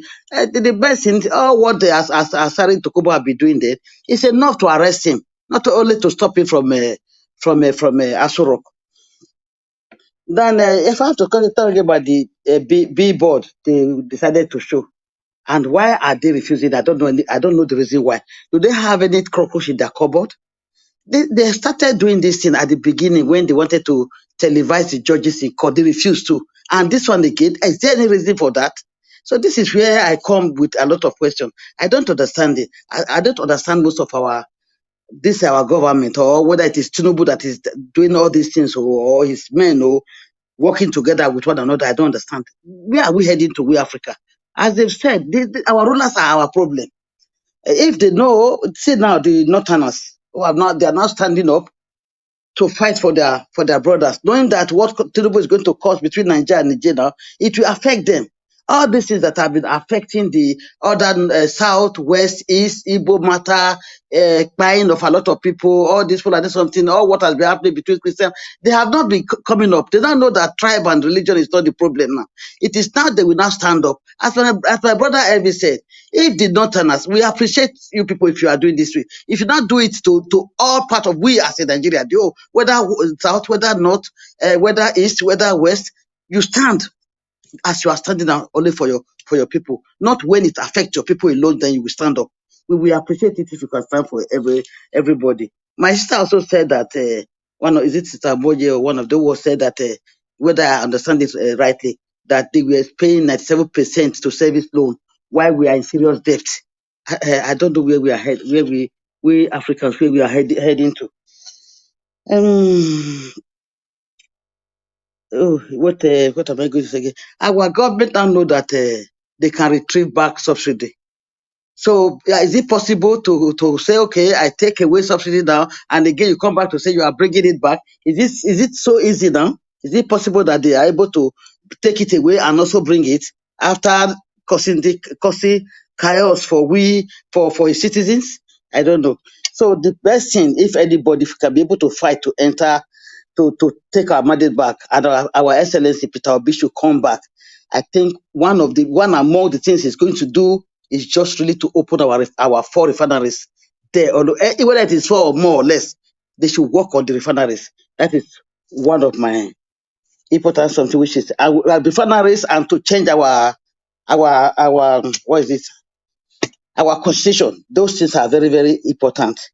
Now, we have to know now the way the Western world have been dealing and have been cheating and enslaving us and looting our properties.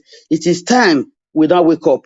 Even Tripoli, the war between Ukraine and something, the Western world are trying to use Ukraine, base there and try to watch Putin on how to get his weak part to hook him. That is why Putin is holding up now. Now, Putin now have to cut the oil that is supplying to other Western world, European world. Now, we oil, the Western world, other parts like London, America, France, and other, they are now trying to come to Africa to manipulate us, but we are easy to manipulate and be using our oils. We should now please wake up. For me, I think I heard it I also read it, that the Western world, I read it before, also Brother Pastor said, putting pipe from Niger down to Western world. Because what I heard before was that they put pipe from south down to the north. Now, from Niger now to the Western world, where are we? Are we going to be the food forever?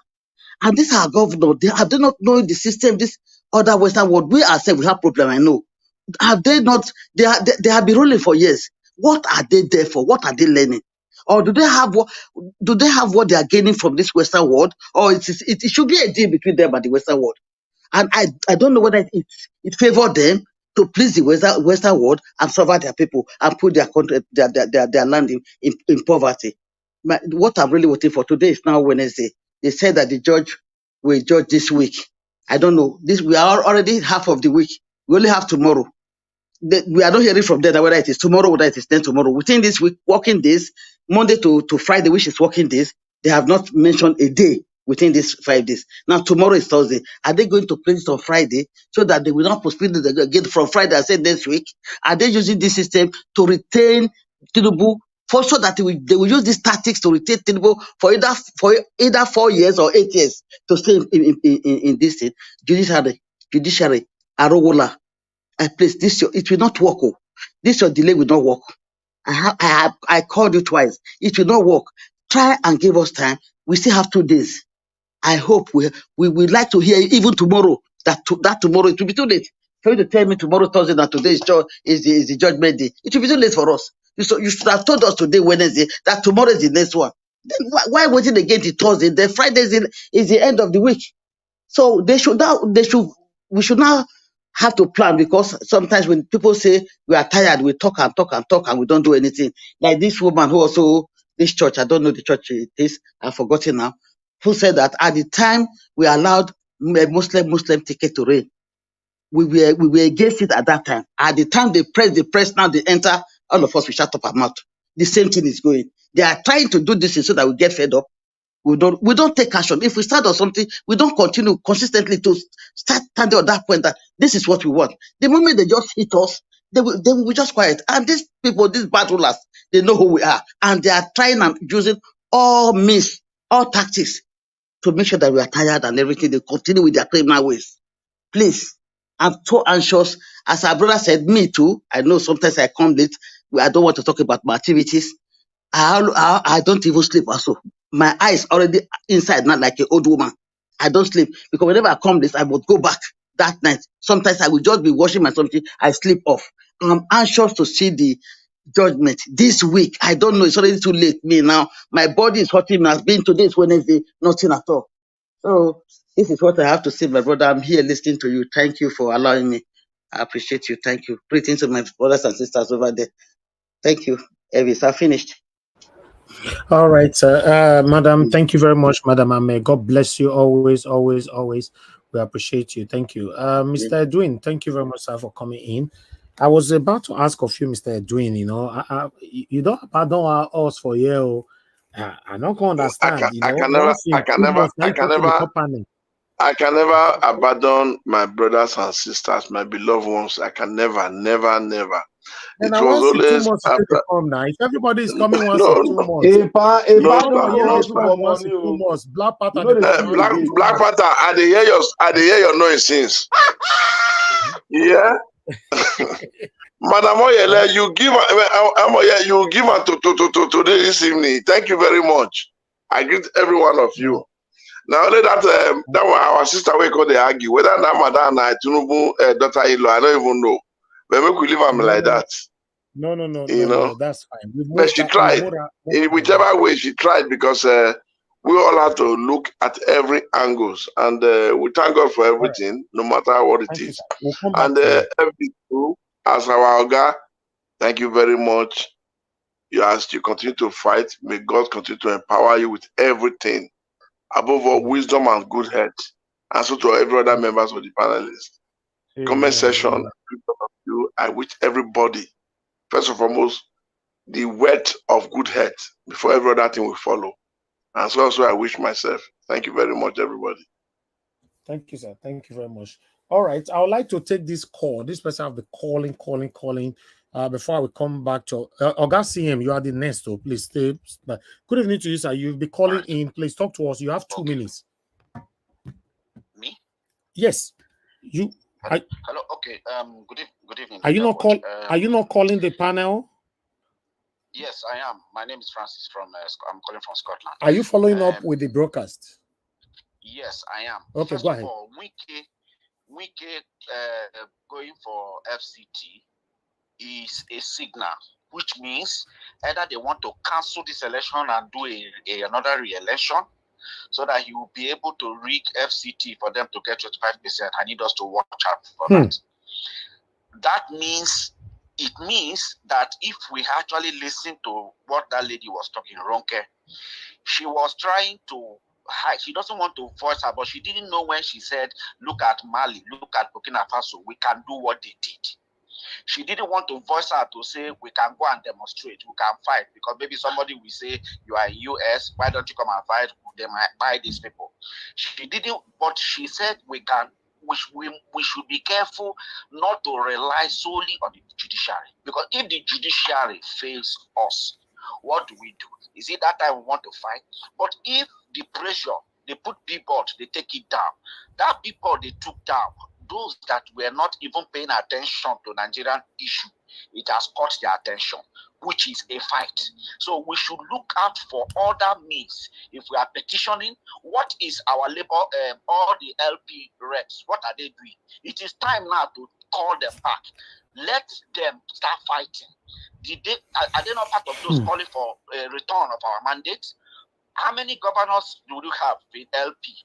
The Labour Party, they should all stand up and start talking. It's not time again to say, let us wait on the outcome of the court. If the court comes in our favor, we didn't lose anything. But what if the court goes otherwise? Because this signal of this weekend in FCT, now everybody's eyes open, means that the court, they might not pressure the court to say everything INEC did went wrong, so let's cancel it and do a re-election. He has positioned all his people. Look at all the governors that worked for their state, rigged their states. Let me tell you people, I stayed in Kebbi for more than 10 years. Let me tell you, in all this rigging that we are talking, how many riggings did we bring out from the north? It's only South we are having as evidence. How many did we bring out for the north? I bet you, my brother, the rigging that took place in the north is times 10 what we have in the whole South. If you come to Kebbi, it's in government house. The government house is opposite my house where I live in Kebbi. That is where, in the presidential lodge, that's where they do all the writing, properly packaged and arranged. But Beavers failed them this time around. They didn't know how to arrange those things. So that was why they were catching them. But the North arranged all their own. Did you hear anyone? In Sokoto, the person was that is in charge of Labour Party was bought over. Instead of and he took the card, the membership cards of LP representative and gave it to APC individual. Switch off his phone because he was bought over. So it was APC members that were standing as Labour Party representative. So everything went through. So those people have been in the system. We don't know. So that's what I picked from Ronke, that we should not leave any stone unturned. We should not leave any assets. Put pressure on everybody. If we have a Niger Watch group that what you are doing now, if we have it in all states and the fire is shouting, people like Alex, people like Rita, people like Madam Rita, Black Panther, give us our mandate, all of you shouting in Edo. It's only Edo that has obedience, that are ready to fight and bring down this nation because it's not working. With me, I'm from Delta. How many people in Delta are working? Because of high corruption. How many people are talking? Lagos, yes, has number. Apart from Edo and Lagos, where do you have even the people in the east? We that are in the easterners, how many people are shouting? Anambra State is where you have the highest arrogant people with pride. Igbo people, they have pride. No leader. Obi came in there and was able to succeed. So he can succeed in everywhere. Why is he not keeping quiet? Because, why are they like wanting to shout now? Because they feel that, okay, Tinubu is hitting them. Look at most of the strategic everything now, this minister, more of his side. You will see more agitation against Thank him. you. Then let's use it in our favor. Work with the North and unseat him. What is important is having Peter Obi. However we do it, that is the message that lady was trying to send. So I really appreciate what you're doing. I watch every day. I'm happy that many people are coming in. US people, more people are coming in. Thank you. Let's start talking to our people and let's get more people to talk. God bless you. God bless you. Thank you very much. Although, may I say something really quick? Thank you. That's exactly what I was. I'm sorry. 30 seconds. That's exactly what I was saying. Yeah. That's exactly what I was saying because I was Hold on now. interrupted. Somebody's talking now. Me? I thought you said for me 30 seconds. No. Other people were talking. Go ahead, Madam Roque. Okay, so thank you. I did not catch your name. That is exactly what I was saying. Okay, the So person who called in. No. The guy who was talking before. I couldn't hear what his name was. So yes, that's exactly what I was saying. But I was interrupted, and I realized in kind of chatting with somebody else here, and I have awareness that a lot of times making comparisons, or it gets people confused. But yes, I was saying agitating because I saw them I see it as them taking it down the billboards was a signal that it's not going to probably go that way, and you shouldn't stop agitating. Yes, I agree with that. Thank you. Yeah, can I comment? Hold on, sir. Hold on. Yeah, but I believe I helped you to finish your submission. Please mute yourself. Mute yourself, Madam Roque. Thank you. I believe I helped you because I can remember I stated it at that particular time that because you don't trust these people, yes, you don't think anything good will come out of them. So I said something similar like that. Yes, I do understand. I understand. I don't expect you to say it exactly how we're saying. Everybody have their own way of expressing themselves, And I also remember when I asked you, what do you want us to do if it didn't go this way? Yeah, because I noticed there's something you want to say, but you were skeptical. You didn't say it. Go ahead, Black Panther. You wanted to quickly say something. You have 30 seconds. Yeah, I want to say something. You see, most of the man that called earlier on, I want to ask him, how did we remove Babangida from power? Was it by talking? We did something. We had plan B, and when the time came, we removed the military junta from power. Do you think we will now start spelling out all what we want to do? The obedient movement is a movement that is about to make a change in the Nigerian political scene. If you don't understand Nigerian political scene, please, I beg everyone who does not understand it to ask us to tell them how the Nigerian political scene works. Because there is an ideology that is running there. And we're about to change it, and we have our plan B. So nobody should come onto this space and tell us, oh, blah, blah, blah, blah, blah. I asked you a question. How did we remove the military junta, IBB, from power? Was it by all these things? You said, oh, the man said the election. Look, if you are running an election, you are not bound to win everywhere. Okay. You have to map out where you win and where you submit to the opponent. Yeah, but Black Panther, the caller didn't say anything wrong, did he? He didn't say anything wrong, but I'm telling him, we are on ground. There are some people that are foot soldiers. There are some people that are making things planned there. He was reminding you to stand firm on ground. That's all. Nothing wrong about that. What he's saying that to put a Wike as a minister of FCT, that these people have what they want to do. And he also says something very, very significant by saying that what they are trying to do right now to put all blames on INEC, INEC got everything wrong so that they can have a re-election. So, we cannot perform in FCT because there are different kind of people, mindset there. They are not like Rivers people. I school in Rivers State. I know them very well. All right. Anyway, this is too far. It's too far. You're talking who can perform. We never get there. Let's get our mandate first. We can perform or he didn't perform. I'm not interested. I don't even want him to be a minister of anything. So that's the most important thing. Madam Patricia, that's fine. Thank you. We need to move on. 30 seconds. Go ahead. Let me make some of us understand one thing. Yeah, thank you. Let me make some people understand one thing. Wike coming into FCT is another blow to the Northerners cabal. And that you continue to make mistakes. You don't continue to make mistakes that will now make that uprising from the north really come to stand firm. Okay. And why we to analyze it better. Thank you. Okay. Thank you. Let's move on. Yes. Oga CM, it's good to have you on the panel once again. Good evening to you, sir. But I'd like you to talk to us. Oga CM, are you there? Yes, I am. Okay, thank you, sir. Talk to us. Okay. Okay, yeah, this is my first time speaking. Good evening, Niger Watch, and then please, all protocols observed. Good evening, everybody. Sorry I was away. I know I lost touch with some of the things, but I think I will start from maybe this will now feed into the rest that we now talk about. First, the last caller, the analysis to me is faulty, and this is my reason.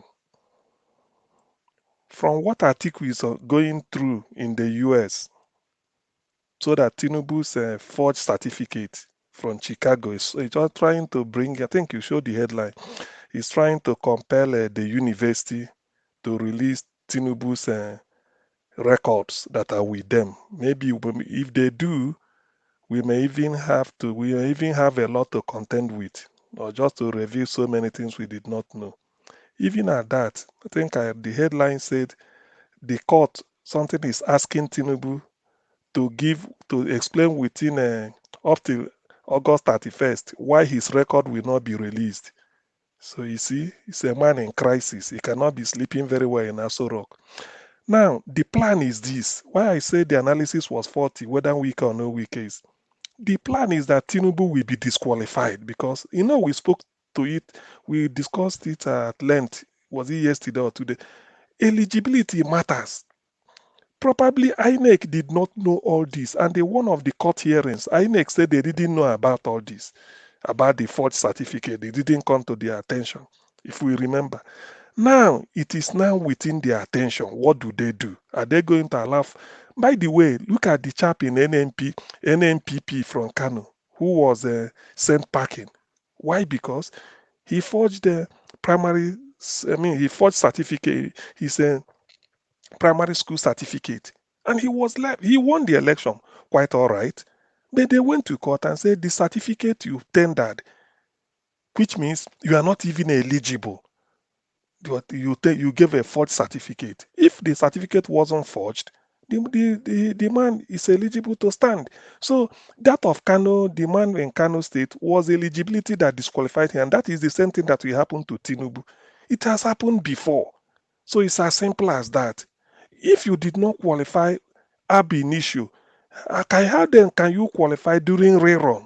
So that is the chap who called is ahead. He's just unnecessarily being ahead of his time. There's something even at that, there's something we can do to do what? With all this nonsense they are doing, no way. So it won't work. So that is where I'm faulting him. The plan is that Tinubu will be disqualified first because of the forgery, and that is what it's not that if it's somebody like say Showore is allowed to come and do rerun, people won't doubt him. He say, okay, go and do your rerun, and other candidates. But Tinubu is that he forged certificate. In other words, the eligibility is not there. You could win a football match. By the time they go through it, they say there's a player you fielded who is not eligible to play because he was given a 2-match or 1-match or he was banned. So why did you field him? They are no longer talking whether you score 500-0. But because of this person that is ineligible, you are out. That team is out. So that is what will happen in Tinubu's case. That's why Atiku is asking for his academic record to be released, because the university is in custody of it, and they should be released under court order. Then the court is saying, from what you showed us, why Tinubu should explain why they should not release it, because that is based on American law. So let's see what will happen. So on that, based on that analysis or that logic, the thing that I don't think there should no cause for alarm for Tinubu participating in any rerun, because he did not qualify. He's not eligible to stand the election based on falsified documents, forged certificates, which INEC agreed that they didn't know about it before they did thing. So now they've known. What do you do? Are you still going to put him? Because they said so during the tribunal. I listened to it. INEC law said they are not aware about it. Now they are aware. So what is happening? So that is as per that. Then feeding into the ministerial list, I wouldn't like us to dwell much, because this is just a transient. They are just like, just to fulfill all righteousness. Who am I? They are going to go away. When P2B comes in, everything will be swept aside. All of them doing that. they cannot be that brave because they know that their loyalty is if they, in fact, all of them are also having eye on the judiciary, like us. All the ministers, their eyes will be on the judiciary too. I don't see how they're going to be sleeping, because if you congratulate an honorable minister, they will be waiting for judiciary. Because the moment judiciary sacks their principal who appointed them, which is if he's not eligible for Rero and he's removed. So what are you waiting for? Are you telling me P2B will come and then retain Wike as minister for what? Or Dave Umahi? How many of them with all the nonsense they did? So it's as simple as that. We're not going to lose sleep, although people are free to discuss it and they make an informed comment, but I'm not going to lose sleep over it. Then on Asari Dokubo being banned for, this is just another dimension I want to bring in.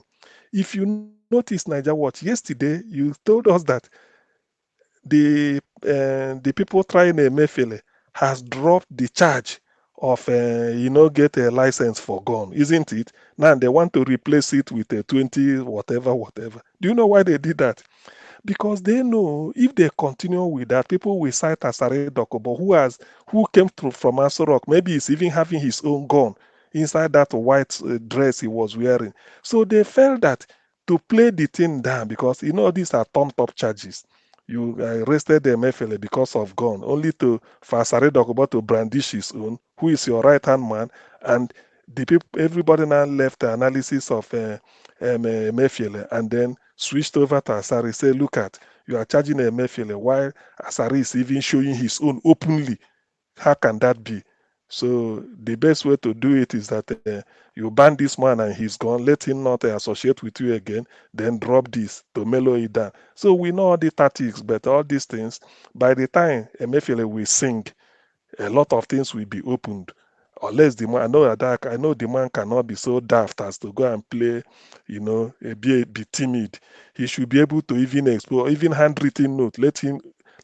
Everything should be up in the air. So I know it will come to that. Now on fuel subsidy, Nigeria. Thank God for Rufai. You see, that's what it means. That's what when a man since he was born has been practicing criminality. Look at it, it has gone. Where they say the landing cost is even higher than what they pay at the pool. So which means the subsidy is still there. So but they don't want that. They just want to braggadocio. Before you know it, they will say, we are managing it. Look at Ngelali, who came out.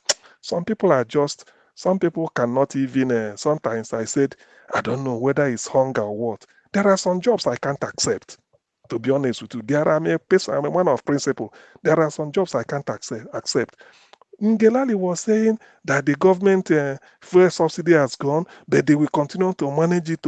It's a lie. They're putting it behind. That's why he's saying it so confident that which miracle are you going to do? If you remove it, it means that if Nigerians are paying 650 naira a liter, it means that the landing cost must be cheaper than that or whatever it is, but not when the landing cost is high. So who is bridging it? So that is what they are trying to say. But in Nigeria, even the officially government tell lies to deceive the people. So that is where they are headed, trying to tell us that we do it. Okay, without refinery, no refinery is working. Dangote's refinery is not working. They are still importing fuel, and you are telling us you've removed the subsidy, meaning that whatever we pay is what they call market forces, that government is no longer putting their hand. It's a lie now. How you got wonder how many months? Maybe June, July, August. Within 2.5 months, you've been able to do something. Look at the way he's sounding. Tinubu will work hard. He knows how to. All these things are just not. I mean, it's nonsense to me. They can deceive. So those they can deceive, not me. Because I go beyond the headline they say. I'm not enticed by the headline. I will look at it logically, put 2 and 2 together, think about it critically, and then use my analysis of reasoning, then to look at it. All these things they're doing is just a small screen. What they are doing is just the more you look, the less you see. Where Tinubu's mind is in Chicago, because that is what they should release. And thank God INEC admitted that they are not aware that he forged the certificate he gave them was for, because when INEC was asked, they said so. Now you are aware. That's why Atiku is particular about eligibility.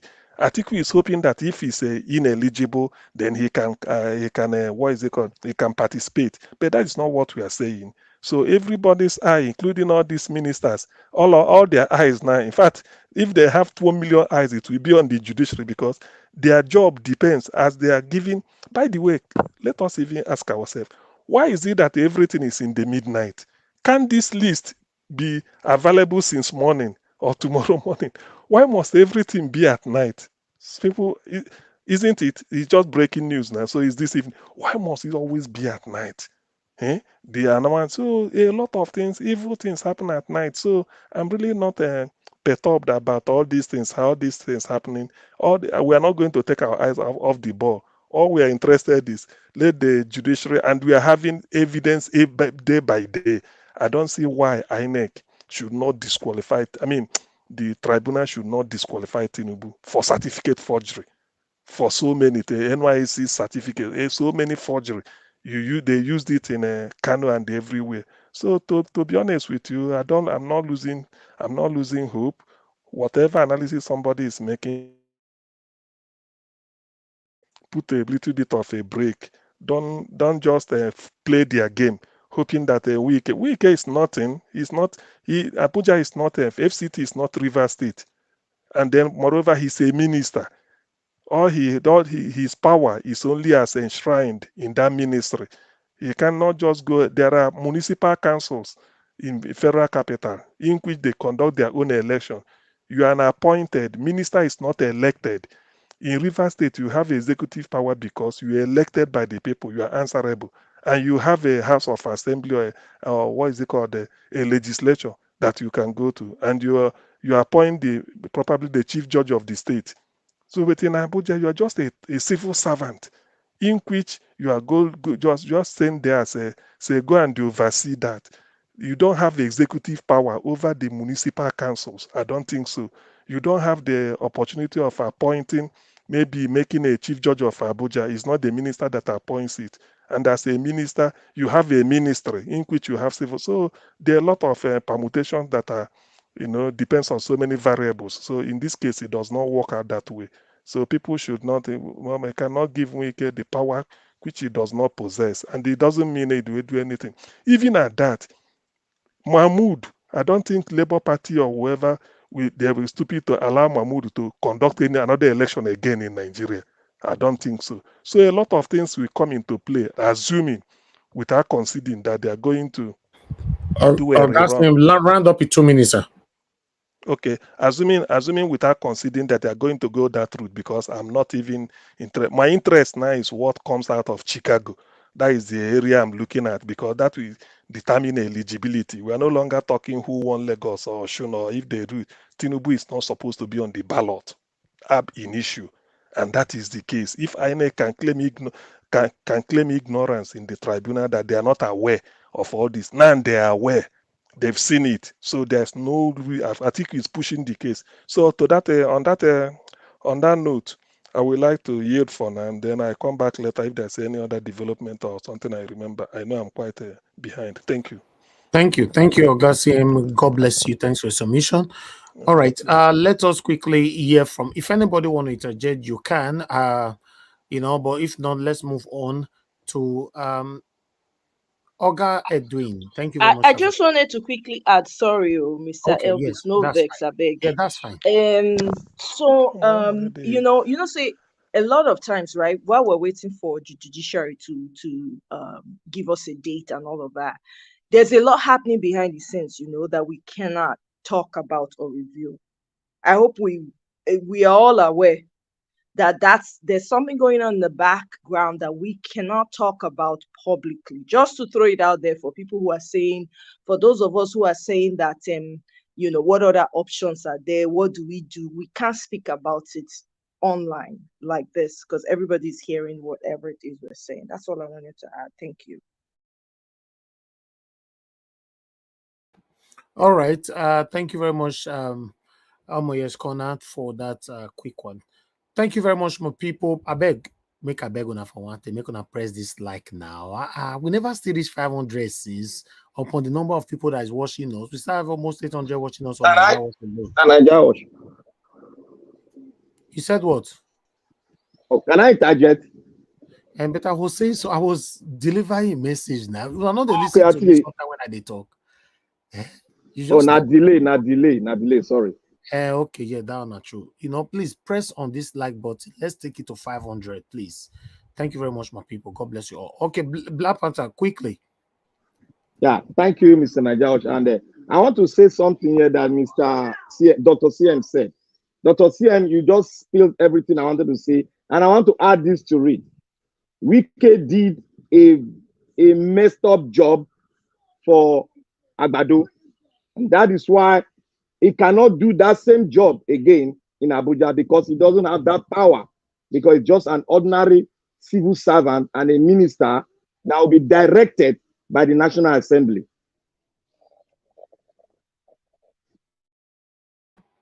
All right, thank you, Black Panther. God bless you. God bless every one of you right there, my people. So let us hear from Payedwin. Payedwin, thank you very much for joining us. You have 8 minutes. Please talk to us, sir. Thank you very much, Niger Watch and fellow panelists. Comment section, I greet all of you. It's quite a long time, but none of you have been forgotten. When I'm missing you people, it's like I'm missing part of me, but all the same, we thank God that God give us health and life. I think I'll have to start with Agbado subsidy that he's trying to temper now. I want most of us to reason this way, that this subsidy, before it was removed, the money was, according to them, about 600 and something naira as landing cost to be sold as total. And now Agbado came, he now put money back there. For me, right from time, he has been insulting the Nigerian intelligence by pulling back the government money according to them, and then making Nigerians to pay that money directly from their wallet. In that, he's collecting those different, subsidizing it for his so-called cabals, who have always been benefiting from that money. That's exactly what he has been doing. Maybe because of the gully situation around him now and around the situation, before it gets blown up, he wants to pull it back. They must have used these 2 months plus to make trillions. And people did not see it. In this platform, I said it before, I said, when we now do our calculation, it means the public is not the one subsidizing this fuel. Meaning the cabals that were taking that money from government are now taking it from the public purse. And that's exactly what he's not trying to do now. Now he wants to return it back now by putting away that subsidy that he has been taking now for the past 2.5 months from the public wallet. That's what he's doing. He only stopped taking the money out to subsidize it from the government wallet, and then now went to the public purse, took this money out by giving the fortune to us at about 500-600, and then collecting this money, and then they must have paid this money to wherever they wanted it, and now they want to close it back. That's my readout of this thing. And as a result, he then wants to announce, because 2 months to collect something of about 400, excuse me, about 400 naira extra from every liter of fuel bought in Nigeria. Tell by how many liters of fuel we use daily in Nigeria, you now know how many trillions they've taken from Nigerians. For me, he has used this opportunity to recover his election expenditure, or what he has spent in his election, taking money from the government treasury by saying he went to go and by borrowing money, giving out palliatives, just name them. This man has brought all sort of government expenditure that has no means and no direction into the system since he has been there now for 2 months plus. And this money has now risen to trillions upon trillions of naira. Now he wants to start pulling them back because he's not so sure.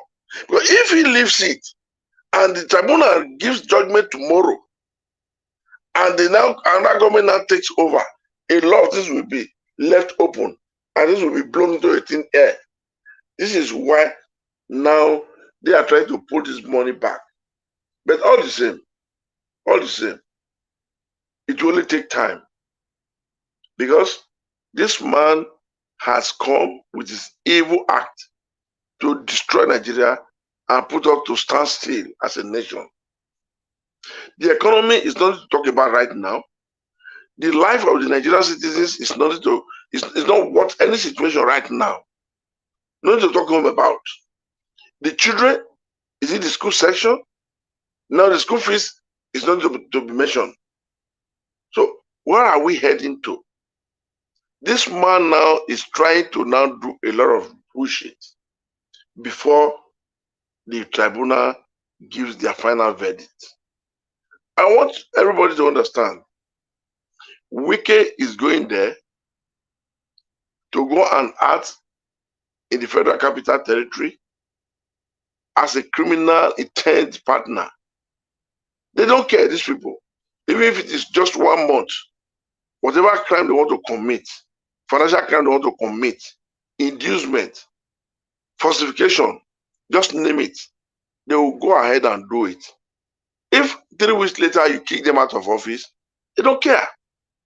Because, you know, criminal-minded people, this is how they reason. For the first day, they hit the road, hit the system, and start to swap until the last minute.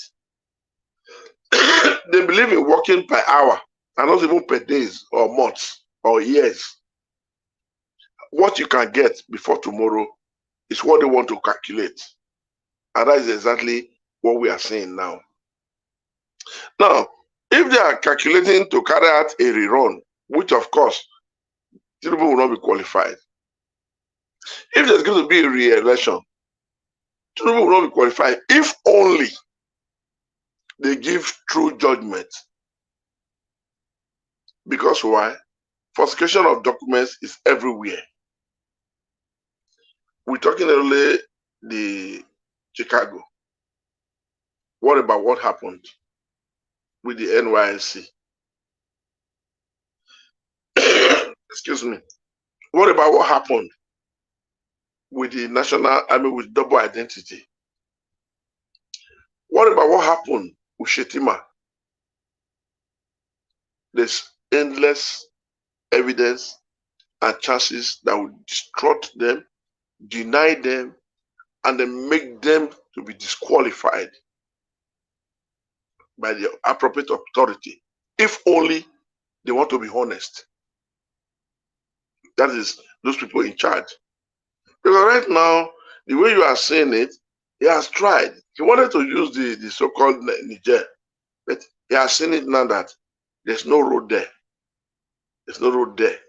It's like putting his own head or his own neck on chop cupboard for somebody else to chop it away. Challenging the Northern Gaba directly. That's what it means. So now he has had to pull back there. What is the next thing now? Releasing this ministerial list this evening and their post where they belong to this evening is pointing out to a direction that there's an uncertainty within the shortest period of time. It might be days, it might be weeks, but there's a complete uncertainty. He doesn't know where to go and where he's going. And the Minister for Justice that he just appointed, we have to do our confirmation. I think he's one of those lawyers that were defending him, one of those sons. And if that is true, then those people who are agitated that there's something going wrong or about to go wrong with the judgment, I think their eyes, their sniffing eyes and nose did not deceive them. If the man, one of those sons that was defending him, and APC in this tribunal, is now the name that they've now choose to be the Justice Minister, Attorney General of the nation. Well, I mean, we should understand what it means. Which means this man is going to lay ambush in the Supreme Court. That's what it means. That's what it means. So we should let them start to know from this moment now that this man cannot be in the middle of a case like this You pull him out now, you're now making the minister. What are we talking about? So I don't understand. All obedience, we should all now be focused on the justice minister. Now, and then no. Speak up. Let them know that if this is the game, Nigerians will not take it. Nigerians will not take it because the signs are there, the game is there, and I will tell you, Tinubu, with his criminal-minded set of a human being, he will just because of this appointment of justice minister alone, he will release other ministerial position just because he wants him now to come in at this point in time to do the needful for him. He's like that. So from tomorrow, and brother Elvis, you've done noble. Every of these things should now be on air. Let people now start to realize that the coming of this Minister for Justice is a sign. It's pointing to an org direction, a shameful and a relentless criminal act that's been perpetrated by this so-called unwanted man that is now vesting himself upon the Nigerian country to be a president.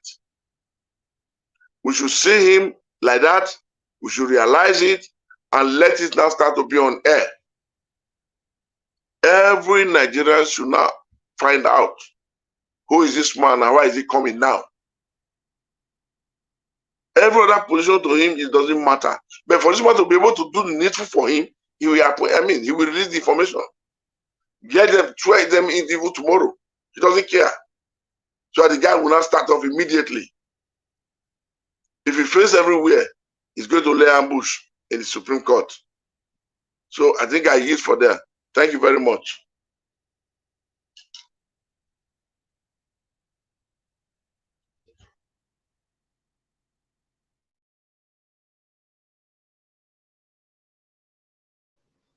Is Oga still there?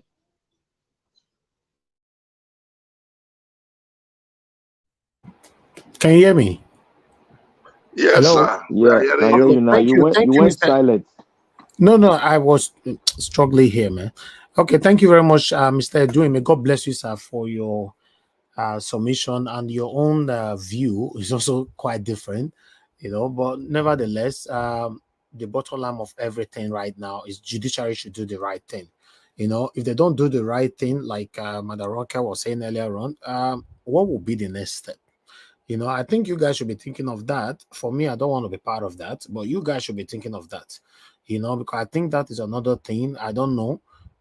If we have to really put our head in one basket, just hoping for only here, and you don't have alternative view or what you would do afterwards, then I think there's a problem. Yes. So thank you very much, Mr. Edwin. God bless you, sir. Okay, let me come to, I don't know, Oga Felix, are you there right now to speak? Okay, you are not there. Okay, let me move on to the next person. People call it in, please. Okay, I lost that call. Thank you very much. Let me move on to the next person before we go for the second round again. Madam Patricia came in. Madam Patricia, thank you very much. It's good to have you on the panel. I guess you followed up all we've presented today. No, I didn't, Mr. Ellis. Good evening. So I think I'll just stay and listen. Okay, just listen. That's fine. Thank you. Okay, my people, I appreciate you all. Somebody asked for the link. I posted the link right there in case you want to call me Mano Ferreira. The link has been posted in case you want to call me quickly. But right now, I want us to go back to the top again. Everybody to have a final submission this time.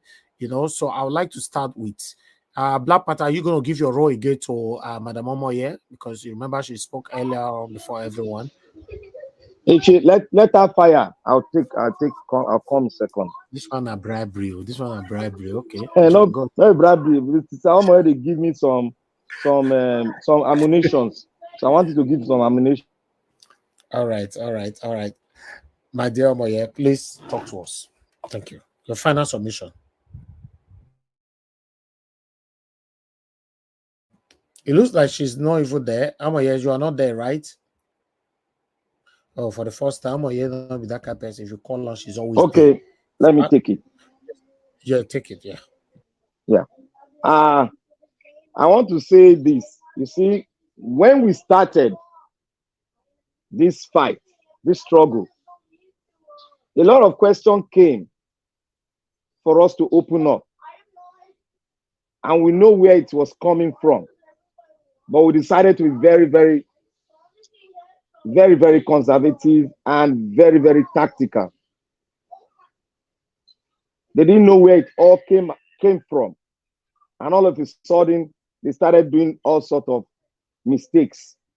And the mistakes they did led us to the court, where we are contesting the legitimacy and the way they got into power. Nobody will twist the obedient for the obedient to tell you what they are doing.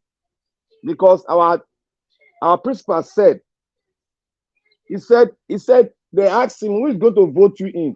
He said, that man that cannot see 3 square meals a day, that man that are deprived of his right, that man that lost his child and cannot get justice, those are the people that will vote me into power.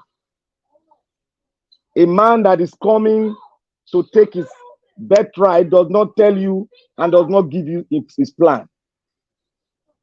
The question you people should go and ask the Niger people, when the whole thing was going on there by the French guys, what was their plan B?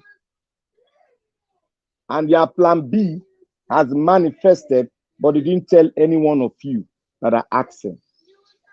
In a revolution, they don't tell you the plan B. Let those that want to take the right of the people, let them go ahead and bite the tail of the tiger. Then the plan B will come out from there. If you people know the history of Nigeria, whatever that brought Nigeria to get together is what is happening now. If we can remember the days of the military era, they tied us down, their legs were on our neck. They were trying to know our plan B, but our plan B came from different dimensions. And what happened? The junta submitted and did what we said they should do. They gave us this democracy. I want to tell every one of you out there that does not really go along with what has happened in Nigeria, to know that the people that gave birth to this democracy is the same Nigeria that is being impoverished. It's the same Nigeria that they've turned down. It's the same Nigeria they deprived of their natural resources. They were the same Nigeria that did their plan B and got the juntas out of power. There was no Western ally that came to help us. We did it our own way, and we pressurized it and they left. A lot of our patriots are gone now, and they are seeing what we are about to do. They are happy wherever they are now because the fight has not stopped. We kept the fight going on, and thank God there's a new dimension to it. And the dimension to it now is the dimension of the obedience. We have so many people in the obedience. We have lawyers, we have soldiers, we have policemen, we have students, we have the diaspora, we have pilots. Even in the home of the president, there is an obedient there. That is how far we have gone. Now, that is how we got our information. We work like the Secret Service, but we are more than that. And I want to speak to every one of you out there. You got to be on ground to know the history of those people. That is why I say we have not written our history, but our history has been written by those that put the tablet on the internet. I told my American brothers, they've read a lot of things on the internet, but when they come to me, I break it down to them. That thing they've written there is not right. I come from a home which is more spiritual. My parents, my mom, they were born in the Oba Palace. And I know more about the history, and I'm more spiritual. So when we talk about spirituality, spirituality is in the practicing, not in the saying. So I want to say here, we will not tell them what we are going to do next. Let them read within the tabloid. They will know what we are going to do next. And for all these that the cabal, all these are all master plan. Because Tinubu was asked, what do you have for the northern people? If you guys can remember, Tinubu said, I don't have anything. If I do anything, I'm going to be cut off. Remember that? So what he's doing now is trying to contradict, but there's one thing he himself is trying to explain to the cabal. You cannot make my regime legitimate. I have to source for the foreigners to make me legitimate. That's why I'm doing this. But the cabal said no. I want to tell you people there's about to be a conflict, and the conflict has started. So when they do everything, the obedient are there. You can see what happened in the home of the former governor of Lagos State. He was doing something, but he didn't know that there was an obedient that smacked the picture and gave it out to us. That is how far we have gone. So when we are speaking, we must go line in line to go back to history to know the history of these people. And when you want to know the history of the people, you have to go to them and let them speak their history for you and refuse other things you have seen in the tablet. Gone are those days when hypothesis will be taken to us and we follow that hypothesis and we don't contest that hypothesis.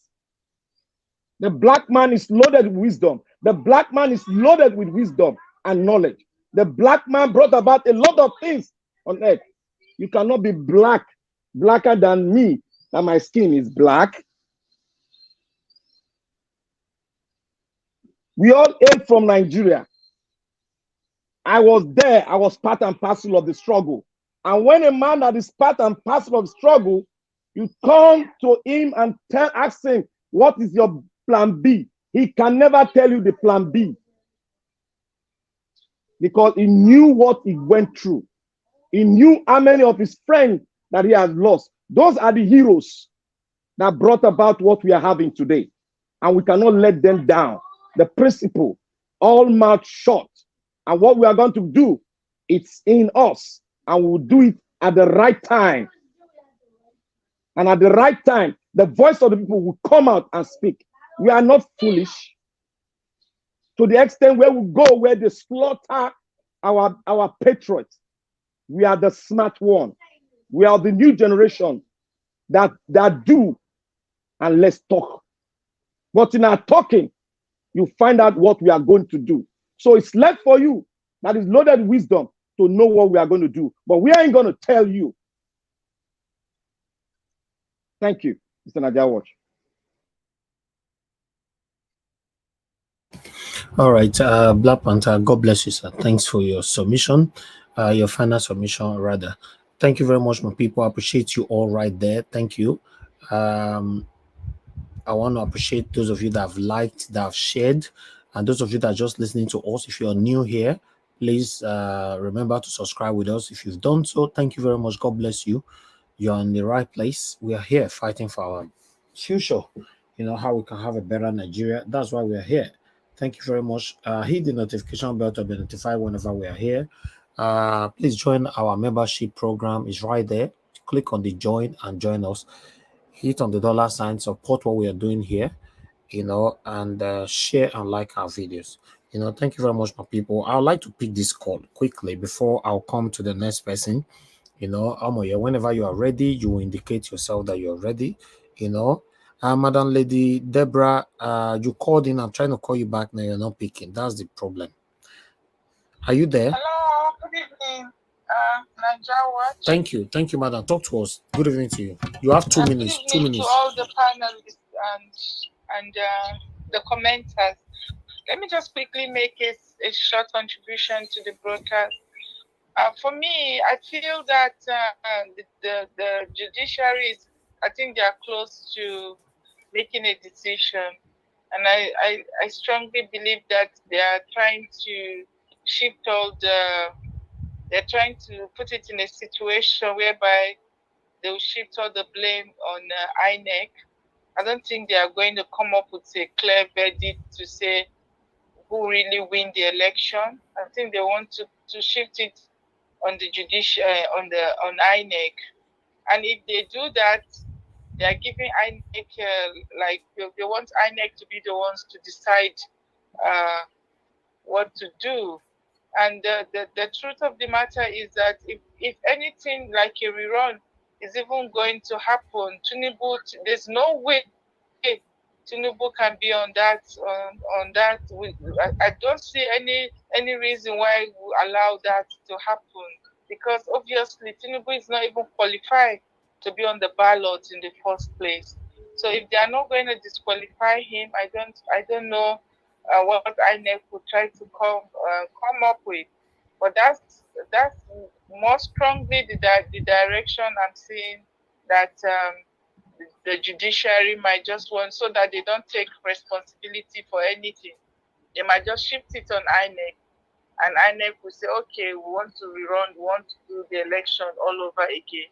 And if they want to do the election all over again, it's just going to be a fraud, because with Tinubu there, and he has put all his people on key positions, I don't see how that can work. But obviously, we have to be more watchful and see the outcome of what Atiku is going to do in US, and how they can disqualify Tinubu from that rerun. Even if Tinubu is disqualified, we still have to be watchful with what Atiku is. I think that's the more reason why Atiku is working hard to see how Tinubu can be disqualified, so that he will be at the forefront. But even the Atiku himself, he knows that he didn't win. So that's my contribution. God Thank bless you, so Madam. much, Madam Deborah, God bless you. Thank you, Madam. Thank you. Okay, callers, I'm sorry we can't take calls anymore for today. I need to focus on the rest on the panel to give their final submission. Okay, let me quickly move on to the next person here, which is okay, Madam Ronke. Please give us your final submission, 5 minutes. Thank you. Okay, so I wanted to just give well, the things that I do know, I wanted to give another perspective on the things that I do know, like unfortunately on a deeper level. I did say it on the broadcast yesterday that I'm currently in the middle of a fight for my family against the U.S. government, and this country's government is corrupt on the level of depth that you can't even imagine, and I can't even imagine all of it. So I don't want us to have any stakes in thinking that the U.S. court is going to return back his record or any other things. I think the fight should stay within Nigeria, because we are the only ones that actually have our own best interests in mind. I'm part of the diaspora. We see each other as human beings and people. This is where it should stay in that fight. I don't want everybody to come out and say all the other things you're going to be doing. That's a given. That's understood. But I do want you to see that don't put any stake in waiting on the U.S. government to send you stuff for your judiciary to do stuff. That should be, to me, your last resort. Because make no mistake, they want, like, everyone does know how important Nigeria is. They know we're resource rich. We have beyond just oil. We have so many other resources. And, you know, I want the best for my extended family that's there. And I want the best for myself when I do come and make my home permanently in Nigeria. I'm for my people. And I didn't take offense to most of what you guys said. I've been around Nigerians my whole life. My parents are Nigerian. So I understand the sentiment when people say certain things. I understand certain things that me being American, a lot of times there comes some stereotypes that's already formed in your head before I speak. But those are not the things that I said. have an understanding of what's going on. I may not know on a deep level, like the different parties and stuff like that, but I've been paying attention to this term, this election. I could have paid attention way back in the 90s, late 90s, and the 2000s too, but I don't always pay attention to politics, not even my own local politics, not so much that I need to do. But I think this is really important because I see war coming, and that really concerns me, and I don't want war. And I really see that Tinubu and his whole coven wants that to happen, and he's going to try to make it happen one way or another. So I want us to keep our eyes open and make sure that we are understanding there's other aspects you need to see and work accordingly.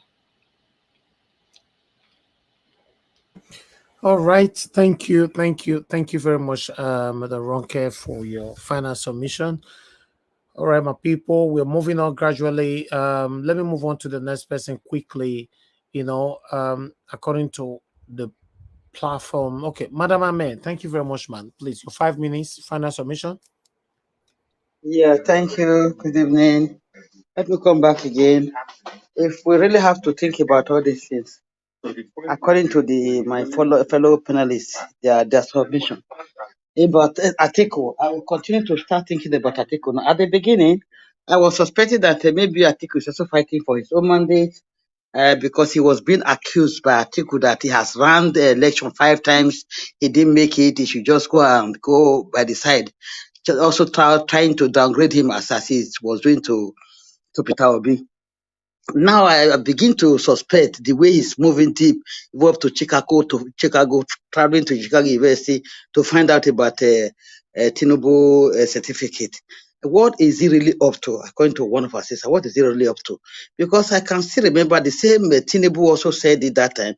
If I thought they are going to do rerun again, they should disqualify Obi and let him and Atiku run. So it's Atiku having the assurance that he want to condemn Tinubu so that when we do this rerun, maybe as a non-turners, because the non-turners, they are trying to put the non-turners that is the only one there now. Kwankwaso is not there. Only him and Obi. Maybe he's having the assurance from the non-turners, and for this Yakubu Gowon, if they will allow him to run the election again, they can ring it for him as a non-turner, and they will not allow Peter Obi to have 25% at Abuja territory. They might not. Then I think why he's still running, I'm not coming to suspect really the way he's pushing further and further. We should be careful, and that's our plan B, as Brother Panther said. We should start really thinking about plan B, because I didn't really want to say that I'm tired. We talk. I don't want to say that one. I don't want to get fed up. So we should really plan it privately. Anyway, we have to do it so that we find things to do. And I'm anxious to see the next day, tomorrow, if it will be judgment. Thank you. Bless you. I'm finished. Thank you. Thank you very much, Madam. May God bless you, Madam Ame. Thanks for coming in and your patience with us all through. Thanks for your submission. Thank you. All right, let's move on now. I don't come back. Oh, no more, no vex. Oh. Finally. Yeah. I'm sorry. Multitasking. Some person they work for this side. They work. They thank God they work from home. But anyways. Yeah. Okay. Final submission. Oh, okay, great. Well, we're talking about this ministerial list earlier. I hear where people they talk about the ministerial list and everything, right? So, are we surprised though? I know me not shocked. I mean, this list no surprise me at all. It not surprise me at all. Because we first accept say na sham people na they there. The people when they there not being we vote for. So the gang of thieves, they do waiting gang of thieves know how to do. All these people when they put there, it's all strategic so that they go clean out the treasury when they come out. Wike, pepper them group, pepper them gang. Correct, right? The guy he need to collect his money back now. When he take do wuru for the election when he pass, he need to collect his money back. The man spent a lot of money, billions, not be billions with a year that time. So guess what? He's there for what he can benefit. And also, judiciary. More not forget say we can get connection with all this judiciary. Me, right from time, I don't get any trust in the judiciary. I have zero trust for them. I know that this judgment where they won't give, I no go shock if it's not to our advantage. I no go dey shocked at all because it's obvious. They already threatened, right? And everybody they expect them. Everybody knows, say man, this judiciary. I make everybody shout, all eyes on judiciary, all eyes on judiciary. We wait here.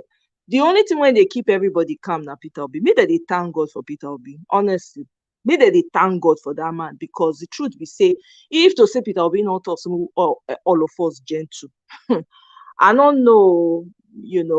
He forget as he be like say Peter Obi know. He be like say the man perceive waiting for happen.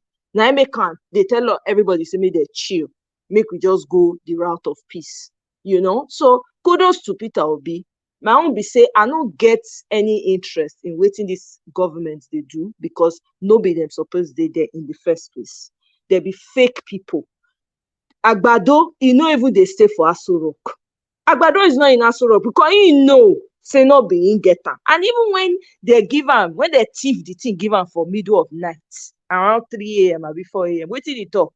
I know you didn't vote for me. I know you're not expecting to see me, but here I am. Not be so he tell us knowing when they give am that paper. Now so he do us. Okay? So they no say not be they supposed they there. So what did they do now to place people strategically so that they go fit collect all the money, and they know say they don't go fit finish the money, but they won't collect as much as possible. Me, I'm just waiting for the countdown. Make judiciary give us a date. That's all I care about. May they come out, may they announce date of judgment is so and so. However way it go, more we know. Whether Kasala go boss, more we know. That's all I care about, So Nadia go end down. Thank you very much, my brother. God will bless you, give you strength. Everyone on the panel, God will bless everybody. Comment section, I throw away salutes. We're all here together. Let's keeping all our eyes on the judiciary. Me, I have zero expectation from the judiciary. I not send them before. Thank you very much, everyone. Bye. Thank you. Thank you very much. Thank you. I really do appreciate your submission. To be honest, the whole situation right now, it look like, say, Atiku said, if he get hope, say, he go if he goes. All right, but for me, they don't promise Atiku now. The cabal for North don't promise her. You know, even see when they threaten Niger, when Agbado they won't send troops to Niger. Atiku was one of the northern elites that came out and was protesting, including the senators from the north. So the thing be said, the man no, and they whisper for a ear, just stay like this, just do the back, because you likely if this man not will just not to rerun. Whoever they talk about rerun, may they drown that idea. We are not doing no rerun.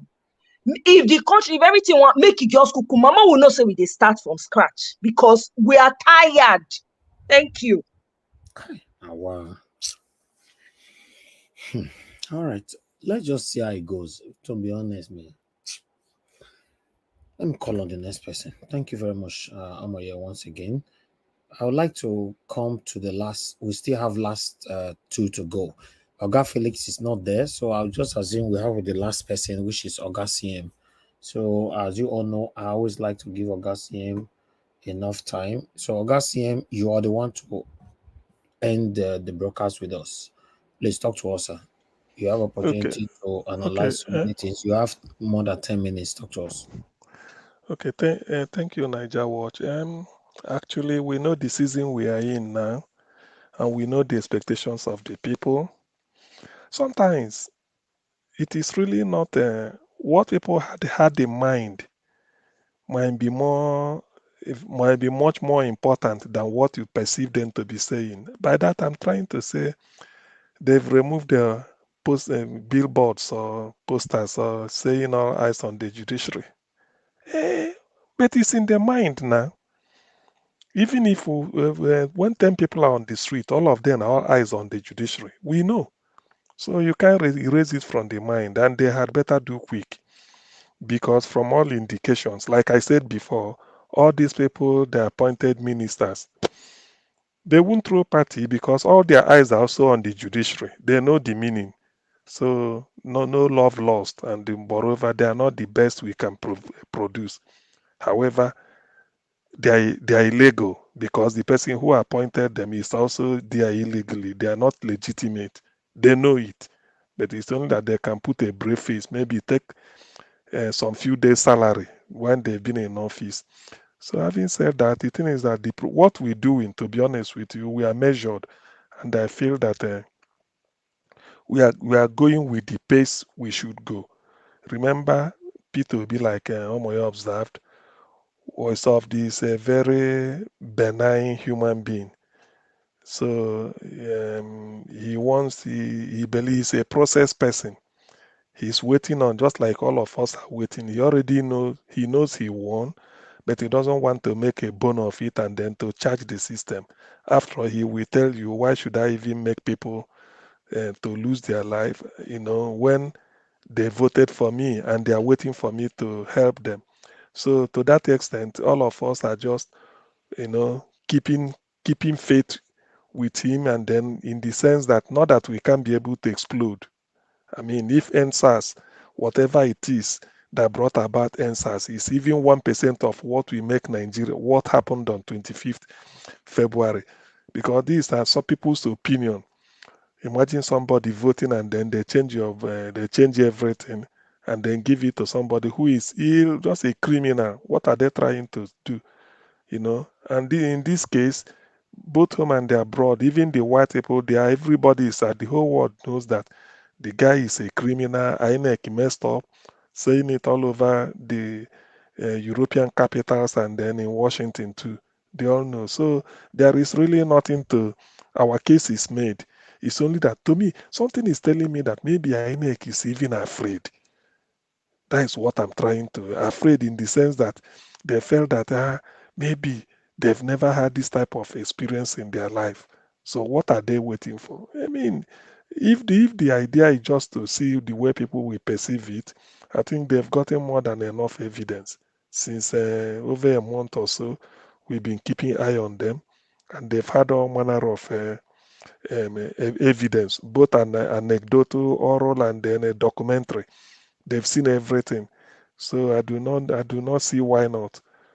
But if the intention is maybe to allow this man to take 1 month salary from Aso Rock or 2 months as president, well, I think he has taken more than enough.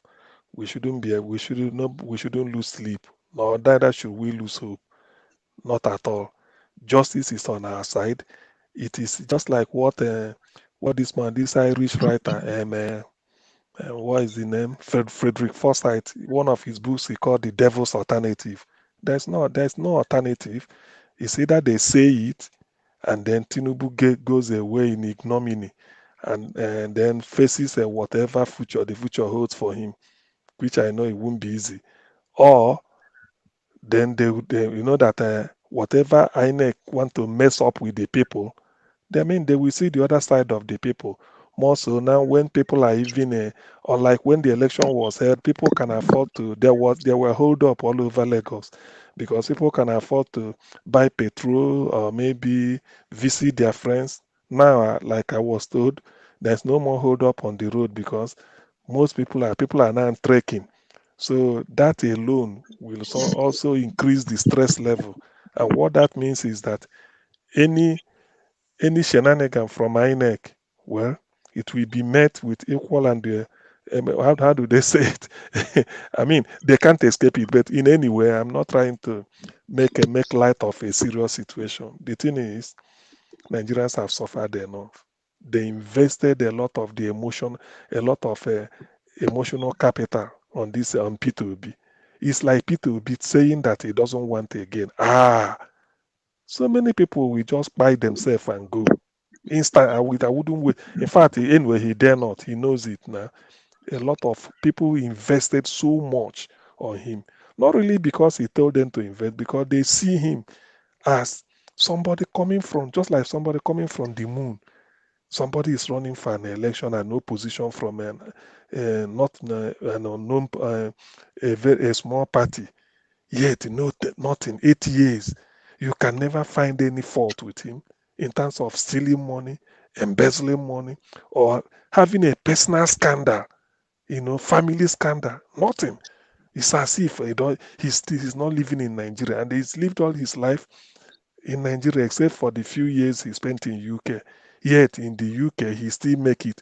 How many people can live in UK with permanent residence? The day you want to relocate to Nigeria, you go back and tell them, say, look, have your something back, everything. I'm no longer permanent. Whenever I want to visit, I go with visa. How many people can do that? Don't you know that will go in record? They will be shocked. And this is the type of person that want to be president. Anyway, I know that Peter will be coming. As much as we are hopeful, because he will do something for the good of the common good of the people, majority of the people. At the same time, the opposition to him is that all those bribes, people are stealing crude oil up till today. So when Peter Obi comes in, those people will say, we won't be stealing crude oil again. NEPA that they are messing up, everybody will sit up because he's not interested. He's not coming for a deal. It's not the type that we say, I have an agent in which is awarding contract, is collecting some percent, or you want to entice him by going to one of his friends to come and influence him to do wrong for you. It can't work now. It cannot work. Nobody can influence him unless you influence him to do good, but not influence Peter Obi to say, hey, I know Peter Obi is my friend. If I tell him, he might slash the thing by 50% for you, or so that he give you a waiver. Peter Obi won't do that. He won't even. Somebody who didn't even take what the bishops, Catholic bishops, Sembo that asked him to, he said no. He told them that God did not. He said no.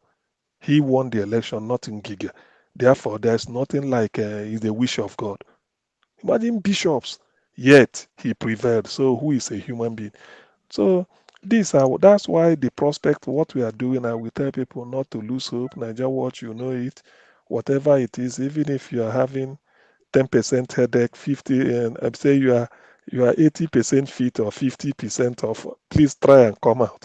At most, you hand over to somebody to do, because the job we are doing, this is an independent media, like I always tell you.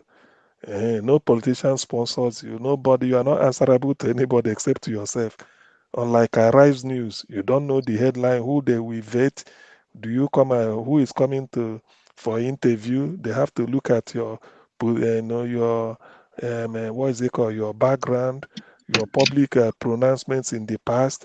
TVC, you dare not mention that unless you can never see TVC publish Tinubu's fraud certificates. AIT may do it with a fee.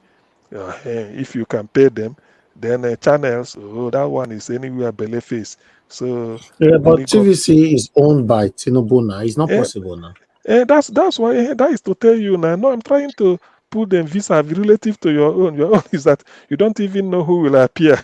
Whether it's the person you splash water with your car, person where you splash water, say that you be Nigeria. You don't know, say na ain't go even come. So that's how it should be, and that is the joy people derive in coming to say something, because they know everybody. In fact, at most, somebody will say what is his or her mind, and then somebody will interject him.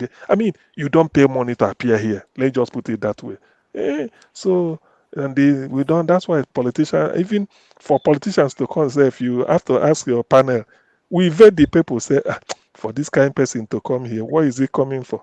These are tainted human beings, unless the person is on a special something. So this is exactly why it should be. And then on the other side, this type of media gives them sleepless night, because you never know the topic they are going to trash for the day. It could be you, and people are free to go into the archives and bring out what, if it's in our power to go to Chicago and bring out Tinubu's this thing from the drawer, we could have done that since.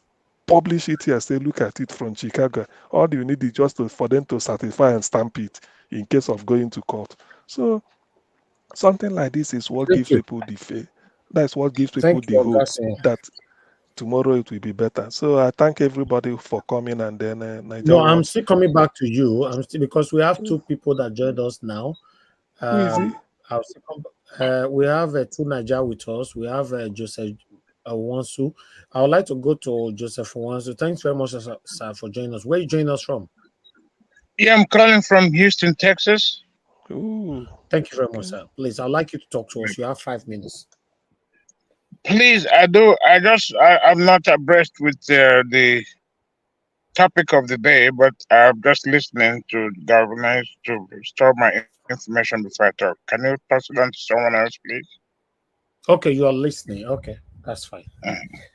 I got to Niger. Thank you very much. Don't worry. I'll add this. How do I put it on? I'm going to add this 5 minutes to yours, 10 minutes.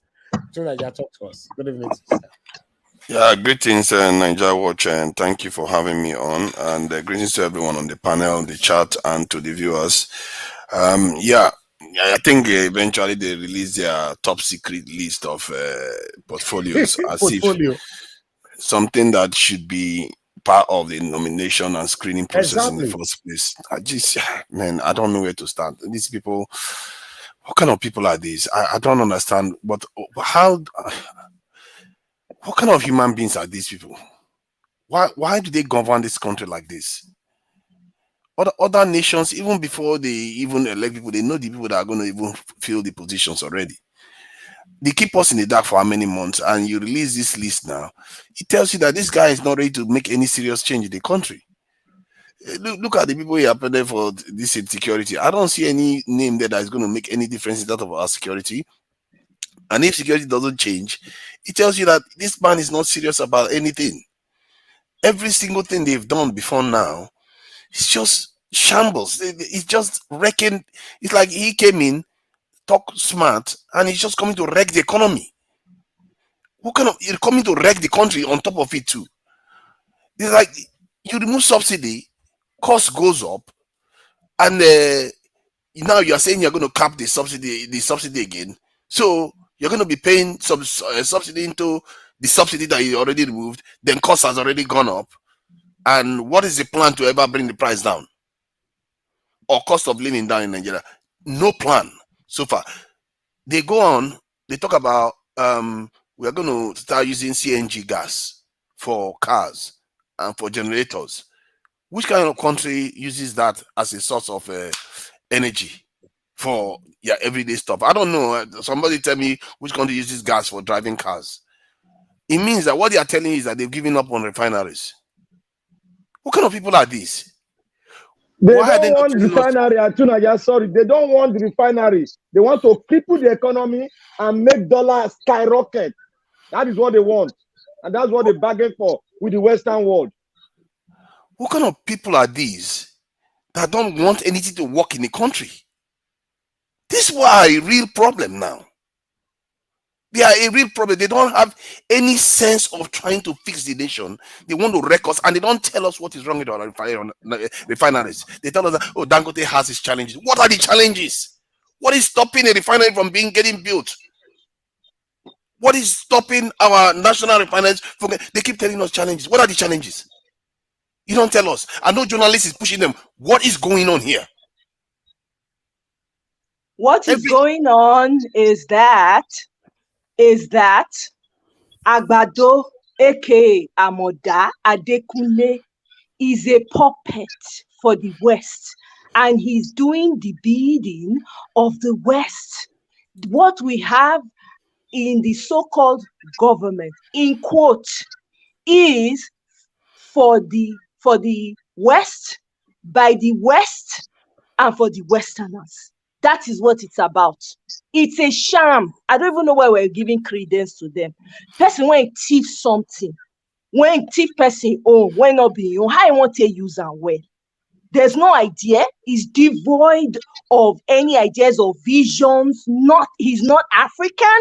In him, he's not African.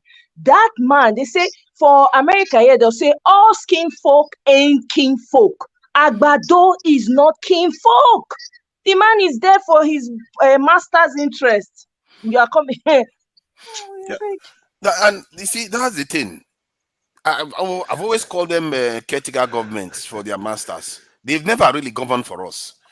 There's some truth there. But how about the media? What about the other people that should be questioning them deeply? Because you can make life difficult for them. So that They they cannot don't operate buy in the economy. Jenny, they don't buy all their They mats, don't buy them. they don't buy them, they no go talk. Brian envelope journalists, na plenty passy. If to say not be social media, half the knowledge where we they see, everything where they happen now, we could not go know. I'm telling you for free. All of them, aside from Rufai, God go bless Rufai, now lay. Every other person is brown envelope. There's nothing to expect from the country. I'm telling you guys, it is down to zero. We are literally sinking right now.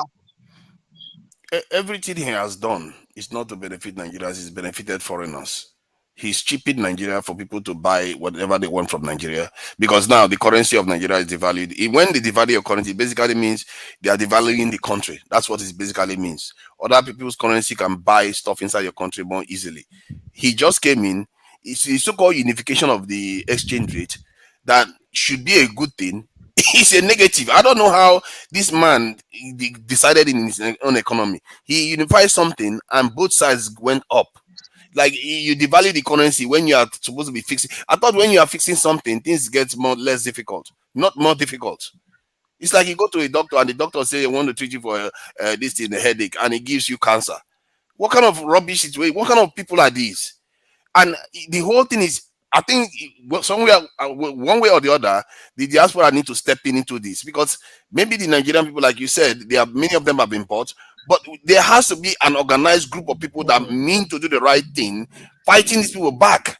Because that's what you are seeing in Mali, Burkina Faso, and this is why people are even welcoming military coups. Normally, coups are not supposed to be welcome in any normal society, because these stupid leaders are so compromised that they would rather leave their people in penury and in a slave condition. Basically, that's what we are living in.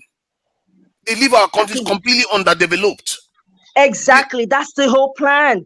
To Niger, sorry for interjecting, but that's the whole plan, is to cripple. You know, Nigeria is very, very important to the West.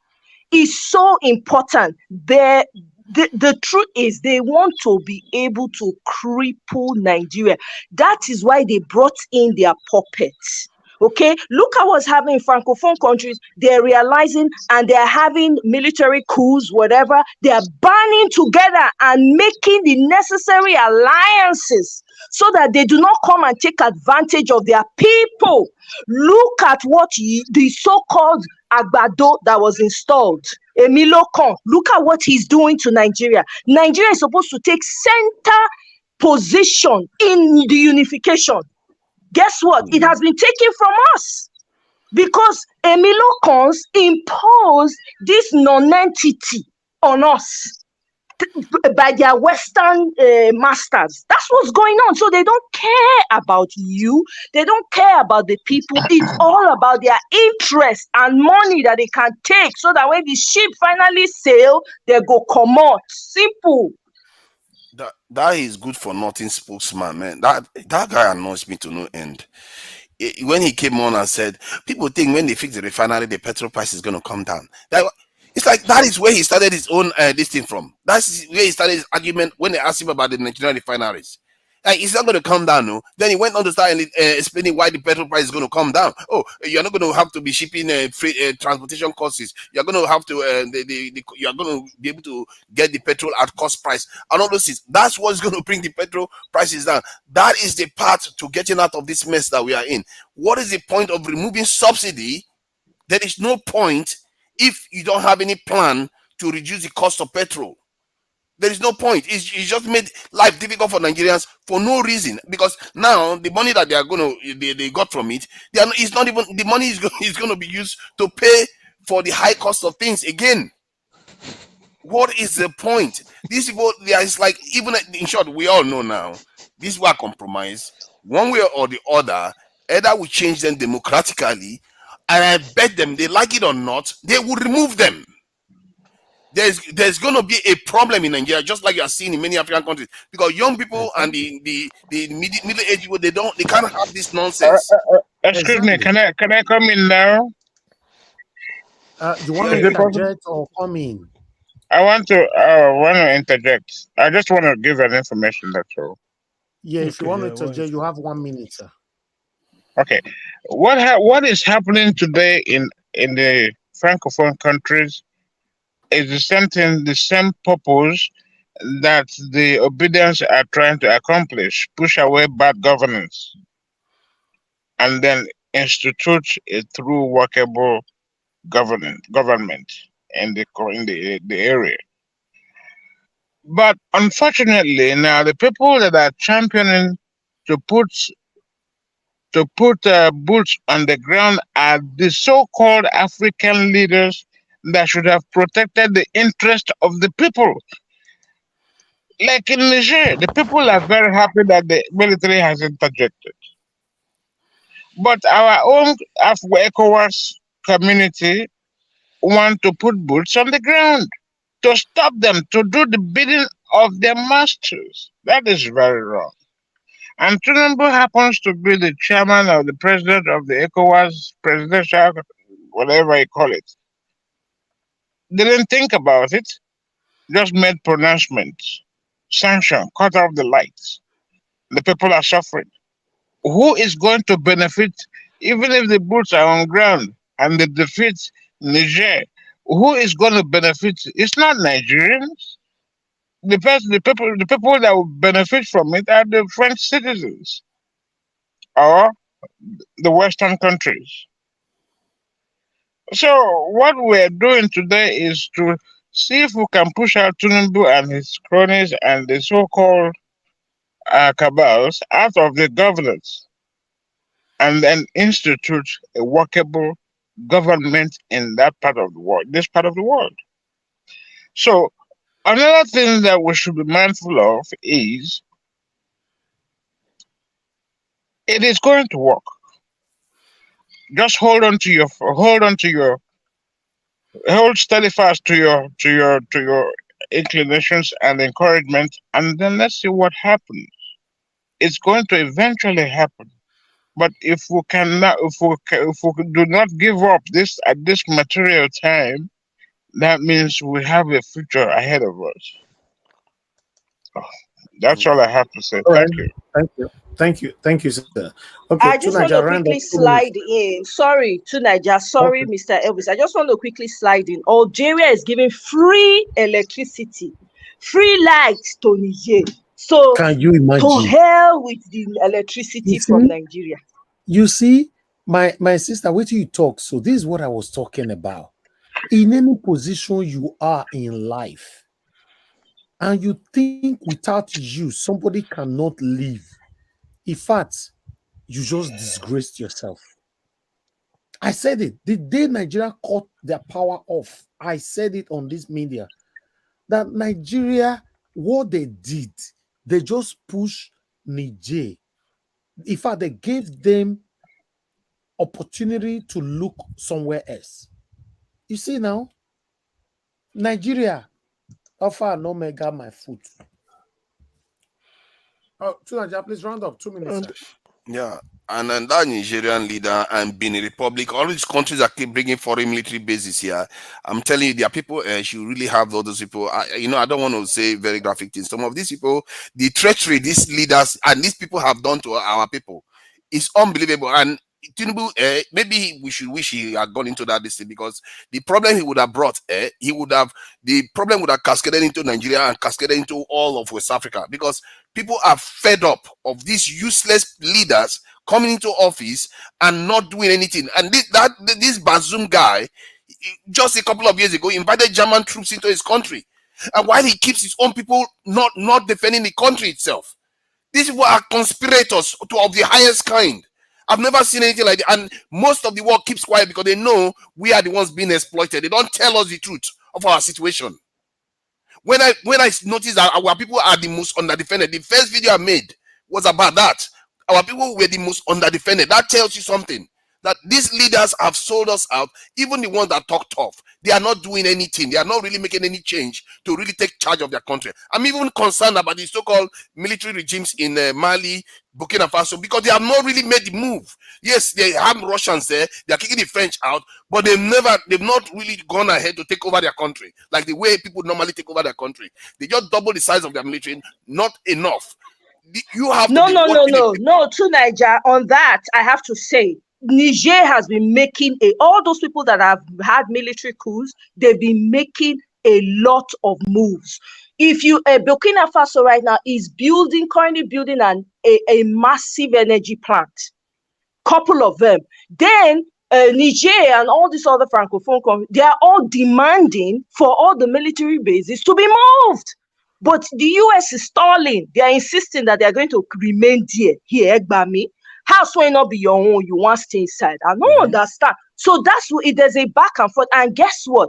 The same US, they go behind to see whether they feel work with the military people. So that their pipeline, meanwhile they're in front saying they are talking tough, but behind they try to these people keep an eye, open your eye.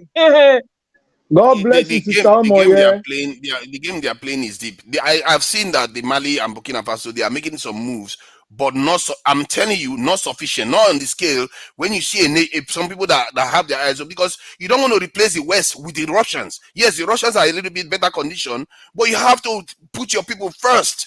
They are your friends, but put your people. But that's what they're doing to Niger. I don't know if you've been following it. That's what they're doing. Niger is putting their people first, and again, they're not inviting Russia to come and take over. That's not the purpose of it, oh.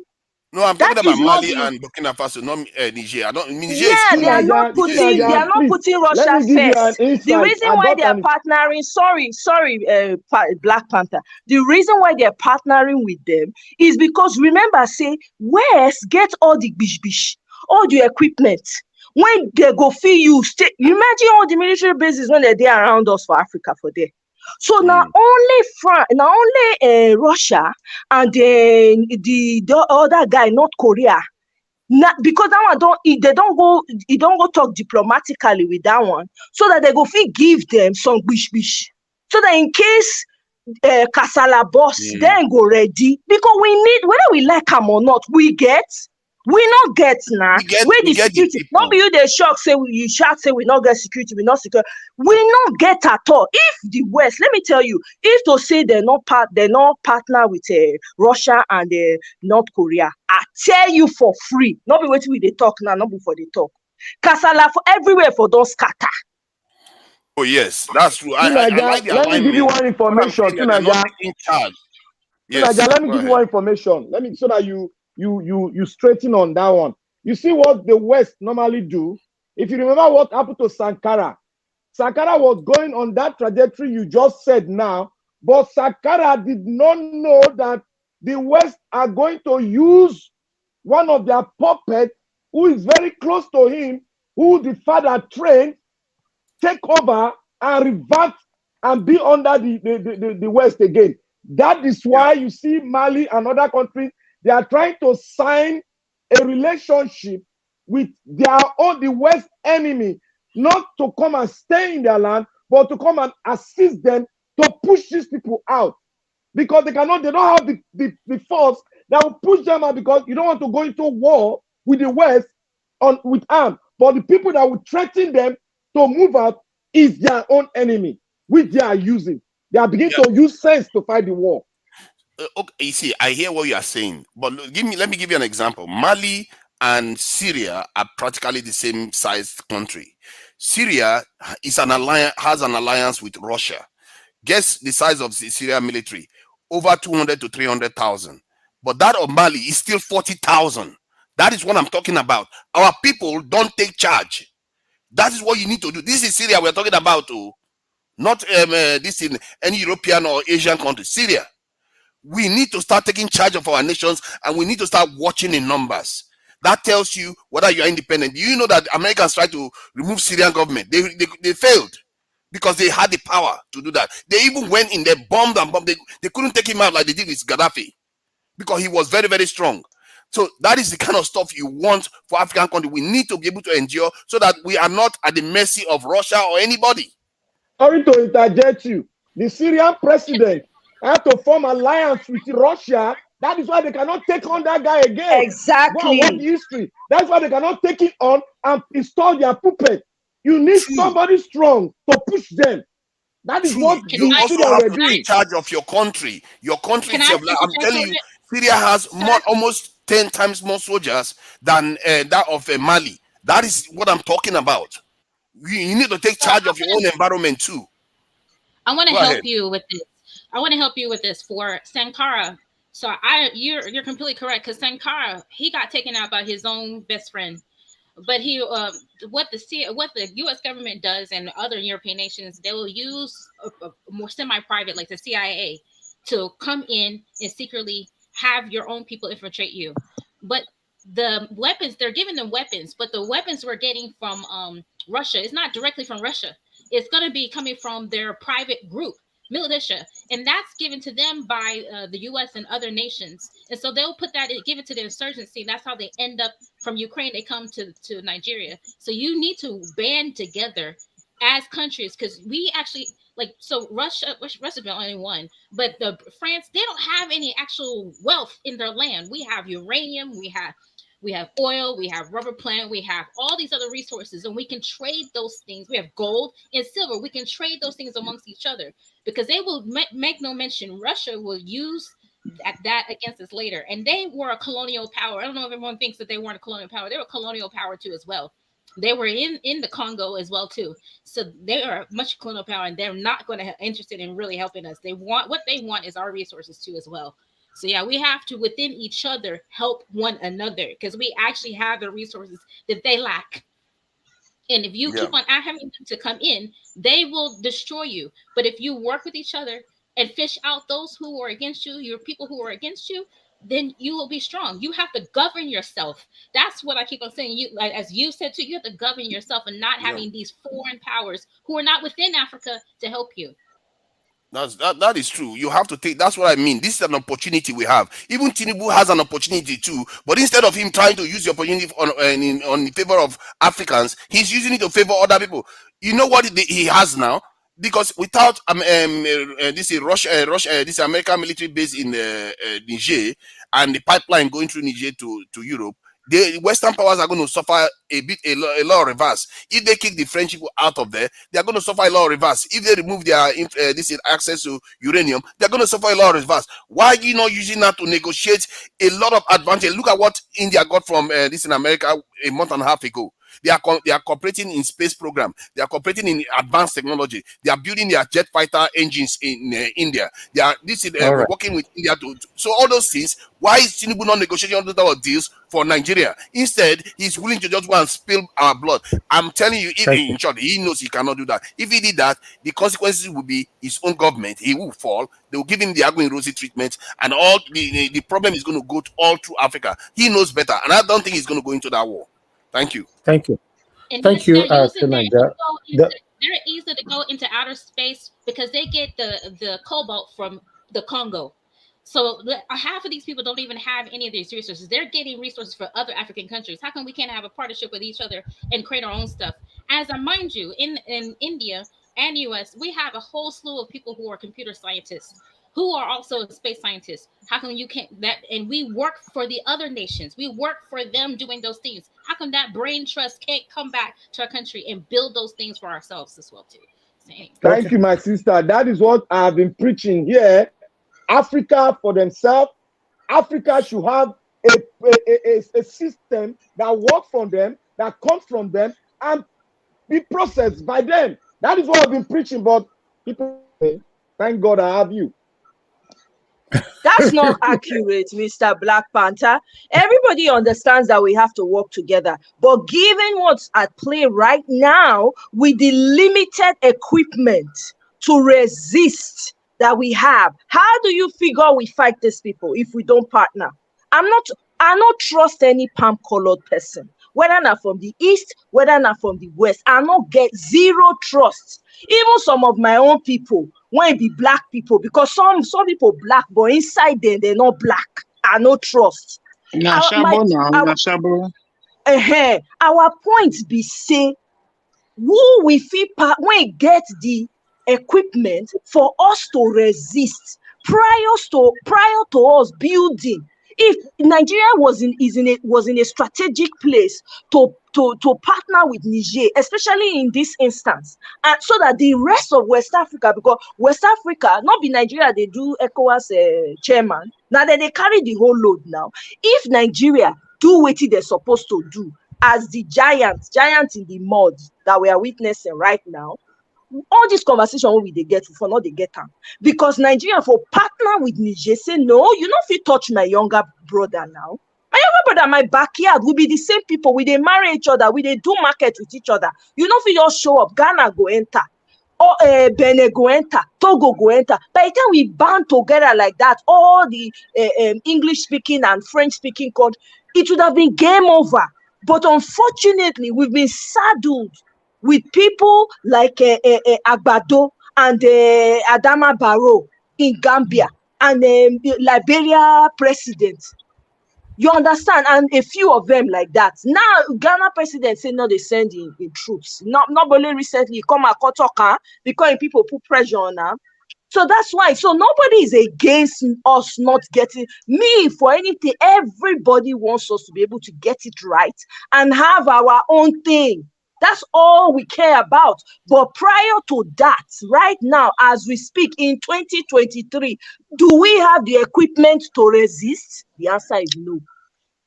Nothing is new. There's nothing new under the sun. So if you remember World War II, the Americans came in to fight with the Russians or whatever, the British, right? They were not winning. They were not winning the war. Only until the Nigeria and other colonies of them came into power. They don't win any wars without Africans. Exactly. God bless you. No, that's what I'm saying. So when you're saying that we have to use them to get us our weapons, that's not true. They still rely on us to do it. And let me tell you something about the palm color people.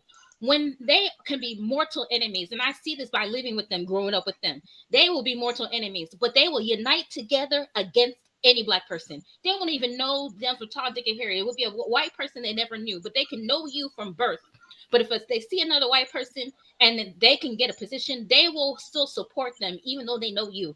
So we have to still have unity and love for self to help each other out, because we have more resources than they do. We can get the weapons. They have insurgency in Burkina Faso. We can get the weapons from the Russians or giving the Western. They can bring in weapons to us. We can also kick them out of our country and cut them off with our resources. So many things. But if you look at our past, what has already occurred, they did not win any of their wars. World War I, World War II, even the Pearl Harbor. None of those wars were won without black people. Period. Okay, sister. I understand that completely. 1 second, Mr. Black Panther. 1 second. I have to respond to that.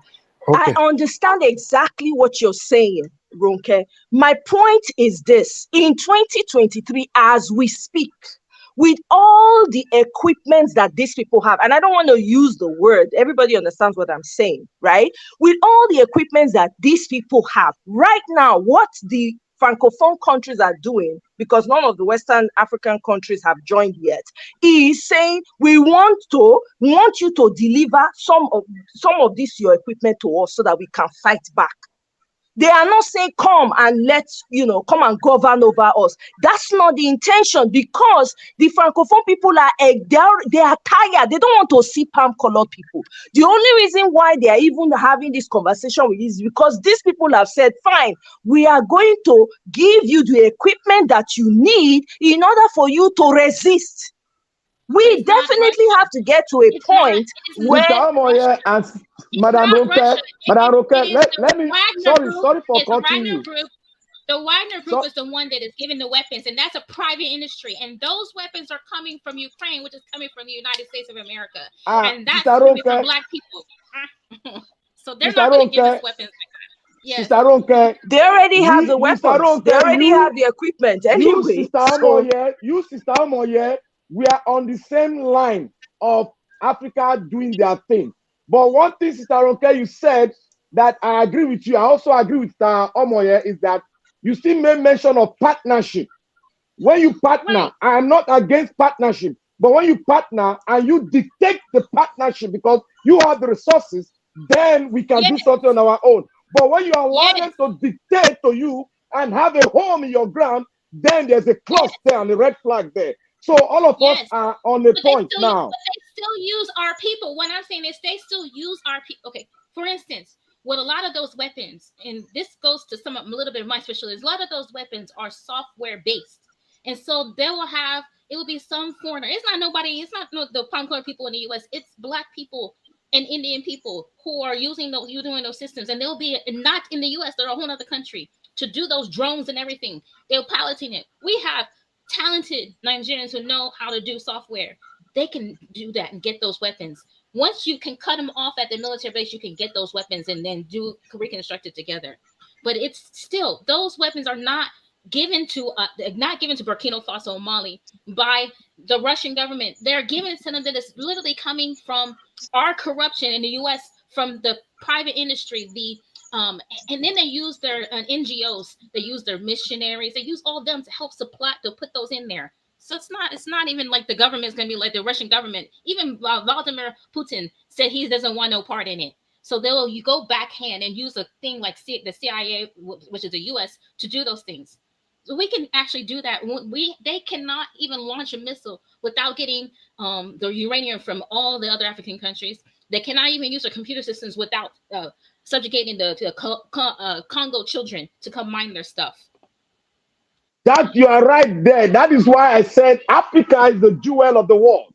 We have everything. We are the one. It's like I use an adage. Will a thief go to a home that doesn't have anything to give to him? No. A thief would rather go to a home that has money. That is what is happening now. We are the called rich. Africa is the richest planet on earth. That is why they are coming to do what? To steal. If we have that mentality, we'll start to dictate the partnership we can go into. That is what I'm talking about, because we need money to build our own resource, our own army, and our own technology. That is what the Chinese did. They built their own technology and not dictate to the Western world, this is what we want. That is the Asian tiger for you there. And that is what Africa needs to be doing. And that is what I've been saying things. We don't need their hypothesis. We need to do our own hypothesis and make it wide known on the internet so that the world can buy our own idea. We need to be forceful. Thank you. You just said in Revelation 3:9. So it says, I know that poverty, but thou art rich. We are rich. We have everything. We have the wealth. You can go in your backyard and just grow stuff without having to put anything in it. You are rich. You have it. And that's why they're coming to battle you, to take those things from you and let you battle each other so they can take from you. All you have to do is say no. They won't be able to do anything. Exactly. Thank you very much, Madam Roque. Thank you. You see, everybody are beginning to understand you much better now. That's why in life we need to be patient with each others. Yes, everybody learned in a different ways. So at least we are beginning to agree with each other now. But nobody should get it twisted tomorrow when anybody also disagree with you. Is a normal thing on the panel. Thank you anyway. I would like to come to, because I want Augustine to talk on this issue as well. Augustine, please talk to us. 5 minutes. Okay. Actually, although this is lingering on, it's quite topical, but virtually the facts are well known. One, there's no interest. Before you send your young men and women to take them to arm's way to go and fight any war, the overriding principle is that your interest is what you are defending. Nigeria has no interest in Niger, as far as we know. So Nigeria going there to fight is a waste of time. And now it has come to light that Nigeria is only going there to go and fight for the interest of France majorly, and probably US, which shouldn't be. And it's an affront on the very meaning of ECOWAS. By the way, I think the role Nigeria should have played was holding the chairmanship of ECOWAS. When such things happen, you call a meeting of all ECOWAS countries and then influence them that this is happening in our backyard. Therefore, we should be able to handle it. You invite France, come before the ECOWAS committee, come and present your case. Let's know why. Because we can't allow you to go and fight our brother. Or is a black man still underdeveloped or still fearful of the fact that they can't do it like NATO? An attack on one ECOWAS country is an attack on the rest. You can say something like this. You can flex your muscle After a while, South Africa going BRICS, Russia wanting to join. Do you know Russia that want to join them? Also, Russia is already a member. I think there's one country that is trying to join them. So a lot of diplomatic opportunities is being messed up. But then, who do you blame? Is he not an illegitimate leader who is battling on? I wonder how Tinubu will be sleeping safe with all the revelation coming to light, all these things. So it's an opportunity for Nigeria to pull back, tell the world that no, we are not going to. I mean, rally around Niger. By the way, how can a country be having uranium and other minerals, yet they are the second poorest in the world? Even if not for anything, they should have taken a clue from Tanzania. Tanzania has gold. The people mining their gold are the British. It takes Megafuli, who came to power, to tell them, say, look, call the British, say, look at how much we are getting from the gold. You are taking everything. No, this agreement should be. We have to tear it up. This is the agreement we want to follow. Otherwise, we won't use you as a partner anymore. Britain looked at it and agreed. That was why Tanzania is now a middle-income country. They are now developing the infrastructure. If you have to look at the seaport in Dar es Salaam, you'll be shocked. Building brand new airport, highways everywhere, infrastructure. Although, when you are dealing with the West, when they say after shaking hand, you don't know what goes on. I don't know how the man died. Because in this COVID, the man wanted to disprove the theory of COVID.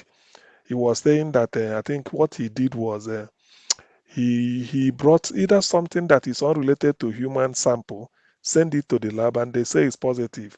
He was saying, they say this is something like a liquid that I got from a tree. How can that be a human being? All those type of things. I think something like that. So he angered the world because there's a lot of conspiracy in that COVID because of the drug and the vaccine they want to introduce. So a lot of things. The man is really a nationalist in the mode of Thomas Sankara.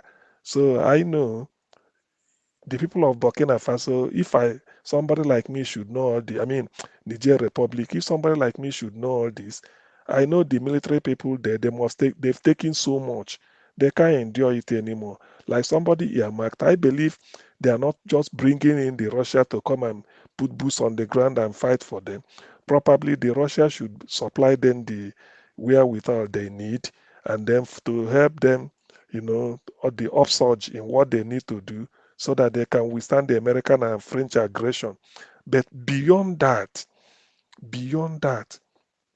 the way forward is for one. I always say it. Let black man play. We have a saying in where I come from that the goldsmith or the blacksmith who doesn't know how to mold a gong should look at a kite when the kite is flying.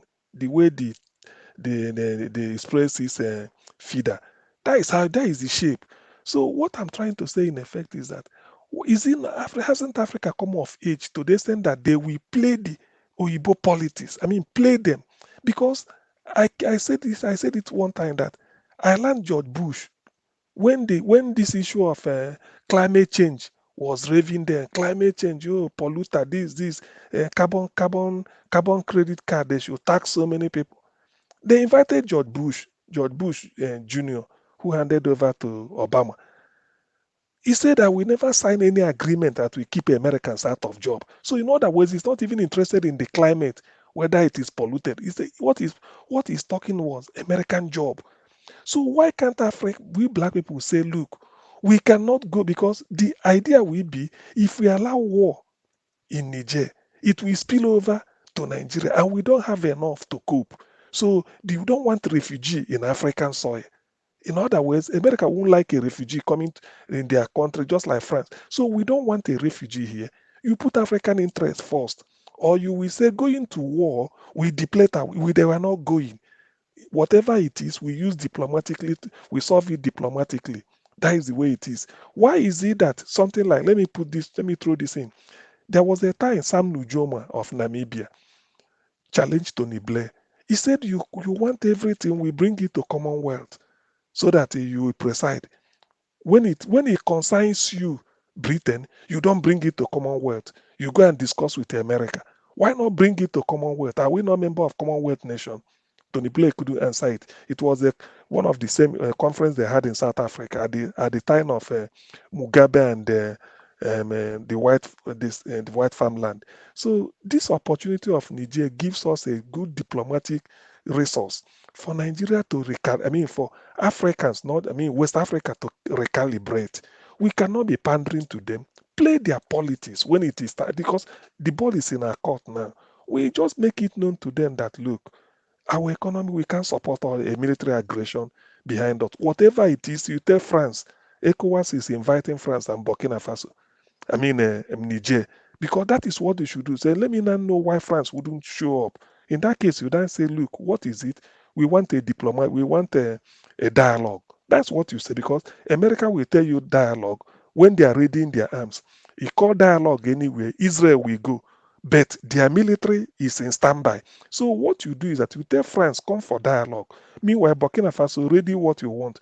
The military regime in Burkina Faso must take root, because that is what the people want. And the former leader is corrupt. He is the person that caused all these problems. So why shouldn't ECOWAS now insist that they want France to talk to them, which France may not like to do? In that case, then you hold them. You say, look, why is he ignoring us? He shouldn't, because Niger will now say, I reported it to ECOWAS, because they have our own regional thing. If you talk to France, they say, go to NATO. Anything you are doing, they use NATO to hold themselves together. So our ECOWAS, though it's not a military bloc, it's economic, but to the extent that we are united as brothers, whatever happens, you say, come to ECOWAS. Then ECOWAS will say, France, come and present your case regarding that uranium they are talking about. So if they are not ashamed to come there and expose themselves, then the case will be settled. I do not want this idea that maybe Nigeria is flagged. What are you doing? You are going to help France for what? What is our interest there? Nothing. The electricity you cut off, Algeria is giving them, and Algeria won't stop at that. Meanwhile, if you know the mortal enemy of France in Africa is Algeria. If you go and read about how the Algeria fought for the independence in 1962, you will know that I don't think they should even be shaking hands today. So for Algeria to come in, the next door neighbor to Niger, give them electricity, they will even give them more, and it's not going to stop. Probably they may even take the country over and they help them infrastructurally, because in Africa, Algeria is one of the most developed countries in terms of infrastructure. Algeria, Egypt, Libya before Gaddafi, and then South Africa and all the countries. So Nigeria is not as developed as Algeria.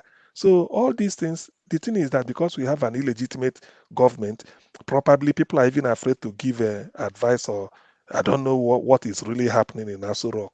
But as far as I know, this is a very good diplomacy Nigeria should have used to even waste time, so that the military regime in Niger will take root and then they re-equip. It's their resources. How else do you want Niger to come out of poverty? How else? What Nigeria could have done was, what the Nigeria did was to give them electricity. Even at that, they are very poor. Then France will use their uranium to be generating electricity in France, while the country is poor. In fact, France is wicked.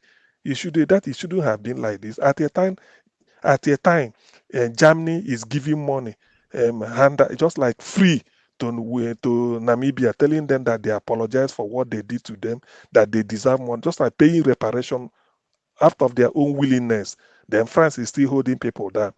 This is unheard of. If you listen to what Dr. Arekana, and the woman that represents AU, also AU in UN, I think something like that, if you listen to her revelation, in fact, I'm not surprised that, I don't know whether the woman must have gone into hiding, because it's quite revealing. In fact, France should be ashamed. You can't be controlled. Even when they were even under colonialism. She's still speaking. She's still talking. She hasn't stopped. She has videos all over. Yeah. Good. So even when France was colonizing their country, maybe it was even, everything could be passed for colonialism. How can you say somebody is independent, yet their central bank in their country cannot function? Everything comes from France, and they have to deposit their money at your own interest, and you release it when you want. Oh man, no. Sometimes this thing, when you hear it, I don't blame the Niger for a bit. All I'm even trying to do is because of casualty. Nigeria should not attempt. If it's begging and begging, there's no need. We don't have any interest there that is being threatened, number one. Secondly, going there, If it were between one Niger and one African country, it should have been a different case. But this is their former colonial, the former colonial power that mess them up, and they still messing them up till tomorrow. So in whose interest is Nigeria going there? Why are you using our? What are you even putting our boots on the ground for? There for who? To better who? To help France to continue to subjugate them? Is that what we are doing? I mean, that is it's a sort of a misnomer. It can't happen. Nobody can do this. Even if, as an African country, we do not even like Niger. But the fact that the interest we are going there to protect is that of the white man. So for what then? Who is closer to you? Next door neighbor or somebody abroad? Who is your brother in the real sense of the word? Is the person living next door to you than somebody living thousands of miles? Meanwhile, the person is under whose you are suffering. By the way, is Nigeria happy that at least we have our own central bank? We print our currency, we fix our interest rate through which we can give commercial banks to borrow. We issue currency and withdraw it, and so many other things. Most of these West African, French Africa, Francophone countries cannot do it. Even when they want to do it, it's based on the instruction given to them by France. So it's only the flag that is different. The operation and the everything, the understanding is still as they were maybe 50, 60 years ago. So on this war, please, Nigeria should retreat. If there's anything National Assembly did that I liked, they voted against it. And by the way, why should an illegitimate president be going against the opinion of the people? Wouldn't that constitute an impeachment if that is the case? When the true representative did not authorize a war, then whose interest are you going? Dr. Sien, sorry to interject. I don't want to put you. He has held on to the National Assembly and now trying to make a U-turn, trying to use the Organization of West African Economic States, as ECOWAS, trying to use that as a portfolio to move forward. But still, the parliament of ECOWAS have told him to stand down because they voted against it. So there's a stalemate somewhere. But if it still doesn't make any difference to me. Yes, our legislature, national legislature, has voted against it. Yes, by that means that Nigeria officially did not authorize it. Then you, as the ECOWAS chairman or president, going behind the ECOWAS, to we cede our power to ECOWAS. We see if ECOWAS is going, it means that Nigeria supported there. That is when we cede our power to ECOWAS. So that is ECOWAS is just like an organization of. We are all sovereign people.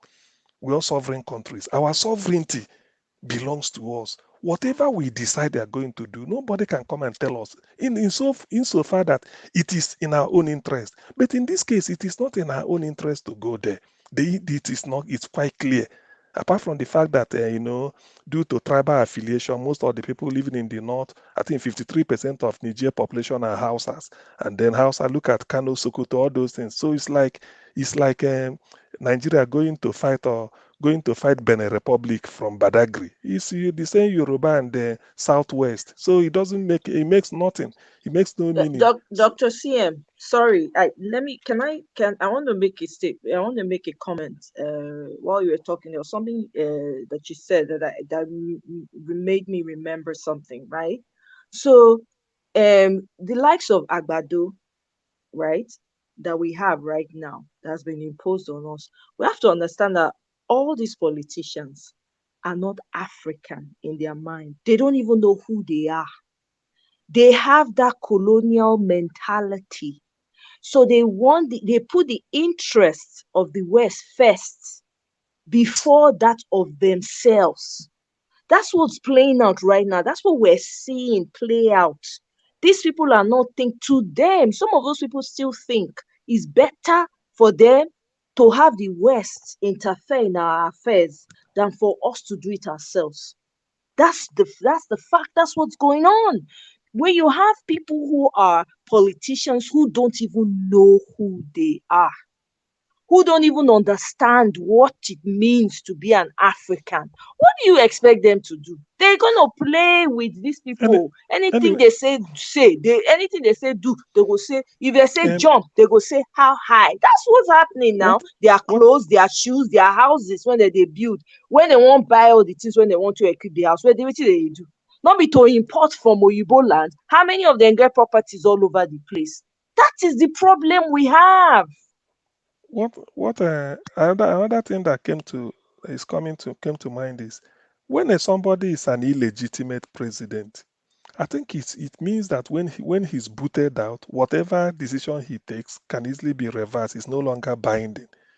That is what I'm still looking at, that because all this nonsense, I can't just cancel mock. I don't see it can't make a headway.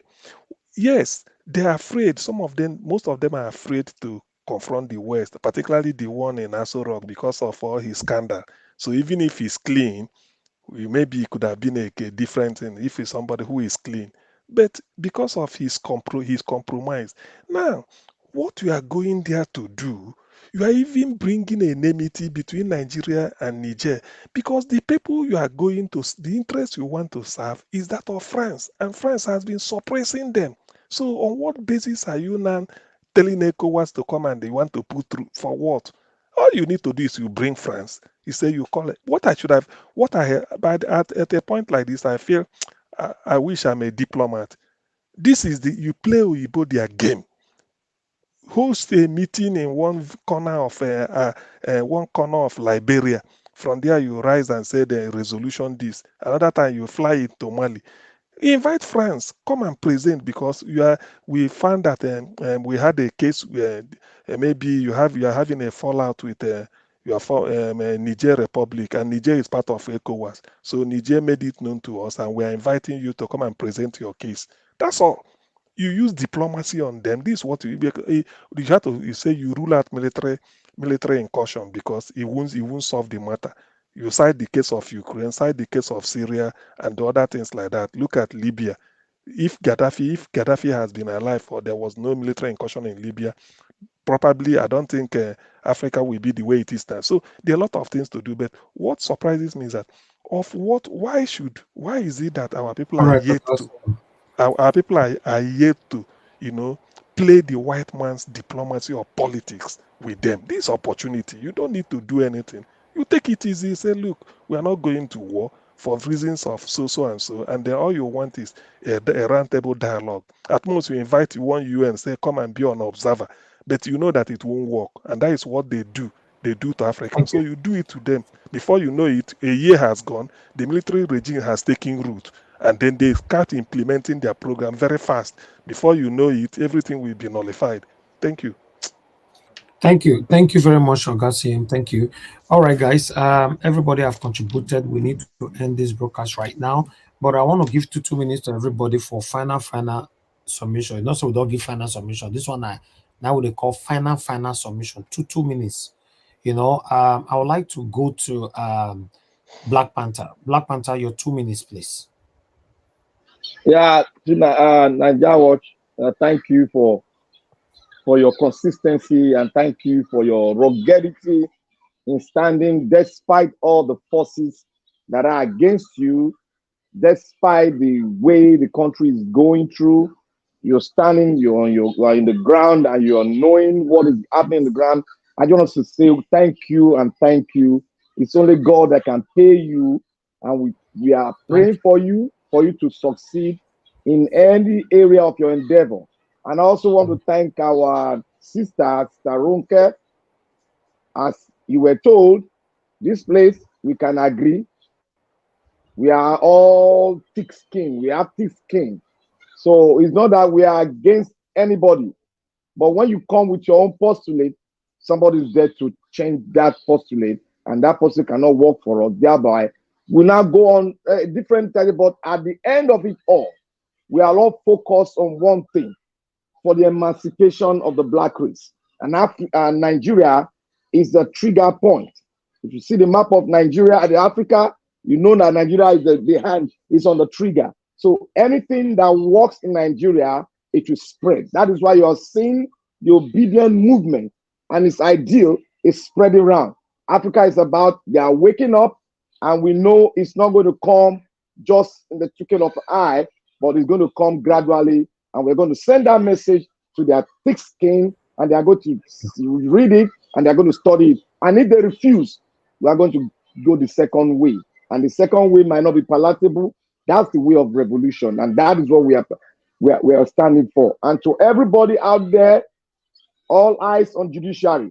We are looking at them. We are not begging no one.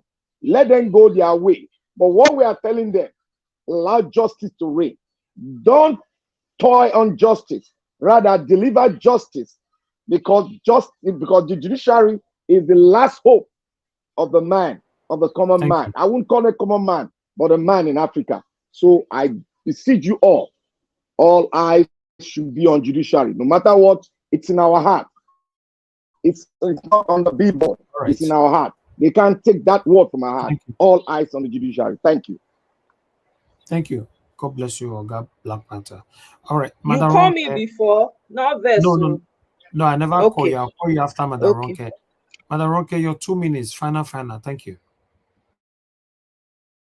Okay, so I was able to find the case with Atiku for with Tinubu in the Chicago. I don't know if you guys can hear me. Can you guys hear me? Oh no. Can you guys hear me? Yes. Very yeah, we can. Oh, okay. So I was able to find the court case, and so I could, if I might know before you guys what their ruling is on whether to give his college degree. But the university, from what I was reading, can still not send it to the judiciary. They can still not send it. But I do know that in July, when I was looking, that they actually already denied it, but they dismissed it without prejudice. So that's why he was able to bring more on there. But so I will say that I'm peculiar in this way that, I know that we are without Yah's people. We are his creation. And those of us that are of Israel, as you guys know it to be, we disobeyed him. We did not follow and keep his commandments. So we are, for all intents and purposes, under punishment. So there's a lot of ways of why we cannot unite together. But so there's going to be a lot of predestination, things that we cannot do. We are going to be having to go through. But I think that we can still try to our best to try to work with each other as much as we can together, but separate in other ways. But I like you having this dialogue. I'm learning a lot from you guys, and thank you for us having this continued dialogue. But know that, like, for me, my solution for me is for us to keep the commandments of Yah, or the Most High. And I think that would be the best thing for us to be able to unite, because only through him we'll be able to win. God bless you, madam. Thank you very much. Thank you. Yes, we are learning from you as well. On this panel, we all are learning from each other. Thank you very much. All right, Madam Omoye, go ahead, talk to us. Your 2 minutes start now. Okay, thank you very much. Thanks to everyone. Mr. Niger, thank you for your patience and consistency, man. It's unmatched. I just want to say, all eyes on the judiciary. That's all I care about. And if we are together, if we're united, we can actually. They're not like that one. They cause wahala. So all eyes on judiciary. And now my picking when I say mama no go sleep. Now you no go sleep now. So now all eyes on the judiciary. That be my signature now. In fact, I will change my name now to all eyes on the judiciary. Hey.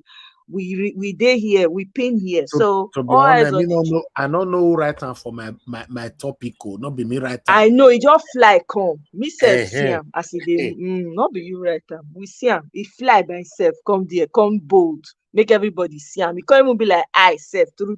It resemble I. Oh my God. Anyways, yeah. So all eyes on the judiciary. For me, now only together now we feel win this battle. I wish say na Peter Obi, not be this conversation for the gets. It would have been checkmate since. Peter Obi for sit down with Niger and discuss this matter. For carry those other people when they do coup, now for can they even give them wisdom to run things. If for provide them with all the tools where they need, wisdom wise, to move their societies forward. Not be this one for the talk, right? So for me, our time now. Our time now. An idea whose time has come when they know they fit stop now be this. So nothing go fit stop this flow from happening. Our own part for all of this, we say, may all of us come together, unite. As we dey unite, make we also recognize, say, some of us, our head not dey there. Wetin dey our head now? Palm colored. Now their interest the day after. We also have to understand, okay, the people when they dey there as puppets right now their master bidding neither they do. Now wisdom we go take win this battle, nothing else. We not fit fold hands, say okay, because say we not fit do. We need everything what we need to do now we go do. As far as I'm concerned, this battle we don't already win am. We just need to show up and make sure that whatever it is that we need is made available to us. That's it. Thank you very much. Bye-bye. Thank you. God bless you. Thank you very much. I appreciate you so much. I appreciate every one of you right there. Thank you. Let me quickly give 2 minutes to if Madam Amen Bright, are you still with us? Yes, Mr. Elvis, I'm still here. Thank you, ma'am. So, Please, your 2 minutes. yeah, now. thank you. My take is that according to Sister Rita, is it Sister Rita Moye who said just now, we Africans, we're supposed to know our worth, and we have to handle our problem ourselves and be wise to handle things with unity. The Fulanis who is coming to create confusion between the Hausa, that we now know the difference between the Hausa, so we are now taking Hausa to be something else. The answer should please forget about what we call about we are Muslim, we are Christian, and let us come together as one. We are all brothers and sisters. We are great. We the Africans, we the African, we're supposed to be the first world, while the Western world will be the third world, because we are the one feeding them. But we don't know our worth, and we don't know how to handle our resources and ourselves. They create a religion and the tribalism to separate us.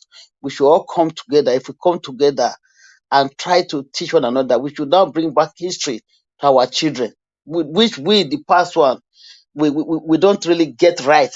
We should now try to keep up that history to our children and talk about our history, about our life, about our tradition, about our ways, not to only follow Christian, we have to follow our ways.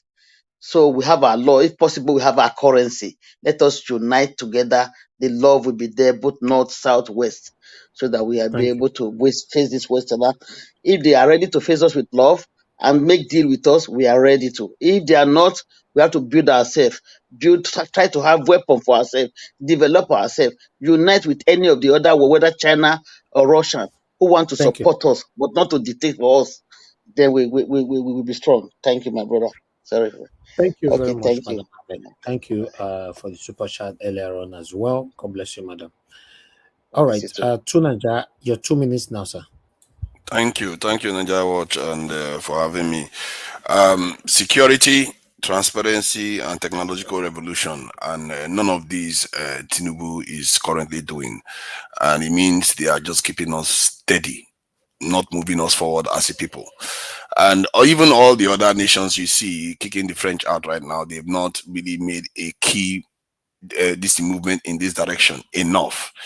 And we have to be watching this, because these are the things that brought us to this position we are in today. We never did it before, and it got us into this mess.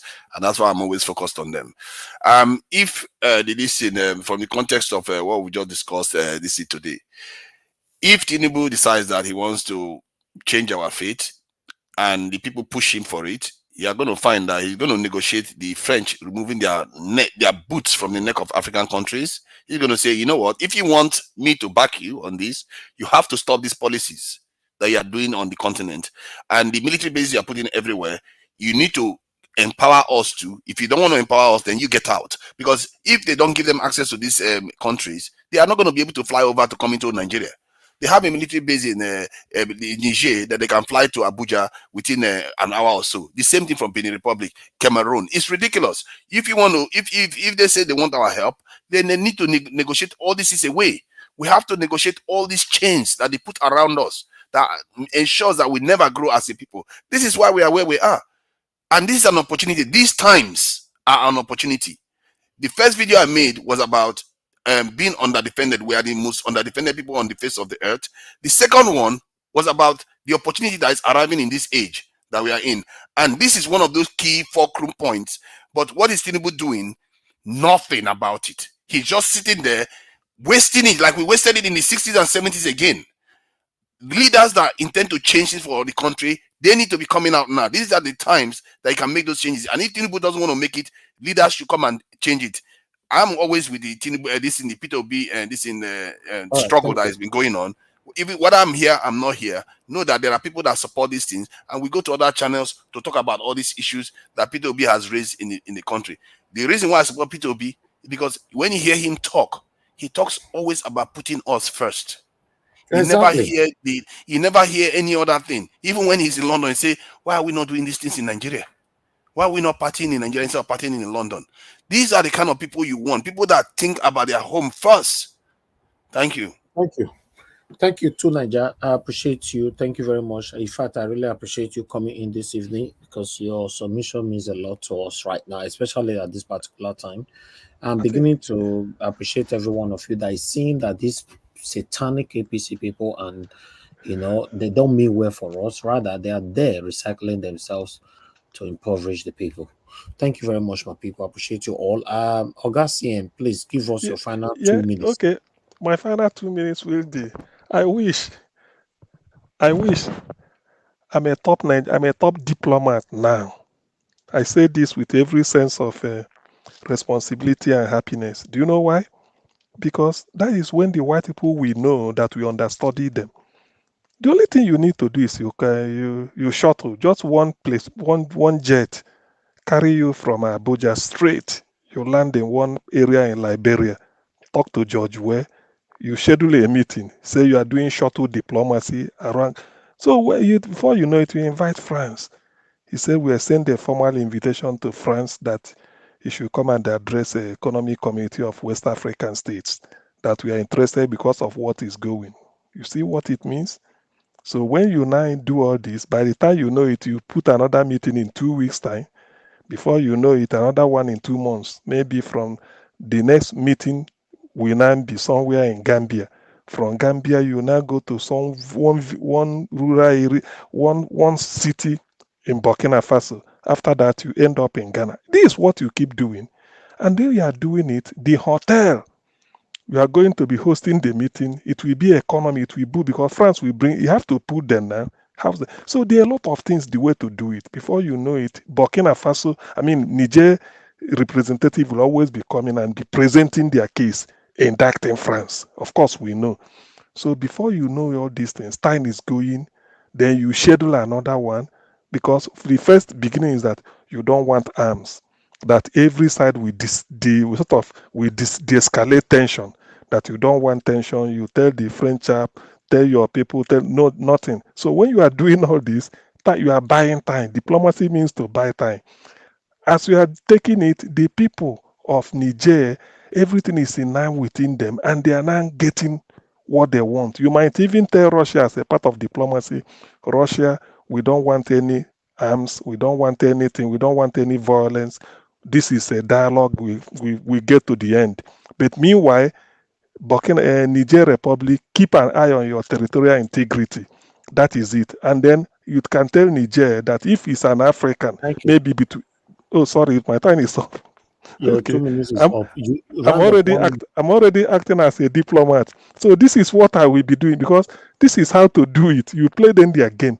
They won't say you are fighting them, but meanwhile you are protecting the interests you want to protect. Do what you need to do, and then de-escalate tension. But as for going to war, I do not support it under whatever guise. Even if Russia will fight for free, I don't like it. War is not a good thing because it leaves a lot of sore taste in the mouth. You never know why they are doing it. After fighting for you, Russia will still come in future to demand something, or you don't know. In fact, nothing. You don't bring them in. If you want to fight, you fight with your troops. But because you don't have them, you use diplomacy to de-escalate the tension and then still get what you want in the end. Thank you. Thank you. Thank you very much. Everybody, I want to appreciate you all. This is the end of this broadcast. 6 hours is a long day, so we need to end it right now to have another, to put up our energy to come back again later on. I want to appreciate you all that have joined the panel. My people, as for Ronke, please, everybody should show her love. She's new to us here. She's trying to understand what we're doing here, and she's beginning to adapt so quick now, which is a good thing, and we should respect everybody's opinion. Everybody are entitled to their own opinion as long as they are not insulting you. So let's learn to manage each other's. I want to thank every one of you that came into the panel today.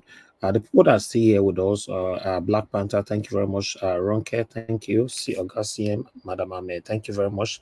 Felix, thank you very much, sir. Tunaja, thank you very much, Madam Patricia, and many more.